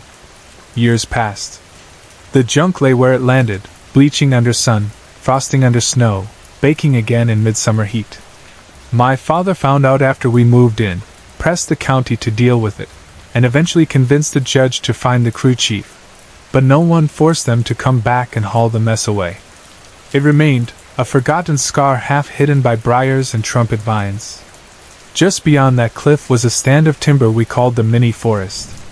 Compared with the wide river bottoms farther west, it was no more than a cluster of mature trees, oaks, elms, and the occasional cottonwood, but the canopy was thick enough to block most sunlight. Beneath the branches weeds rarely grew, leaving a carpet of dry leaves across pale soil. In the center of that stand rose a single tree shaped like nothing else I have seen. Its bark carried no pigment. The trunk gleamed chalk white even in shadow. The limbs twisted upward then curved outward like ribs of a parasol. No leaves sprouted that I remember, though it flourished in a forest of green. The ground around it held bones, squirrel skulls, raccoon vertebrae, bird wings bleached and stuck to dirt. We found a few larger bones, deer, perhaps, or coyote, but no full carcasses, only scattered fragments. The horses stayed away. They grazed up to the shade line then veered toward open grass. Even the hens refused to scratch under those branches. My older sister and I hated the place. We called it the Witchwood and invented stories about the ghost of a homesteader who hung himself from that white trunk. We dared each other to run to the tree and back. I attempted it once, reached the ring of bones, felt the hush press against my ears, and fled before my sneaker soles touched the patch of exposed root. From the farmhouse porch you could see the crown of the Witchwood if you knew where to look, but the bluff hid most of it. That meant my sister and I spent afternoons in the safer parts of the pasture, mucking stalls, filling grain buckets, and trying to mount the taller horse from a heap of hay bales. My father told us 100 times to keep clear of the cliff. The bark on certain trees grew slick with moss. A misplaced foot might send a child sliding into the rebar jungle below. The warning entered one ear, rattled around the joyful recklessness of a 7-year-old mind, and slipped out the other. Temptation lived in any rule you heard too often. One evening in late spring, thunderstorms skirted the horizon but never crossed our farm. High clouds drifted east, full of fading lightning that flashed pale lavender in the distance. The air smelled like washed pavement even though the dirt underfoot stayed dry.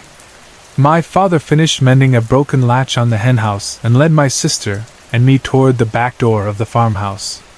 He noticed me staring at the bluff. He pointed with the claw hammer, the way a teacher lines up a rule under a sentence he once memorized. "You stay off that fallen oak," he said.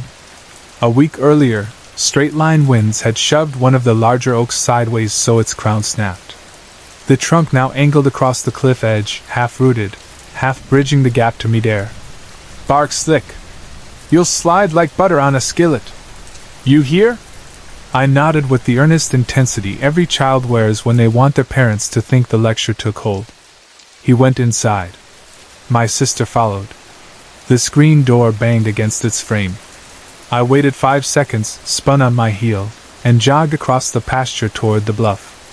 Climbing the oak felt like sneaking onto forbidden territory that stretched between danger and wonder. The trunk angled maybe 30 degrees. Moss grew beneath one side. The other side bore scaly bark rough enough for a small boot heel to grip. I stepped onto the base, kept my knees bent, and worked upward. 2 branches jutted like grab handles. Beyond them the trunk narrowed, tapering toward a jagged break where splinters fanned outward. From that height the cliff looked higher than it did from the ground, maybe 15 feet rather than 12. A bed of broken concrete waited below. I thought about the view my sister and I had always wanted. The river valley, the reddish tips of far-off silos, maybe the glimmer of Highway 71 if sunset angled right. I edged a little farther. My toes slipped. The bark under my left foot crumbled, slick from earlier rain. My right foot shot sideways. My hands reached but caught nothing. Gravity seized my stomach. I dropped. Falling lasts longer in memory than in physics. In reality the tumbling length could not have exceeded a second or two, but I recall a sick weightlessness, the ground rising, the panicked decision to roll my head away from a spear of rebar jutting from concrete, and the instinct that made me throw my left arm under my skull. My ribs smacked a slab. My ankle twisted. Something cracked behind my ear, a sound like snapping a fresh carrot. Darkness swept in before pain fully registered. I do not know how long consciousness left me. Later we guessed 2 hours because the sun that had hung just above the horizon had long since set when I opened my eyes. Darkness pressed against my eyelids, but not the absolute dark of midnight. Instead a muddy indigo lingered, the sky's last side before true night. My vision blurred. The left side of my head felt hot. When I tried to lift my right hand to touch it I realized I lay not at the bottom of the bluff but several feet back on top of it, almost halfway to the shed, safe ground where no rebar poked, nowhere near the broken slabs. Confusion arrived first, then vertigo. I rolled onto hands and knees, retched bile, and tasted copper in my mouth. As the world steadied, I noticed two details that snap like polaroids in my mind whenever I retell this story. The first was the chill of night air on the back of my neck combined with a lingering impression of heat, as if something with a high body temperature had crouched beside me seconds earlier and retreated when I stirred. That sensation carried texture, coarse, wiry fur pressed against my nape, stiff enough that a few strands might have scratched had they been bristles. The second detail was a fading image behind my eyes, a tall figure standing several yards away, backlit by dim starlight. I never saw a face. Instead, I remember flashes, the whiteness of close-cropped hair, a head tilt as though studying me, and a gleam of two eyes that did not match. One eye shone pale gold, the other a cool blue-gray. When I blinked to clear tears from the concussion pounding through my skull, the figure disappeared, as if pulled out of the world between one breath and the next. I tried to rise. Blood dribbled into my eyes from a shallow cut across my forehead. The dizziness doubled. I crawled a few yards, then forced my legs to stand. The farmhouse porch light glowed 100 feet away. Reaching it felt like covering the length of the Great Plains. I staggered forward, fisheye vision pulsing black at the edges. Twice my knees buckled and I caught myself with palms against dirt.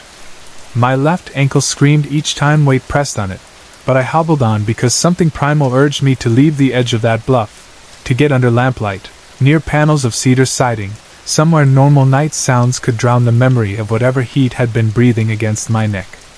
My parents were inside arguing about dinner logistics.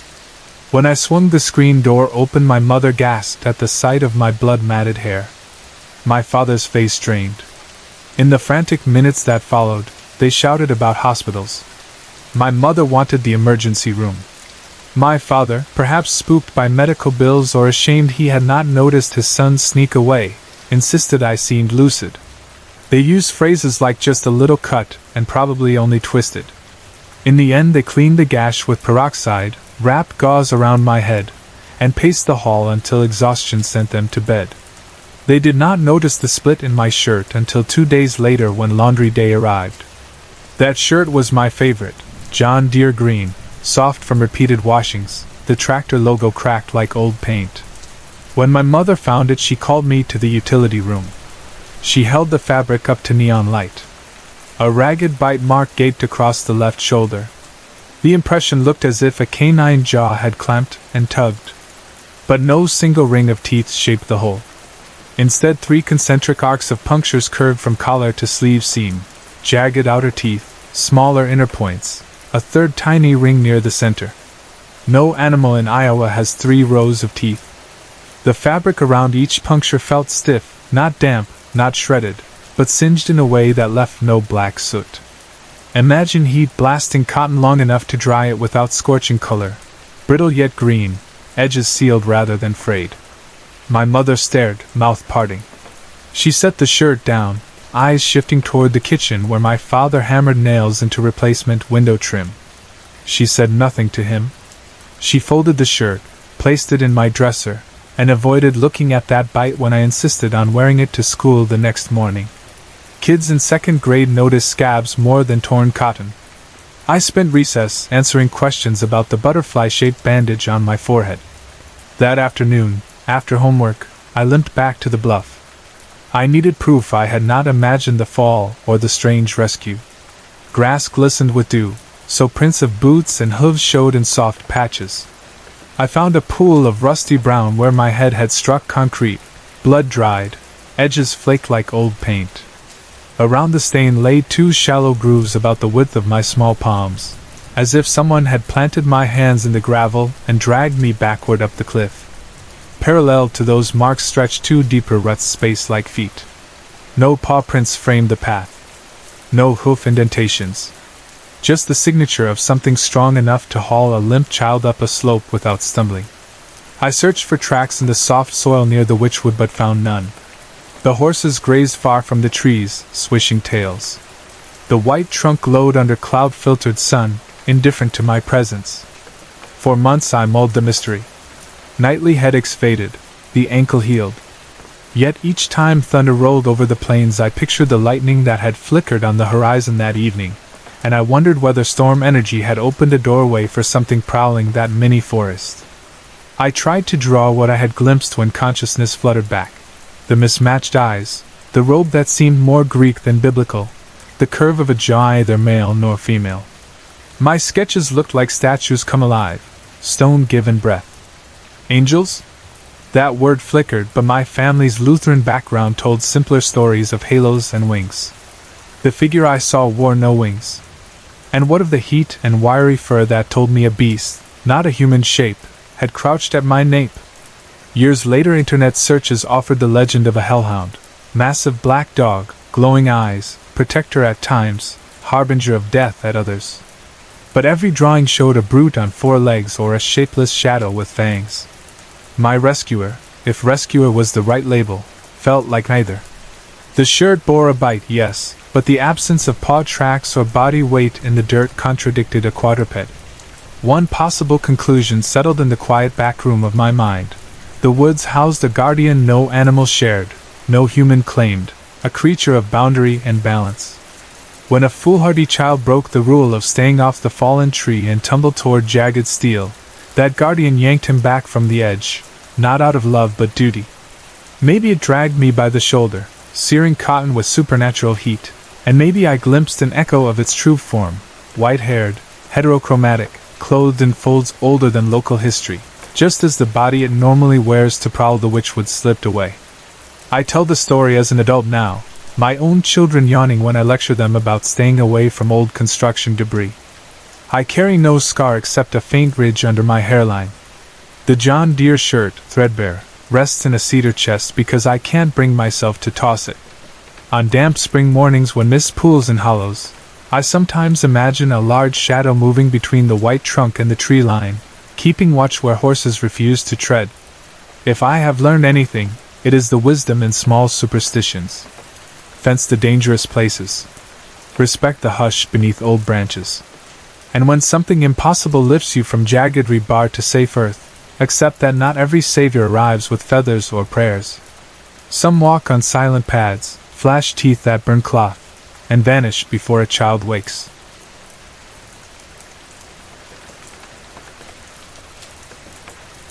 The idea of spending a long weekend away from traffic noise and phone notifications began as a lazy conversation one Friday evening while we were half watching a movie either of us liked. DJ, whose first instinct is always to turn a daydream into a plan, pulled his laptop onto the couch, opened 3 trail-finding websites, and started comparing maps.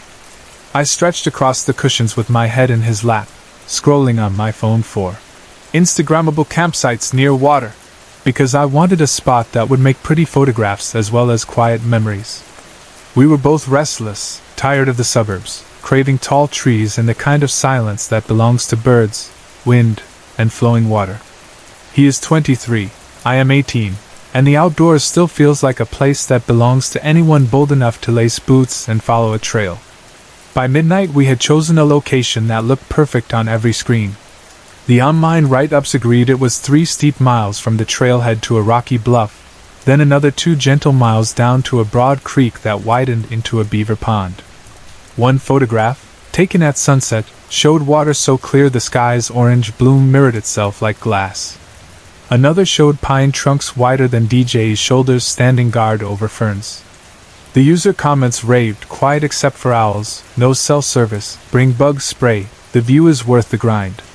We decided to go the following weekend, a quick 90-minute drive after work Friday, and spend 2 nights under canvas. Planning a trip together always reminds me why DJ and I work so well as a couple. He builds lists, checks gear, packs the heavy essentials. I fuss over small comforts, a checkered picnic cloth, tiny jars of spices for campfire chili, a paperback ghost story collection, and tiki torches that smell like cheap vanilla but keep mosquitoes away. DJ jokingly calls me the vibe curator. I call him Sherpa, and he doesn't mind. We shopped at a camping supply outlet the next afternoon. He bought new titanium tent stakes. I bought a bundle of extra-long marshmallow skewers. On Thursday we spread everything across the living room floor to make sure nothing was missing. sleeping bags, inflatable pads, collapsible lantern, fire starter, hatchet, 2 small water filters, a first aid kit, and a knife DJ keeps clipped inside his pack just in case. He always packs 1 book, usually military history, and I always pack too many snacks. By Friday morning our backpacks were ready and waiting by the front door.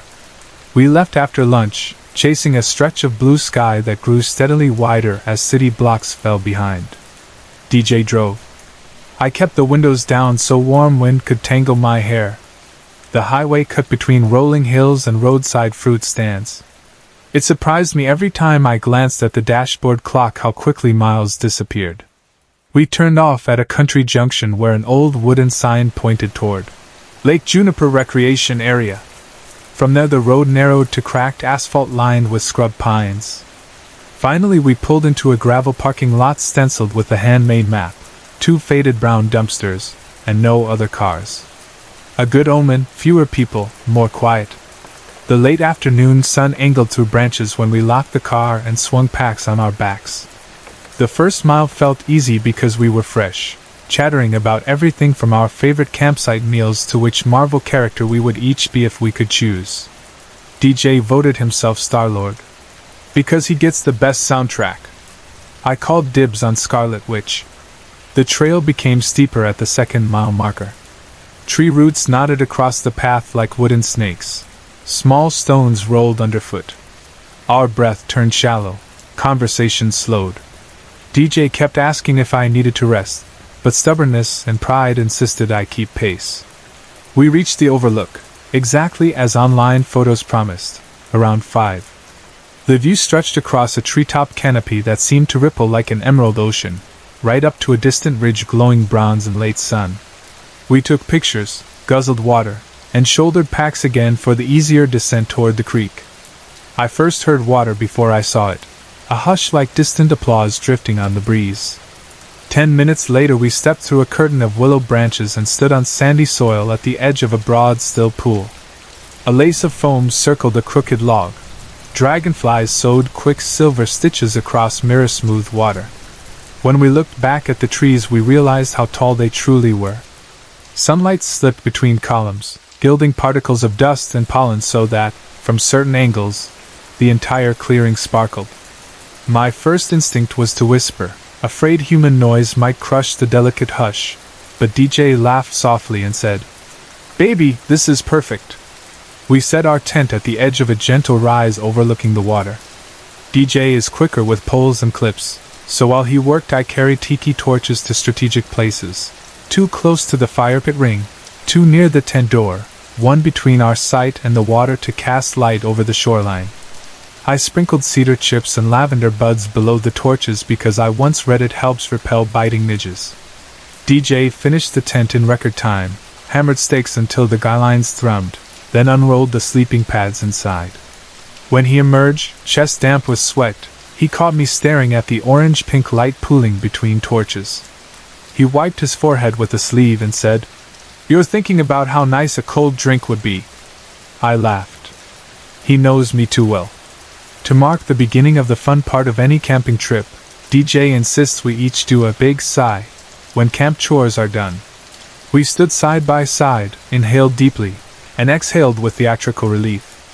The forest accepted our breath as if it had been waiting. Crickets chirped in ferns, woodpeckers hammered deeper in the pines, a frog croaked somewhere near the creek. The world felt alive but familiar, like an old friendly house. We gathered deadfall across the clearing, splitting thick branches with a hatchet, and DJ built a pyramid of sticks in the ring. One flick of his fire starter showered sparks, dry grass hissed, flared, an orange flame crawled upward. By 7:30 daylight dimmed, shadows lengthened, and blue sky leaked into purple. We skewered marshmallows, letting them turn golden before sandwiching chocolate between graham crackers. DJ burned his first marshmallow. He always does, laughing as flames licked sugary flesh until it collapsed in charry black. I teased him for ruining a perfectly good marshmallow. He teased me for toasting mine. Too fancy. After 2 s'mores apiece we shifted to telling mild ghost tales, the kind where the punchline is a jump scare more amusing than terrifying. He tried one about a janitor haunting a locker room. I tried one about a bride still waiting for her groom in an abandoned cemetery. We swapped favorite scary movies, debated which creatures would frighten us most in real life. He said werewolves. I said anything that can imitate human voices. We spoke for an hour, trading stories under a sky bright with early stars, the breeze lifting ash from glowing logs. It happened gradually. The background soundtrack of cicadas and frogs faded until silence felt wrong. In wildlife areas, nighttime quiet seldom sinks to absolute stillness. Normally there is always a click, a buzz, a flap, a splash. When everything stops at once, nature listeners learn that means one of two things: a large predator has entered the radius, or the wind changed so abruptly animals freeze. My mind told me that, but another part, the part that notices vibes, registered something different, something like suspended breath. I squinted into the tree line where darkness had pooled thick. No motion. DJ must have noticed too. He cocked his head, brows knitted. I said, "All at once, right?" He hummed agreement, though shrugged it off. He is more rational than I, more comfortable labeling unusual silence as coincidence. I watched the darkness maybe a minute longer before forcing a smile and suggesting sleep. He checked his watch, 8:45. It felt later because we had risen early and hiked all day. He doused the fire with water until steam sizzled, stirred ashes with a stick, poured another splash to be safe.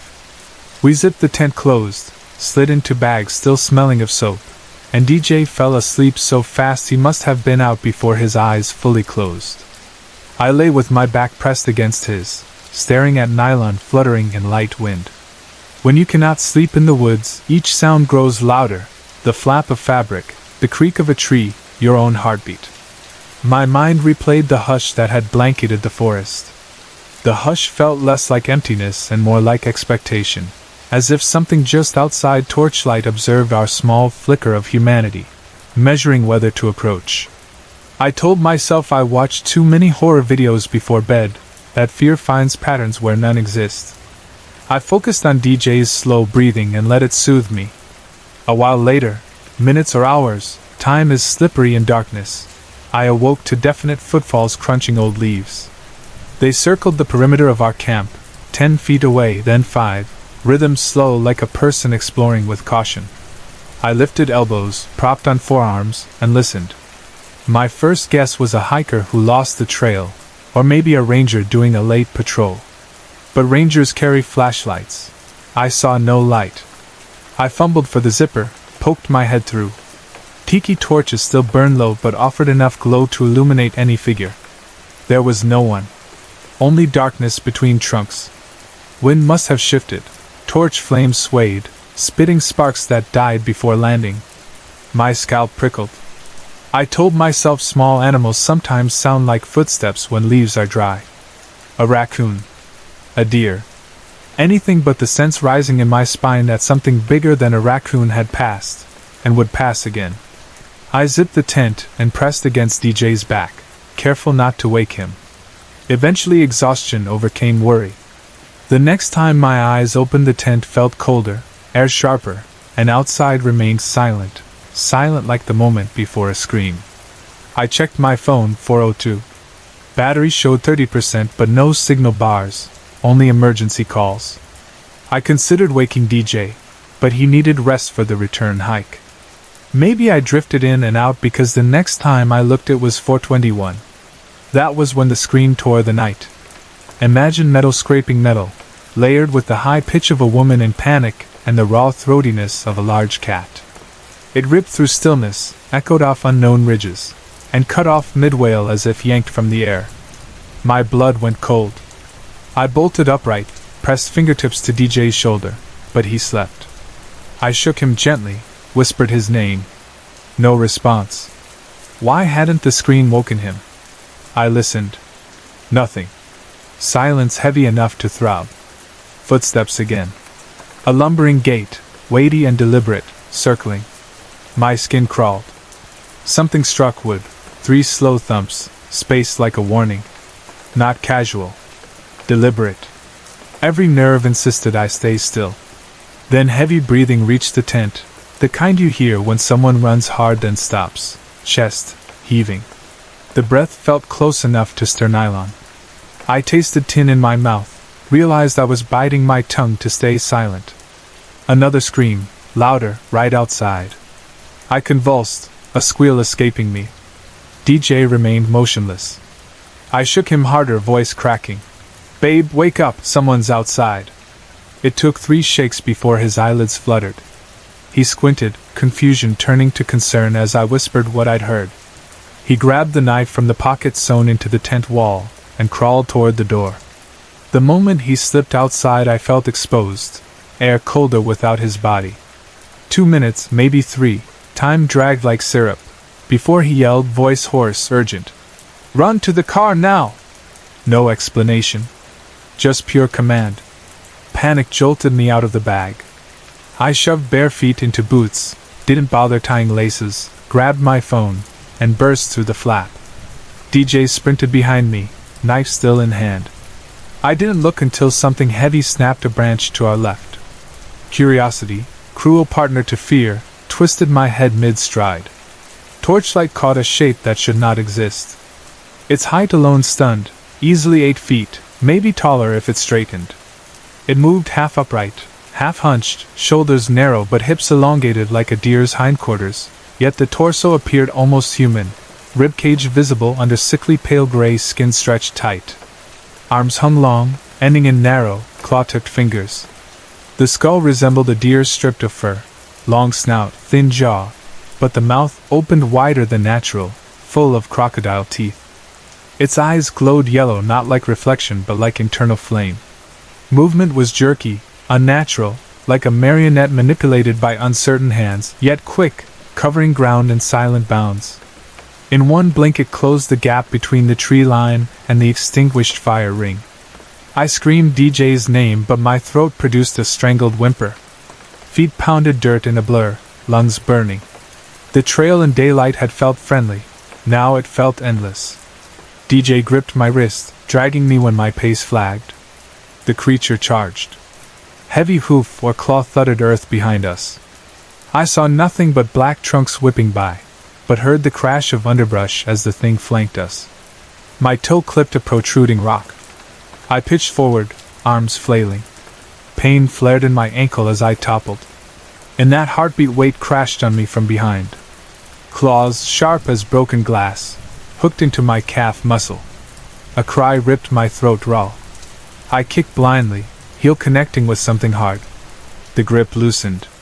DJ whirled, eyes wide, and without hesitation hoisted me onto his back like I weighed nothing. He ran. I pressed my face into his shoulder, each jolt sending lightning through my leg. Branches slapped us, dew-soaked clothes. Behind, the creature snarled, a wet, guttural noise, and stomped, but the footfalls faded as distance widened. The car's silver frame finally glinted between trunks. DJ threw open the driver door, dumped me into the passenger seat, slammed locks, and turned the key before his door closed. Tires spit gravel. Headlights caught only dust and rising dawn haze. In the mirror I saw nothing but darkness receding. My leg burned. Ripped fabric peeled away to reveal 3 deep lacerations curved like crescent moons overlapping, each edge cauterized as though burned, not torn. Blood still seeped. DJ pressed a towel from our supply bag to stanch flow while driving too fast on winding roads. My sobs turned to quiet whimpers, shock puddling thought. Everyone knows hospitals ask questions, but survival instinct superseded. The nearest emergency department lights flickered like a lighthouse at the end of a long night.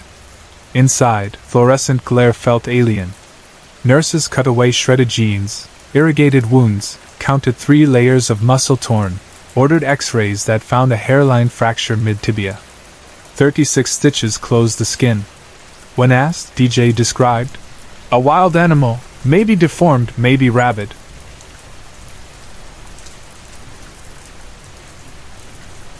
The attending physician listened with polite skepticism, then paged security because protocol for animal attacks requires state, wildlife officials, and law enforcement. 2 officers arrived, notebooks ready.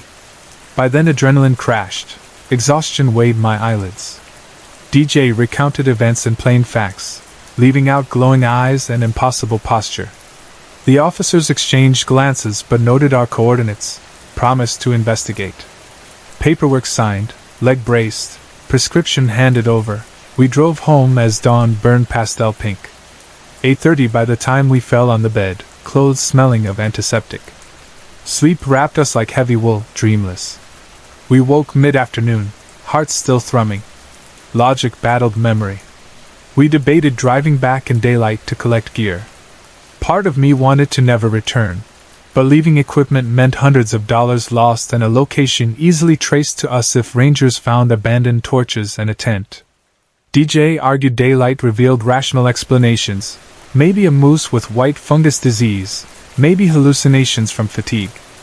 Against the throb in my stitched leg, I agreed.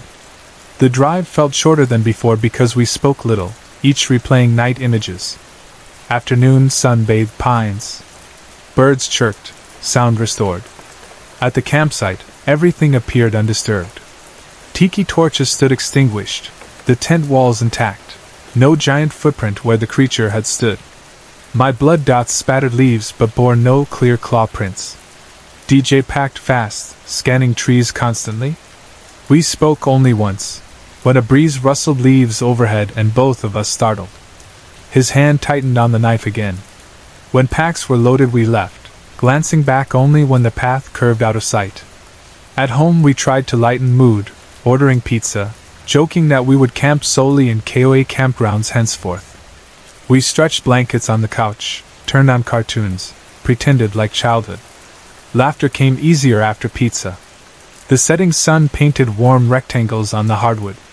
I'd almost convinced myself fear had exaggerated shapes at night. DJ tickled my side. I squealed, thumped his shoulder playfully, and we relaxed. The knocks came at 6. 3 blunt impacts against the front door. Knock. Knock. Knock. Not rap rap rap like a neighbor. Heavy, measured blows that rattled the mail slot. Instant dread froze my half-chewed pizza. DJ frowned, set slice down. A second later a scream split outside, identical in timbre to the scream in the woods. My lungs constricted. I clutched DJ's arm. Then came his voice outside, his voice but wrong, vowels stretched, timbre metallic, as if a recording of him played too slow. "Let me in now." The words dripped malice, nothing like DJ's gentle baritone. My boyfriend stood 2 feet away from me, but his voice, or something wearing it, commanded entry from the porch. Another bang shook the door. Then again. "Let me in." Each repetition distorted further, vowels warping, consonants grinding like gears. DJ eased me behind him, eyes wild. He whispered, "Bedroom, now lock the door." I obeyed, heart slamming. I dialed 911 with trembling fingers. Police arrived in 8 minutes that felt like forever. Sirens wailed, lights painted walls red and blue. 2 officers searched with flashlights. Nothing. No footprints on porch boards except DJ's from earlier. Yet in soft garden dirt we all saw prints bigger than bare paws, elongated like hooves fused into slabs, digging inches deep. The officer measured stride length, far beyond normal. Skepticism wilted off his face. Reports filed. Advice given: install motion lights, keep a firearm ready if comfortable, call again if disturbances recur. They drove away. Night deepened. We heard distant screams again at 2, carried on wind, too far to trace but near enough to curdle blood. 2 years have passed. Some months are quiet, others bring intermittent tapping on windows at dusk, a shadow skulking just beyond property line. Always at twilight or deepest night, when street lamps flicker. We installed cameras. Motion triggers record raccoons, stray cats. Sometimes nothing but an odd blur too tall, too quick to identify. Audio sensors capture mimicry. My mother's voice calling my name, DJ's laughter echoing when he is at work, our friend's voice pleading from the driveway. We do not open doors after dark. Research consumed my evenings. Terms surfaced: Wendigo, not right, dear woman, wrong gender, pale walker, close but legends vary. One thread repeated the idea of a creature that mimics voices, hunts at edges of forests, devours flesh or fear, and carries the name Skinwalker. Origin stories differ, but common traits chilled me: lanky limbs, animal and human combined, glowing eyes, ability to impersonate loved ones, bangs on walls, demands entry, drawn to those who escape it. Folk advice says never invite it inside. Never speak its name aloud lest you give it power. Surround your home with salt. Burn sage. Keep iron near thresholds. We follow every superstition. Iron horseshoes nailed above doors, salt lines refreshed after rain, white sage smoking at windows. Still, sometimes a whisper seeps through a grain, DJ's voice calling me by his pet name for me, begging, cajoling, angry when I do not answer. When sun shines, life proceeds ordinary. DJ works construction. I study online, shift coffee shop hours. My scar healed pink, nerve endings still twinge if pressed. I cannot run long distances without remembering claws piercing flesh. At night, especially when wind carries distant howls, DJ sleeps lightly, his knife now in a bedside sheath. We bought a large dog, half mastiff, who bristles and growls toward the yard some evenings, hackles high, but we keep him inside after dark. People we tell either politely nod or laugh at ghost stories. I wouldn't believe me either. Evidence exists, only in memory: scars, a shirt shredded beyond wild animal pattern, and 3 gouges on a pine trunk we found near the old campsite months later when we hiked there with a larger group under bright noon. The trunk bore marks high, higher than DJ's reach, deep slashes as if carved by metal. We led the group away, claimed we felt sick. I do not camp anymore without crowds, and never in places with perfect Instagram pictures. Sometimes I wonder what the creature wants. If it thirsts for the chase, for blood, or for something less tangible, terror, perhaps. It clawed me but let me go after a kick. It could have outrun us yet stopped. Then it followed miles home to demand entry. Perhaps it needs permission, like old vampire myths. That thought haunts me. If a moment of weakness ever makes me crack open the door, what then? Still, we endure. We live. We treat nighttime as a storm we must simply wait out. DJ hums lullabies when wind rattles siding. I press salt along still edges and whisper courage to myself. The creature still screams from tree lines some nights, still bangs nonsense messages, still copies voices. Yet our door remains closed. I think that infuriates it, because the banging grows harder, but wood is strong, locks stronger. I have learned monsters hate stubborn survivors. The lesson I share is mundane yet fierce. Trust the feeling when a forest falls silent. Trust the instinct to run. Never doubt your own memory because disbelief is easier than truth. And if something inhuman chases you from the trees and later pretends to be a friend at your door, do not listen. Voices lie, scars speak clearer. I carry mine like a warning brand.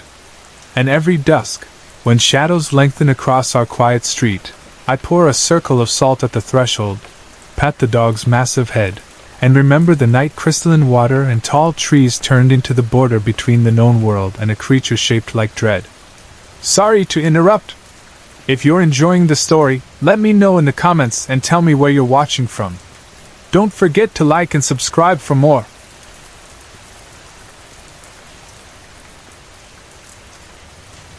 I was 16, the age when you start thinking you know how the world works yet still jump at shadows in the hallway. All day at school I had looked forward to an empty house. My parents were out of town for my aunt's anniversary party. My younger brother was sleeping over at a friend's place. And my mother had left 3 text messages about frozen lasagna and emergency numbers before their minivan even reached the highway. A Saturday night alone sounded perfect. Cartoon reruns echoing in the background, microwave popcorn, maybe a couple rounds of an online shooter with my headset loud enough to annoy anyone who might normally wander past my bedroom door with a scolding look. I had already planned the evening in my head: start with popcorn, then switch to pizza bites, then sneak 1 can of soda more than my mom allowed. Nothing wild or rebellious, just a teenager's version of luxury, the freedom to sprawl on the living room couch without someone telling me to put socks in the laundry basket. The living room had always been my favorite place when the house was empty. The windows there stretch almost floor to ceiling, and the drywall is painted a soft cream color that turns gold when the sun sets. Autumn light slides through our neighborhood maples and drifts across the carpet like a warm blanket. October afternoons smell of dried leaves and distant chimney smoke.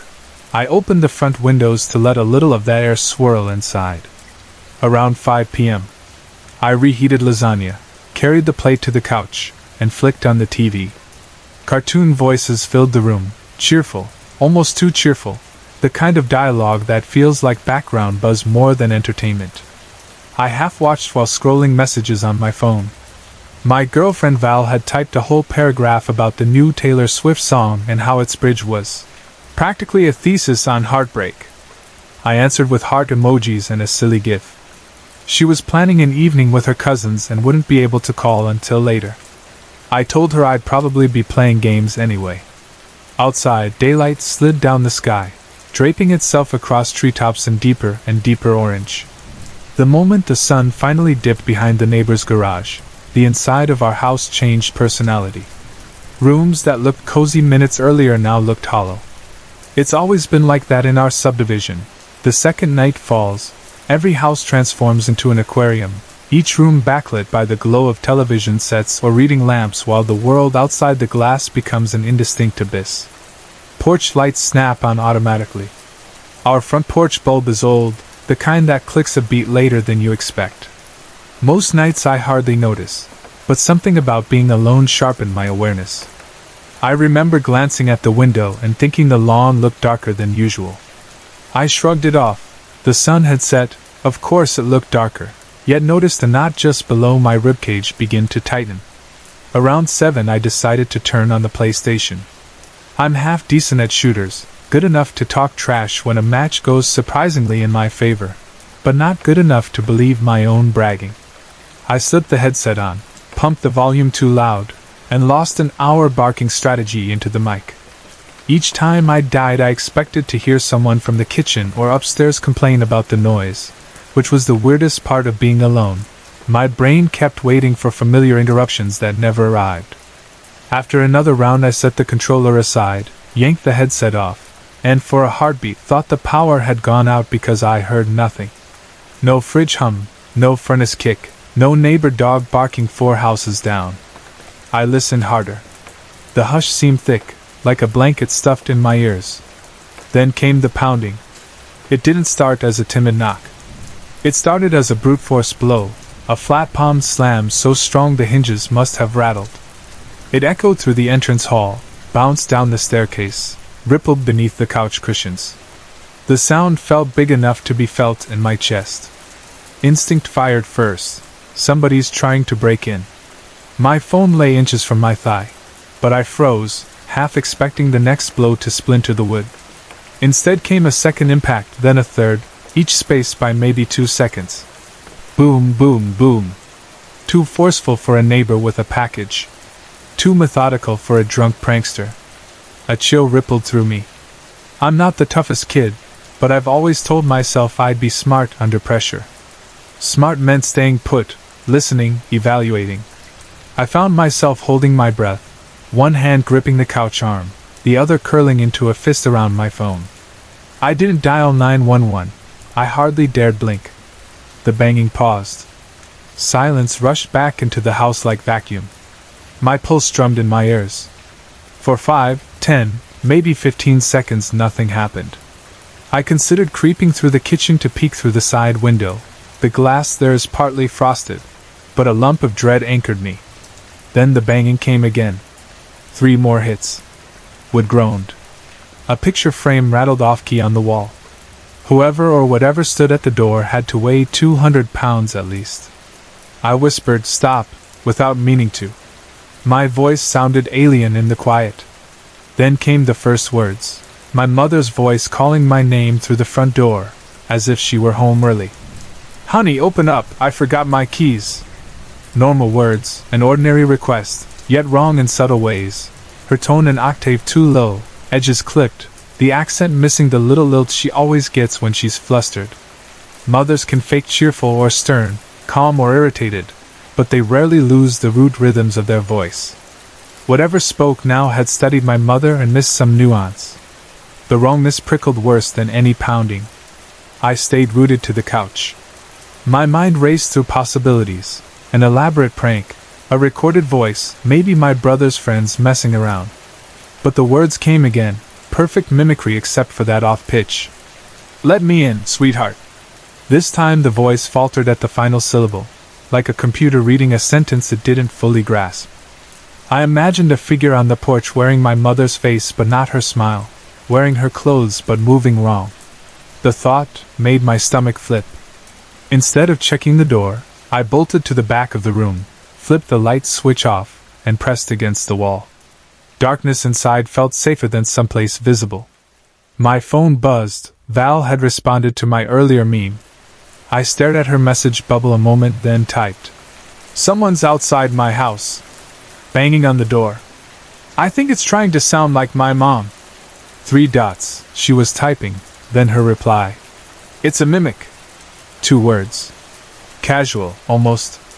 But Val loves horror podcasts as much as I do, maybe more. The term mimic isn't new to either of us.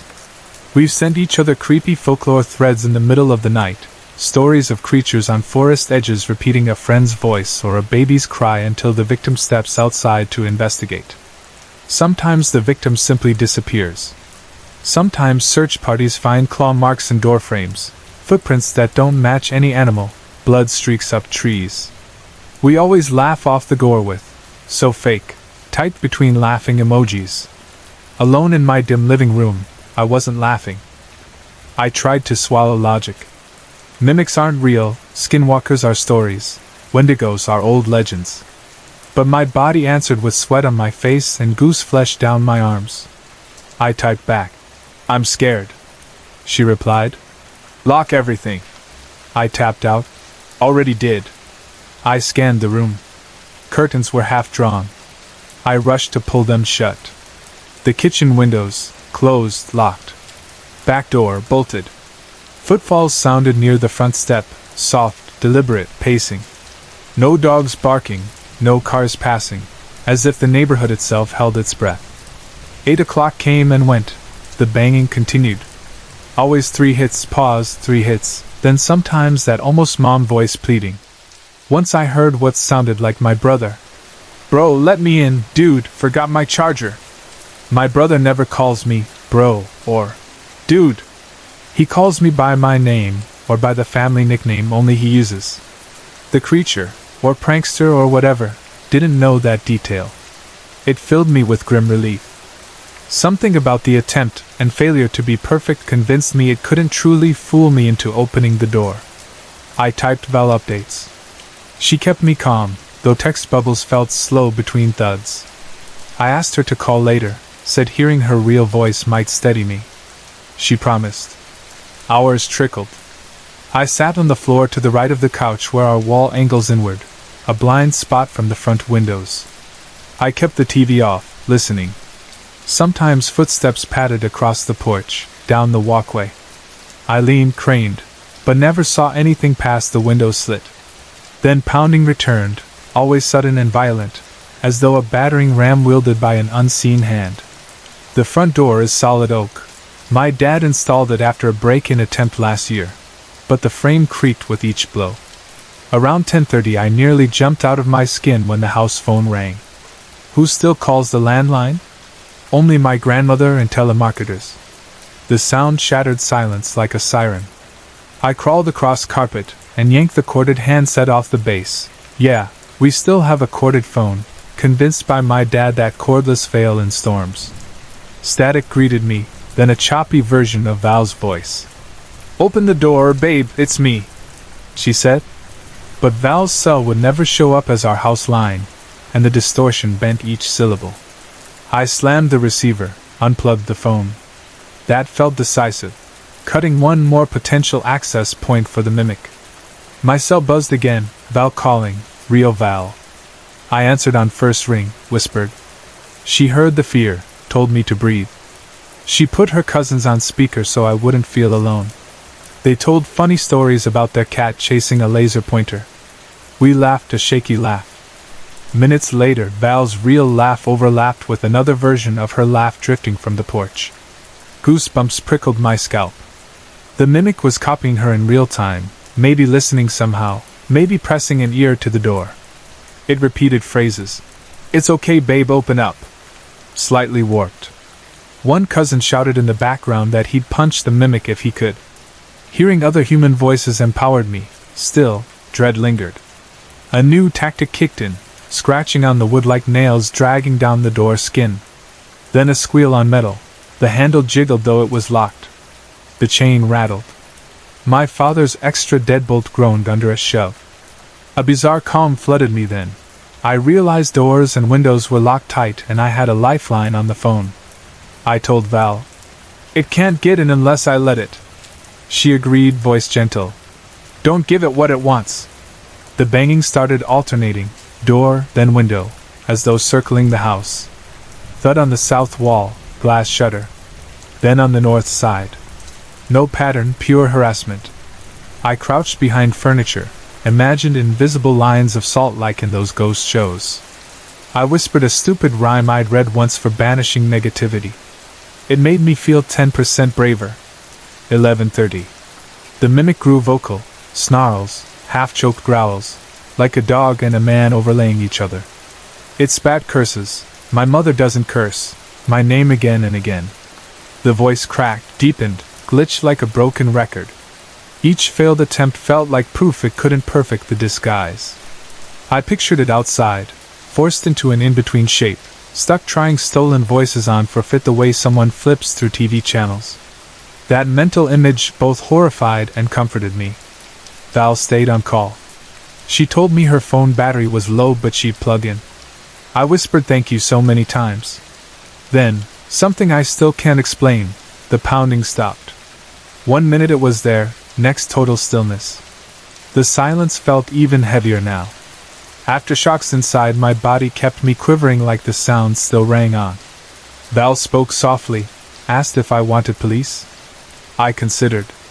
An officer might search, find nothing, laugh it off. Or might find footprints, some evidence. Still, I feared drawing them into something unnatural. I chose to wait. Midnight. No sound. I crept to the curtains, parted them a centimeter. The porch looked empty, moonlight washing the planks silver.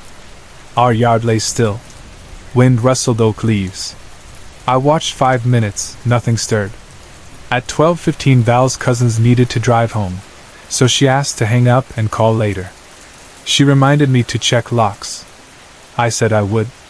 Alone again, I surveyed the living room. Lamps remained off. Only hallway nightlight glowed faint blue. I felt weary, adrenaline frying circuits. Part of me wanted to curl on the couch, phone in hand, drift half asleep. Instead, I decided to retrieve Dad's firearm from the locked cabinet. I know basic safety, Dad made sure.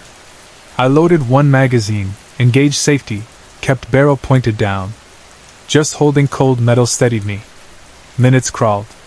Just past 1 a.m. I startled at floorboards creaking.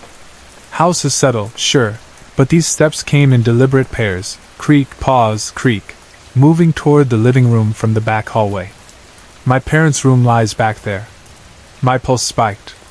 I raised the gun, thumb trembling on safety. I whispered, "I have a weapon." Footsteps stopped. No voice answered. Then, softly, my brother's whisper. "Don't shoot, it's me." My brother, supposedly at his friend's. My brain screamed trap. I aimed at doorframe but didn't disengage safety. I asked for our childhood password, something silly we made when building blanket forts. The voice paused, then repeated. "It's me, let me in." A growl bled between syllables. I retreated to the kitchen, gun trained, hand shaking so badly I nearly dropped it.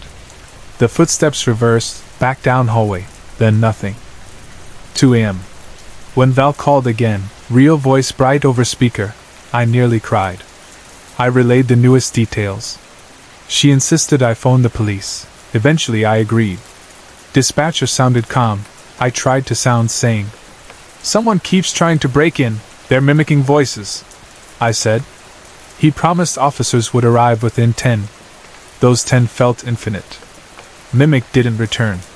Patrol car rolled up, red-blue lights splashing through blinds.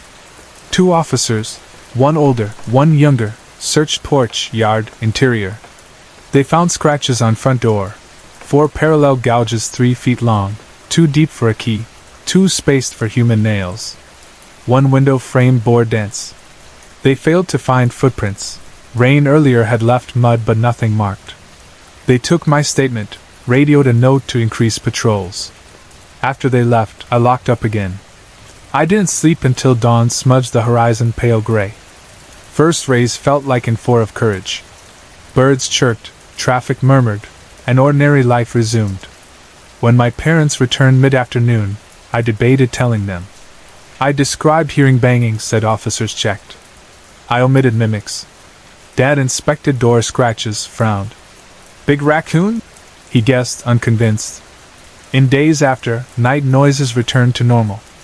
Yet every October since, especially when I'm alone, I catch faint echoes, a faraway knock, a voice in the yard sounding just enough like someone I love but not right. I've learned to trust the gut twinge that tells me what is real. If the cadence is wrong, the pitch off by a hair's breadth, I keep the bolt engaged and wait for dawn.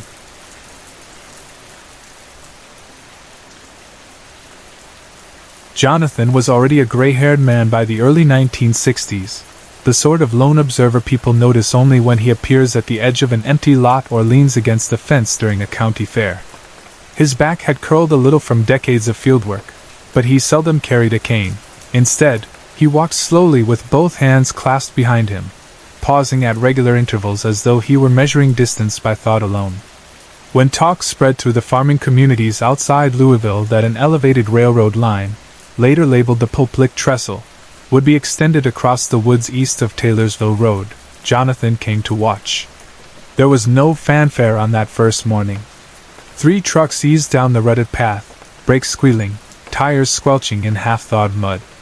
Laborers in canvas overalls stepped out, swung toolboxes to the ground, and began marking a neat rectangle with white lime. A few men unrolled thick blue paper on the hood of a car, weighing each end with rocks removed from the creek. One man gestured with a carpenter's pencil and drew a line wider than the rest, explaining where the trestle would meet the first set of concrete footings. They talked about how quickly the creek flooded each spring, how the pilings needed to clear the highest watermark by 4 feet. Jonathan, almost invisible in his weathered brown coat, stood a dozen yards away and muttered something the workers could not quite catch. Over the hum of diesel engines they heard only 2 words, shouldn't and monster. By mid-afternoon Jonathan had wandered closer, enough that one of the surveyors, irritated, finally asked if he needed assistance. No need to mind me, the old man replied. Just keeping tally of things. He tapped a fingertip to his temple but offered no smile. They shouldn't do this, he added, voice softer. A thing lives out there. He gestured toward the dense timber beyond the clearing. The surveyor only shrugged. A few of the younger men laughed when Jonathan drifted away. Country people always spin odd tales, and some lonely elder warning builders about a beast seemed quaint, even charming. The crews returned day after day. Jonathan returned, too. He would appear with first light, stand in mist that rose from the creek, watch every plank hoisted, every spike hammered, and disappear before dusk. 3 weeks into construction he failed to appear. A foreman mentioned it at lunch, no old man today, then shrugged off the absence. Yet by the second day without Jonathan's silent presence, people who ran errands in town began to notice they had not seen him buying groceries, had not spotted him walking the edge of the school playground as he sometimes did, nor feeding the stray calico behind the post office. By the 4th day, the county sheriff drove out to the lean clapboard house Jonathan rented behind an abandoned silo. Inside, dust-covered dishes on the kitchen table. The bed was unmade, 1 boot lay on its side near a cracked window, and Jonathan's best coat, the brown one, hung in its usual spot on a nail by the door. Volunteers searched. Deputies walked creek banks. Boys on bicycles combed corn stubble. Weekend hunters carried bird dogs into the woods where Jonathan liked to wander. They found nothing until the 8th day. when two teenagers fishing for bluegill discovered a boot protruding from leaf litter near the trestle's northern approach. Inside the boot, still laced, was a single severed foot. Newspapers fixated on gruesome details. One headline said man's foot chopped by XC. Another speculated about moonshine rivalry turned violent. Locals who had overheard Jonathan's whispered warnings soon told a different story, speaking of goat-like screams heard after sunset, and unexplained hoofprints pressed into creek clay. The sheriff, lacking modern forensic tools, stored the boot in a padlocked cabinet, and wrote 3 pages summarizing that the severed foot might belong to Jonathan but could never be proven. No fingerprints, no dental records, and no body. 2 weeks later, another search party discovered part of a forearm resting in wild flocks a quarter-mile west of the same site. The flesh, half-dried, showed a perfectly clean separation at the elbow socket, as though performed with a razor-sharp blade swung by an experienced butcher. Within 10 days, 3 more body parts surfaced: 1 calf muscle, 1 hand missing 2 fingers, and the back half of a human scalp. Each piece lay within a half-mile circle around the still-growing trestle. Each piece looked precisely severed. Each became another paragraph in the police file labeled Suspicious Death of J. R. Doe. While the sheriff's office hashed over theories: homicide, train accident, farm equipment mishap, construction workers grew increasingly uneasy.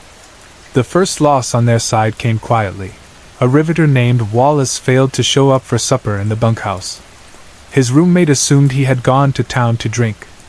The next morning Wallace's absence became cause for alarm when his gloves were found tucked on a beam 90 feet above the forest floor, right where he had been bolting plates before the lunch break. No footprints marred the soft soil below, no blood stained the gravel. Wallace's name slid into a missing person ledger. His shift partner swore Wallace had been cheerful all day, humming a bluegrass tune about riverboats, nothing unusual, then gone.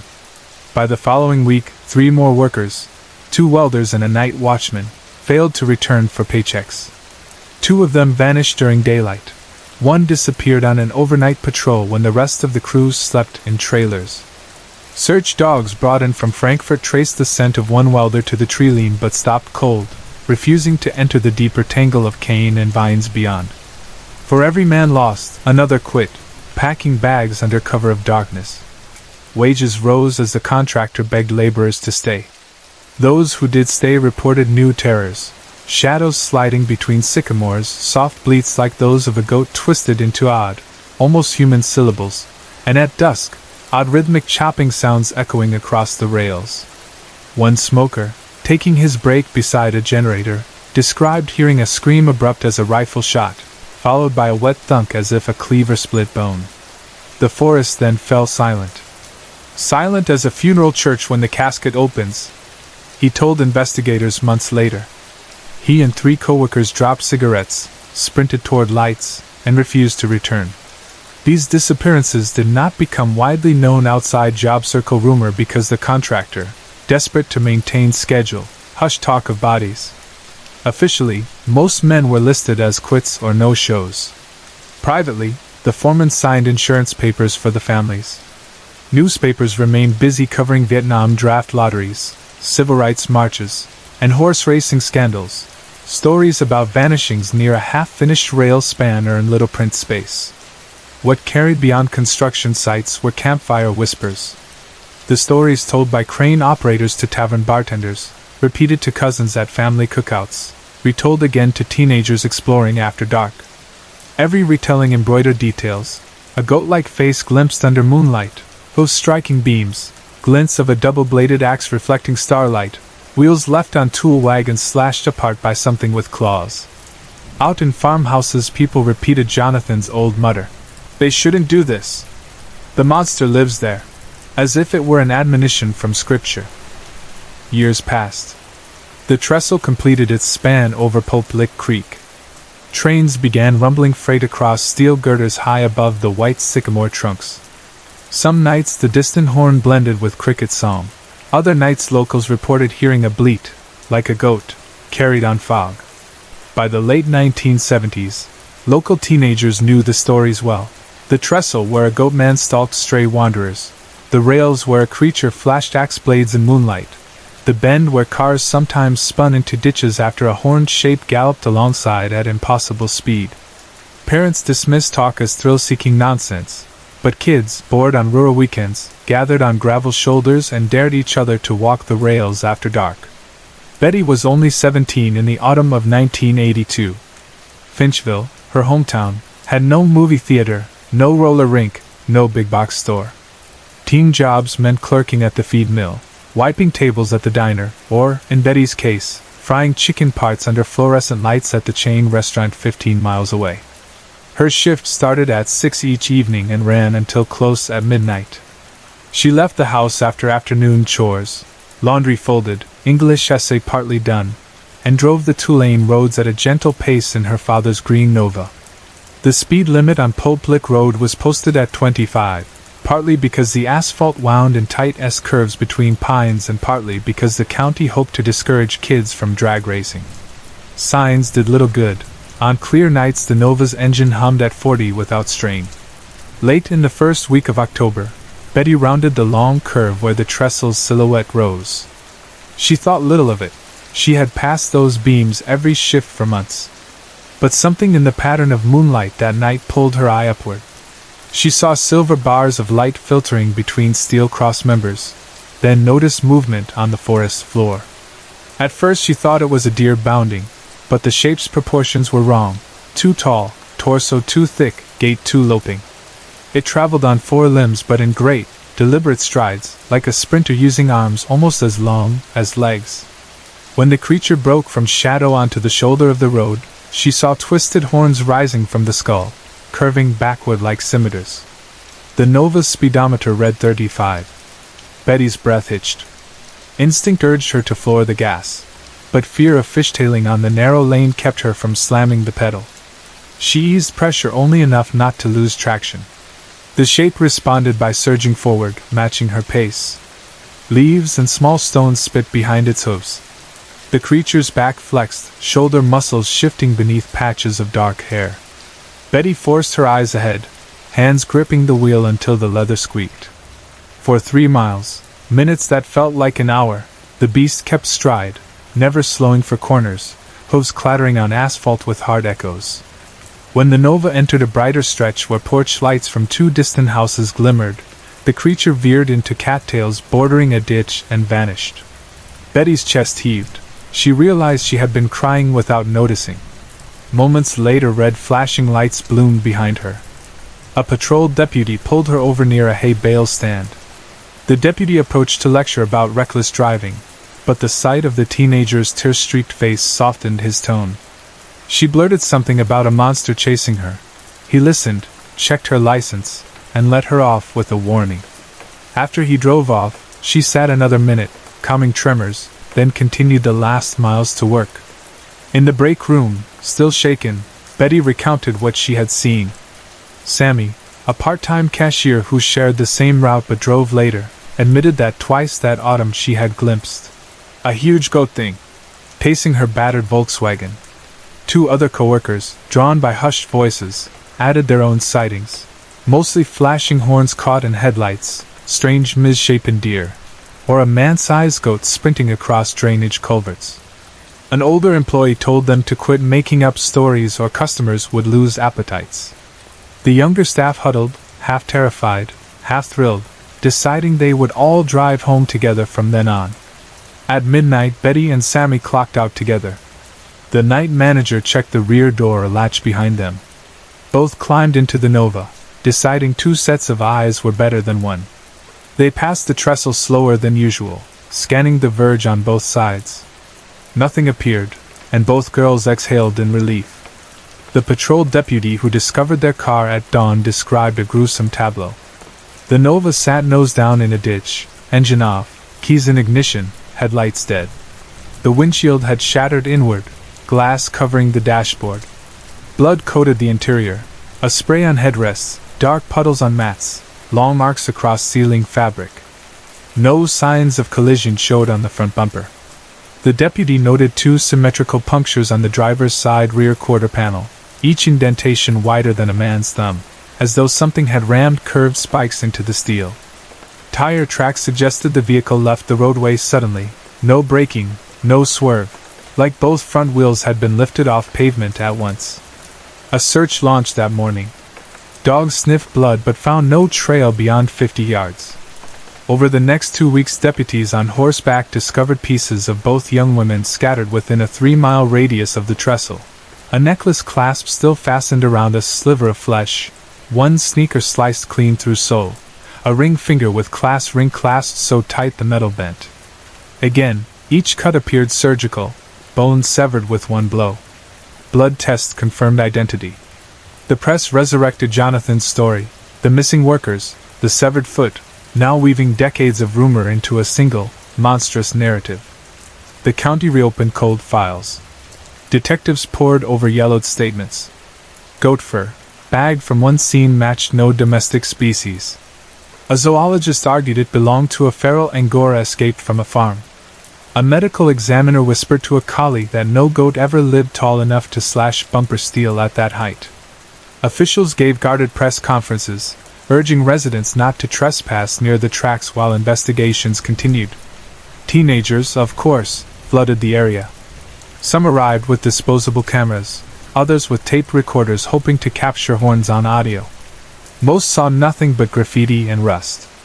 A few returned pale-faced, claiming they heard someone calling their names from the tree line, voices identical to little brothers or girlfriends far away. Officers grew tired of escorting trespassers out under threat of fines. A new sign appeared: danger, private property, no trespassing, violators will be prosecuted. By late December of that year, snow lingered in ruts along the shoulder, and nighttime temperatures dropped below 15. One evening, a young man named Grant, thin, flannel-clad, and restless, set out after closing his part-time shift at a hardware store. He liked to clear his head by driving slow, radio low, following county roads until he felt sleepy.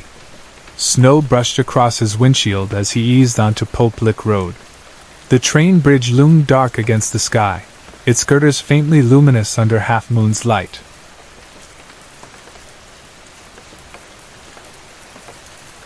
Up on the ties, Grant thought he saw a shape moving, maybe a teenager daring friends to walk the span. He slowed, rolled down his window, shouted up, "Hey, path's icy up there, get down before you slip!"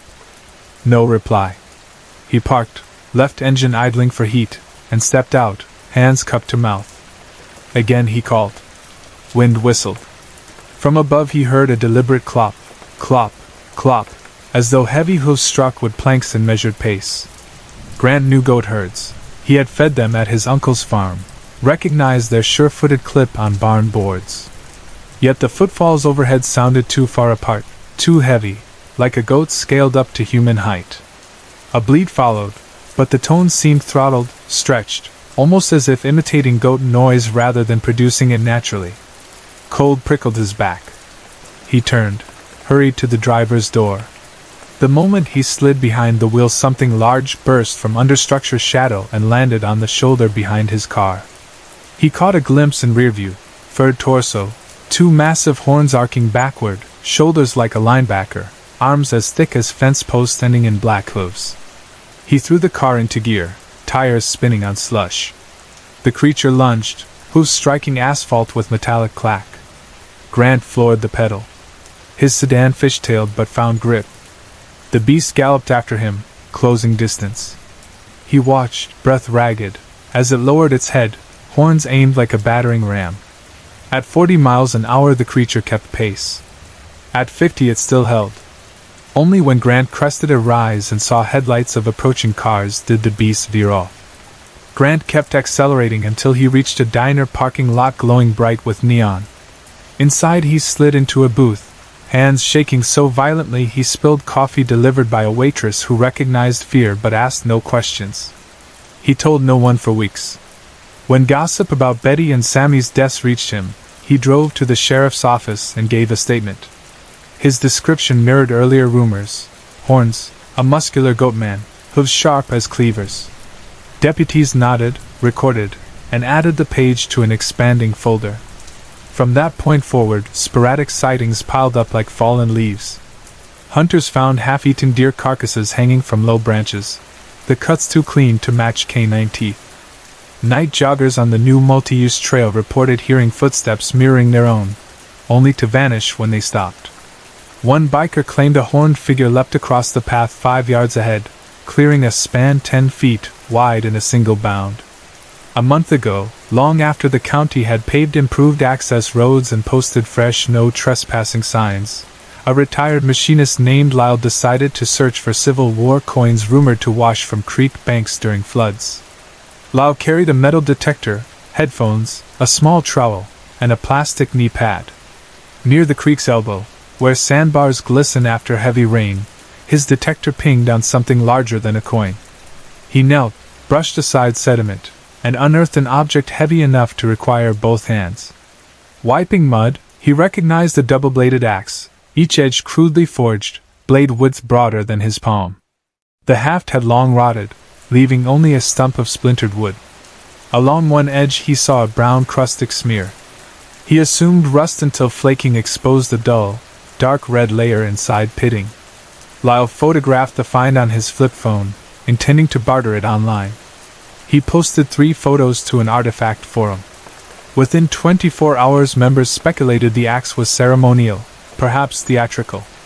Lyle, unschooled in internet caution, mentioned location details, date, and that a local myth claimed a goatman murdered teens decades earlier.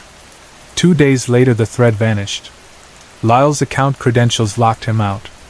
The axe, stored in his garage, disappeared the following week. He found the side door splintered but no footprints on concrete. He called police, who shrugged. No forced entry evidence meant no insurance claim. Owners of the rail line, worried about liability, welded a new fence at each end of the trestle and mounted warning placards: danger, high voltage, live rail, and no entry. Still curious hikers climb around fences. Still ghost hunters leave cell phones recording overnight.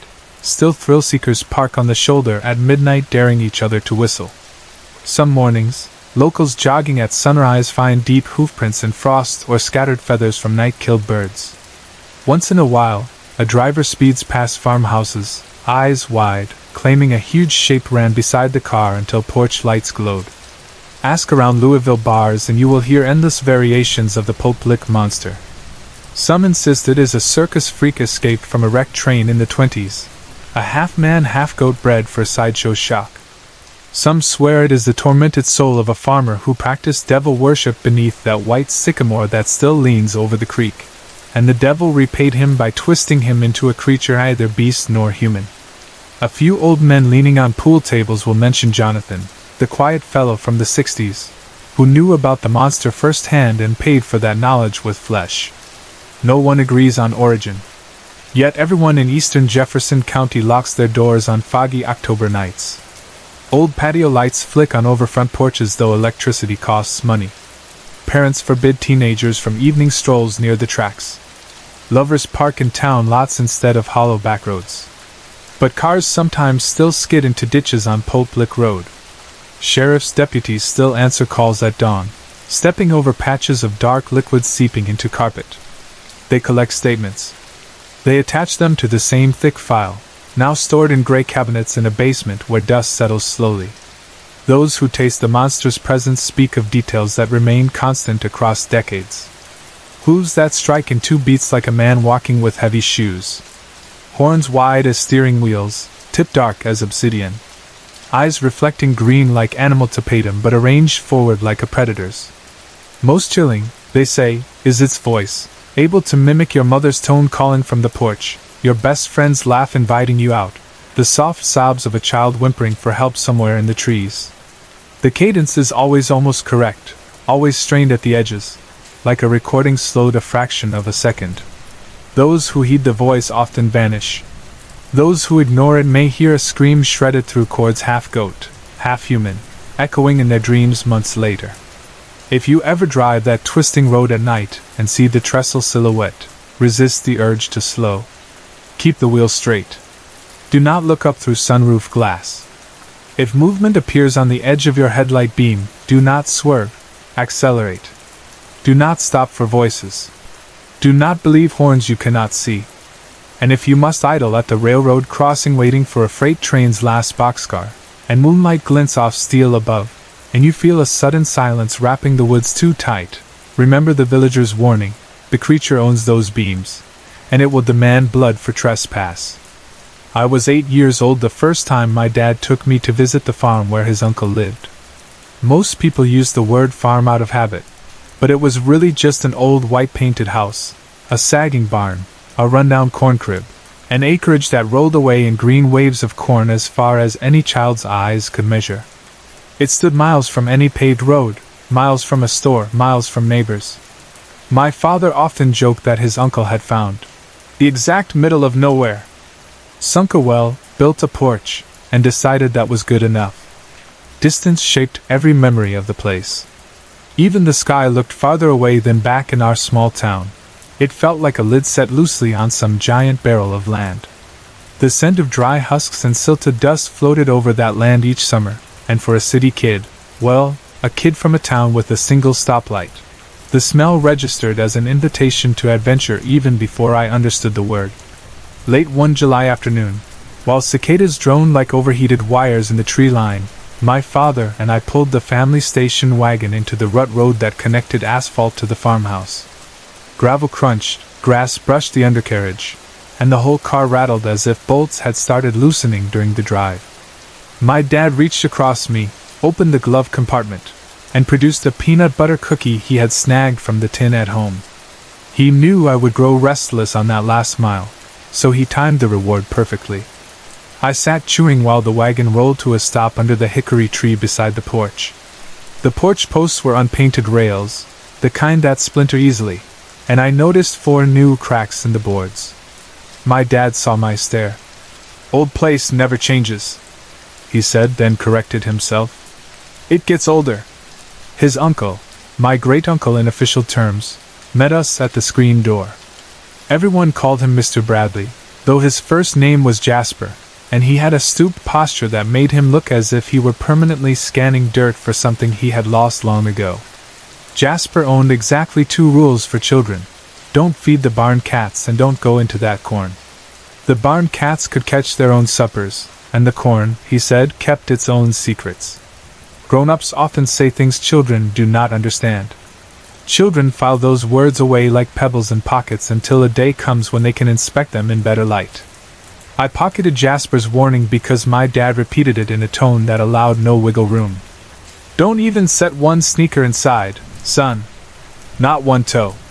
That evening, after supper plates were washed and placed upside down on towel racks, Jasper sat on the back porch steps, pipe glowing red at the bowl. Dad joined him. Their silhouettes darkened against the afterglow. I stood inside the screen door, watching those shapes, listening through mesh to the small parts of adult conversation that drifted in. Jasper said, "Line not to cross." Dad answered, "Boy hears rattlers, he'll stay out." Jasper answered something about snakes being the kindest reason, and Dad replied with a low whistle that usually meant a story was passing from one man to another, a story they did not plan to share with me. I tiptoed back to the hallway, figuring bedtime might arrive at any minute. The next morning my father drove into town for feed and left me at the house with Jasper's grandson, whom everyone called Jay. We were close in age. Jay lived on the property full-time and had that capable ease children develop when their playground is a patch of dirt the size of a county. We stood under a black walnut tree cracking shells open with hammerstones he kept hidden in a paint-rusted bucket. The old anvil we used as a table rested on a stump, its surface scarred from decades of nut cracking. After a while, boredom soaked through the novelty of smashing walnuts. Jay tipped back on his heels and studied the corn like a cat calculates a bird. "Want to see something?" he asked. Each syllable felt like he had tugged a curtain aside on a secret room. I repeated the rule. "Your granddad said no corn?" Jay laughed. The laugh emerged halfway between impatience and mischief. "That's because he thinks we'll step on a snake," he said. "But snakes don't like heat this time of day. I'll show you how to handle any we see. Just a stick upside the head." He pantomimed bludgeoning something invisible, then tossed the hammerstone into the bucket with a loud clang. He started walking without checking if I followed. Shame makes a child move almost as fast as curiosity. I did not want to be the timid guest. I trotted behind. At first, the path between cornrows felt like walking into a hallway lined with green curtains. Leaves brushed my shoulders, knifed across my forearms with papery scratches. Soil underfoot cushioned each step. I saw no wind, yet stalks occasionally swayed, whispering secrets I couldn't hear clearly. Sunlight overhead pierced only in shards, leaving the path ahead in alternating patches of glow and gloom. Jay strode confidently, angling deeper with each turn. Soon the house vanished behind leaf walls. The smell changed, a loam smell thick with warm chlorophyll. Somewhere far away a crow cawed, but inside corn silence took over except for our footsteps and an occasional crack of dry sheath. We walked. I know now the distance would be about half a mile, but in a child's perception, the trek stretched much longer. My mind ran inventory of warnings. Rattlesnakes coil unseen, farmhands step through holes and twist ankles, combines chop arms. Yet Jay showed no hesitation. Eventually, after perhaps half an hour, sunlight widened. The rows opened onto a meadow the way a theater curtain reveals a stage. We stepped out. Brightness washed us. After the dim tunnel, the glare surprised me, and I shaded my eyes. Directly across that meadow, evenly spaced, sat 5 round hay bales, massive structures rolled tight, bigger than small sheds. Each bale stood upright, like short towers guarding the edge of another realm. Beyond them loomed woods, a darker green than corn, a hedge of older timber with trunks so packed that only slivers of bark glinted where the sun struck. No wind reached those interior branches. The upper canopy swayed, but the understory remained still. Jay raced ahead, his shoes slapping dry grass. He placed both hands against the nearest bale and shoved. The bale rocked, wobbled, then rolled slightly out of line.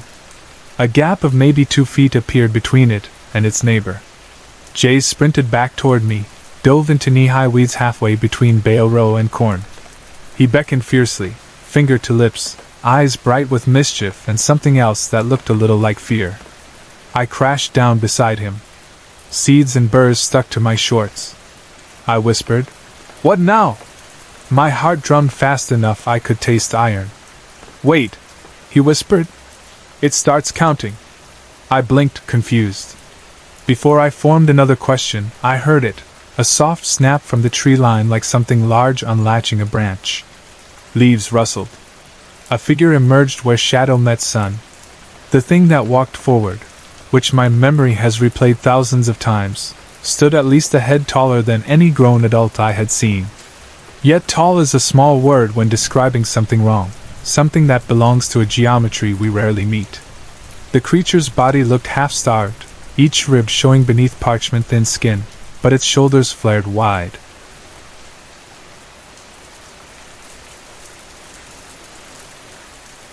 Giving an impression of terrible strength despite thinness. Arms hung disproportionately long, ending in claws, 4 claws on each hand, curved like antique pruning hooks. Its legs bent backward the way a dog's hindquarters do, but the joints were half human, half something else.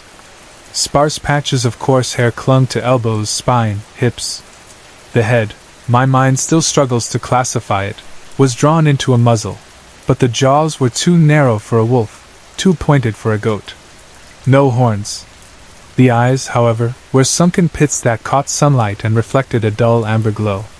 It moved with eerie precision, pacing to the bale Jay had nudged. One claw touched the hay surface. It rolled the bale back into perfect alignment without apparent effort. Then the creature's head turned, scanning the meadow. The motion was slow, methodical. My pulse hammered behind my eardrums. I struggled to keep breathing quietly. The creature's nostrils flared, 2 narrow slits. It seemed to taste the air. For 3 endless heartbeats I feared it would pivot and stalk toward our crouch. Instead, it made a final adjustment to another bale's slapped askew earlier seasoned by rain, then retreated, each step backward until shadow swallowed the last glimmer of amber from its eyes. Jay released the breath he had been holding. I collapsed onto elbows. He wiped sweat across his brow with the back of his wrist. "We call it a walker," he said, voice hushed as though still measured on a scale of risk. I stared, dumbfounded. Eventually words returned. What is it fixing? He shrugged. Doesn't like them out of place. We slunk back through corn, retracing carefully, my mind buzzing with images I could not fully describe. At the house, Jasper had not noticed our absence. He was in the barn, hammering tin patches onto a chicken feeder. I wanted to tell him everything, to confess the rule broken, but fear of punishment, and fear of being disbelieved welded my lips. All that evening I saw the walker each time I closed my eyes. 2 months later, late Indian summer warmth settled over the farm. That Saturday my dad drove out again, craving Jasper's stories and maybe needing quiet from town noise. I tagged along, half excited, half wary. Jay greeted me with a grin that spelled trouble. I have a funny idea, he said, voice low while grown-ups unloaded seed corn sacks. Let's roll all them bales into the woods. The words sounded like lighting a fuse only to see how bright it could glow. I hesitated. He called me chicken. Pride again steered me into risk. We pocketed 2 flashlights. Sunset would come earlier that late in season, and disappeared into rose. The meadow glowed gold under a setting sun. Jay started with the first bale, bracing legs and leaning. The bale rolled surprisingly easy once inertia broke, heavy but obedient, its bottom slicked by dry grass. I set my back to the burlap rind, pushing at first with effort then almost giggling at the absurd mischief. Together we shoved until bale number 1 tipped across the meadow's furrow and bumped into bramble at wood's edge. The scent of leaf mold and pine needles puffed into air where bale crashed through understory. We returned, did the same to bale 2. By the 3rd bale we were panting. Dusk crept in, draining color. Cicadas softened their chorus into sporadic clicks. One of us suggested stopping, but the dare pressed deeper than common sense. We rolled bale 4, then 5, each slightly easier because adrenaline sharpened muscles and fear spurred speed. When last bale butted trunk, we didn't linger. We sprinted for the corn, hearts banging, leaves cutting cheeks as we dove between stalks. We huddled in a hollow where soil dipped, turned off flashlights, and waited. At first, night noises remained ordinary. A distant whippoorwill cried.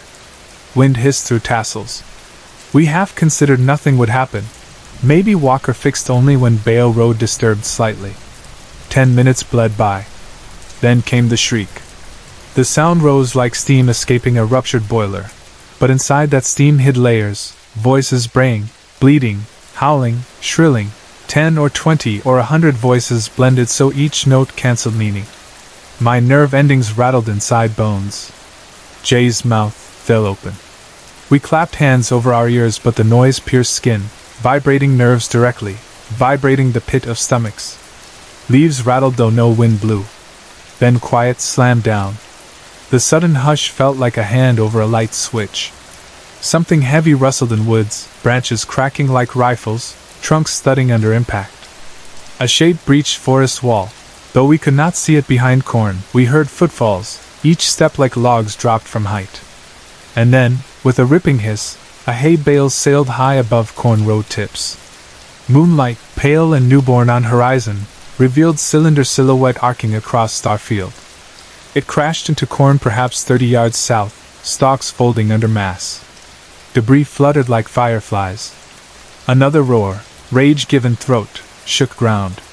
Jay whispered, "Run!" We tore through road channels. Fear can make a child outpace adult sprinters. We reached yard perimeter stumbling, legs pumping, lungs raw. Porch light glowed ahead. Jasper's dog barked from barn door.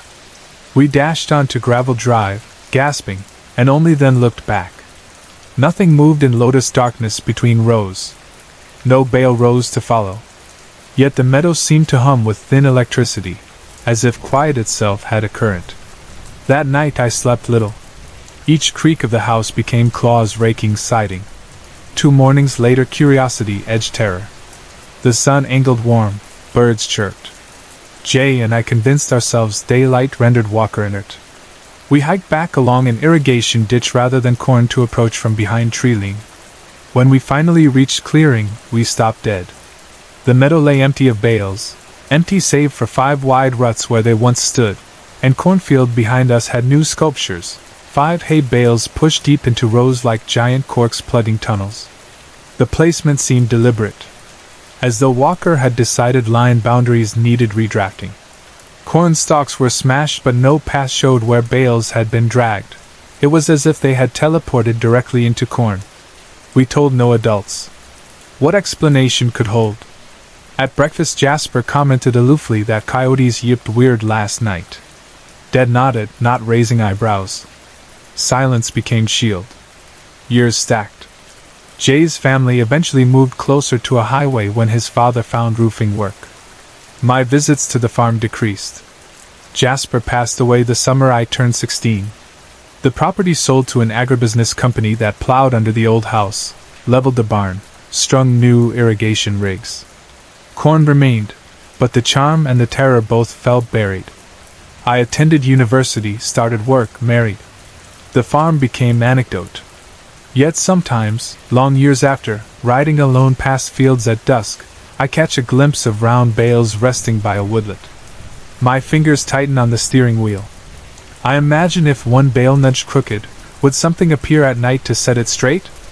And if foolish boys saw thrill by rolling those bales deeper, would they hear the same layered scream, see a bale fly across moon? I have no proof but memory, no photograph, no scar but the faint hairline cut on my forearm from corn leaf that night.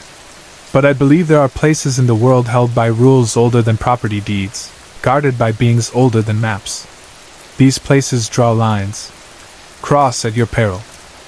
Dad recited Jasper's warning to me before my own first summer job out near soy fields. Every farm has its line, he said. Sometimes it's fence wire, sometimes the way the creek bends, sometimes just a hush in trees. Know the line. Respect it. He never elaborated. I knew why. Once a person sees a walker step from woods, sees claws set what must remain ordered, words become redundant. I have children now. They beg to camp near lakes, to chase lightning bugs in tall grass. I allow most freedoms, but inside I carry an old fear shaped like a hay bale's silhouette against twilight. When they run laughing toward a corn maze in October, I walk faster, stand near exit, watch row mouths for shadows moving wrong. If they ask why they cannot explore beyond cleared trails, I tell them some paths belong only to the dark. They roll eyes. They want flashlight adventure. I hold boundaries firm. Because memory reminds me, some creatures will leave humans alone if humans leave well enough alone. Respect is easiest protection. When friends seek spooky tales for bonfire nights, I oblige with soft versions, headless horsemen, phantom trains. I keep the walker pocketed like that first pebble. Listeners want closure, a hero's triumph, villain's defeat. The walker's story offers either. It lives on, patient, mending lines none of us fully understand. Maybe it guards something sacred. Maybe it hoards territory like a dragon hoards gold. Either way, I owe it silence and distance.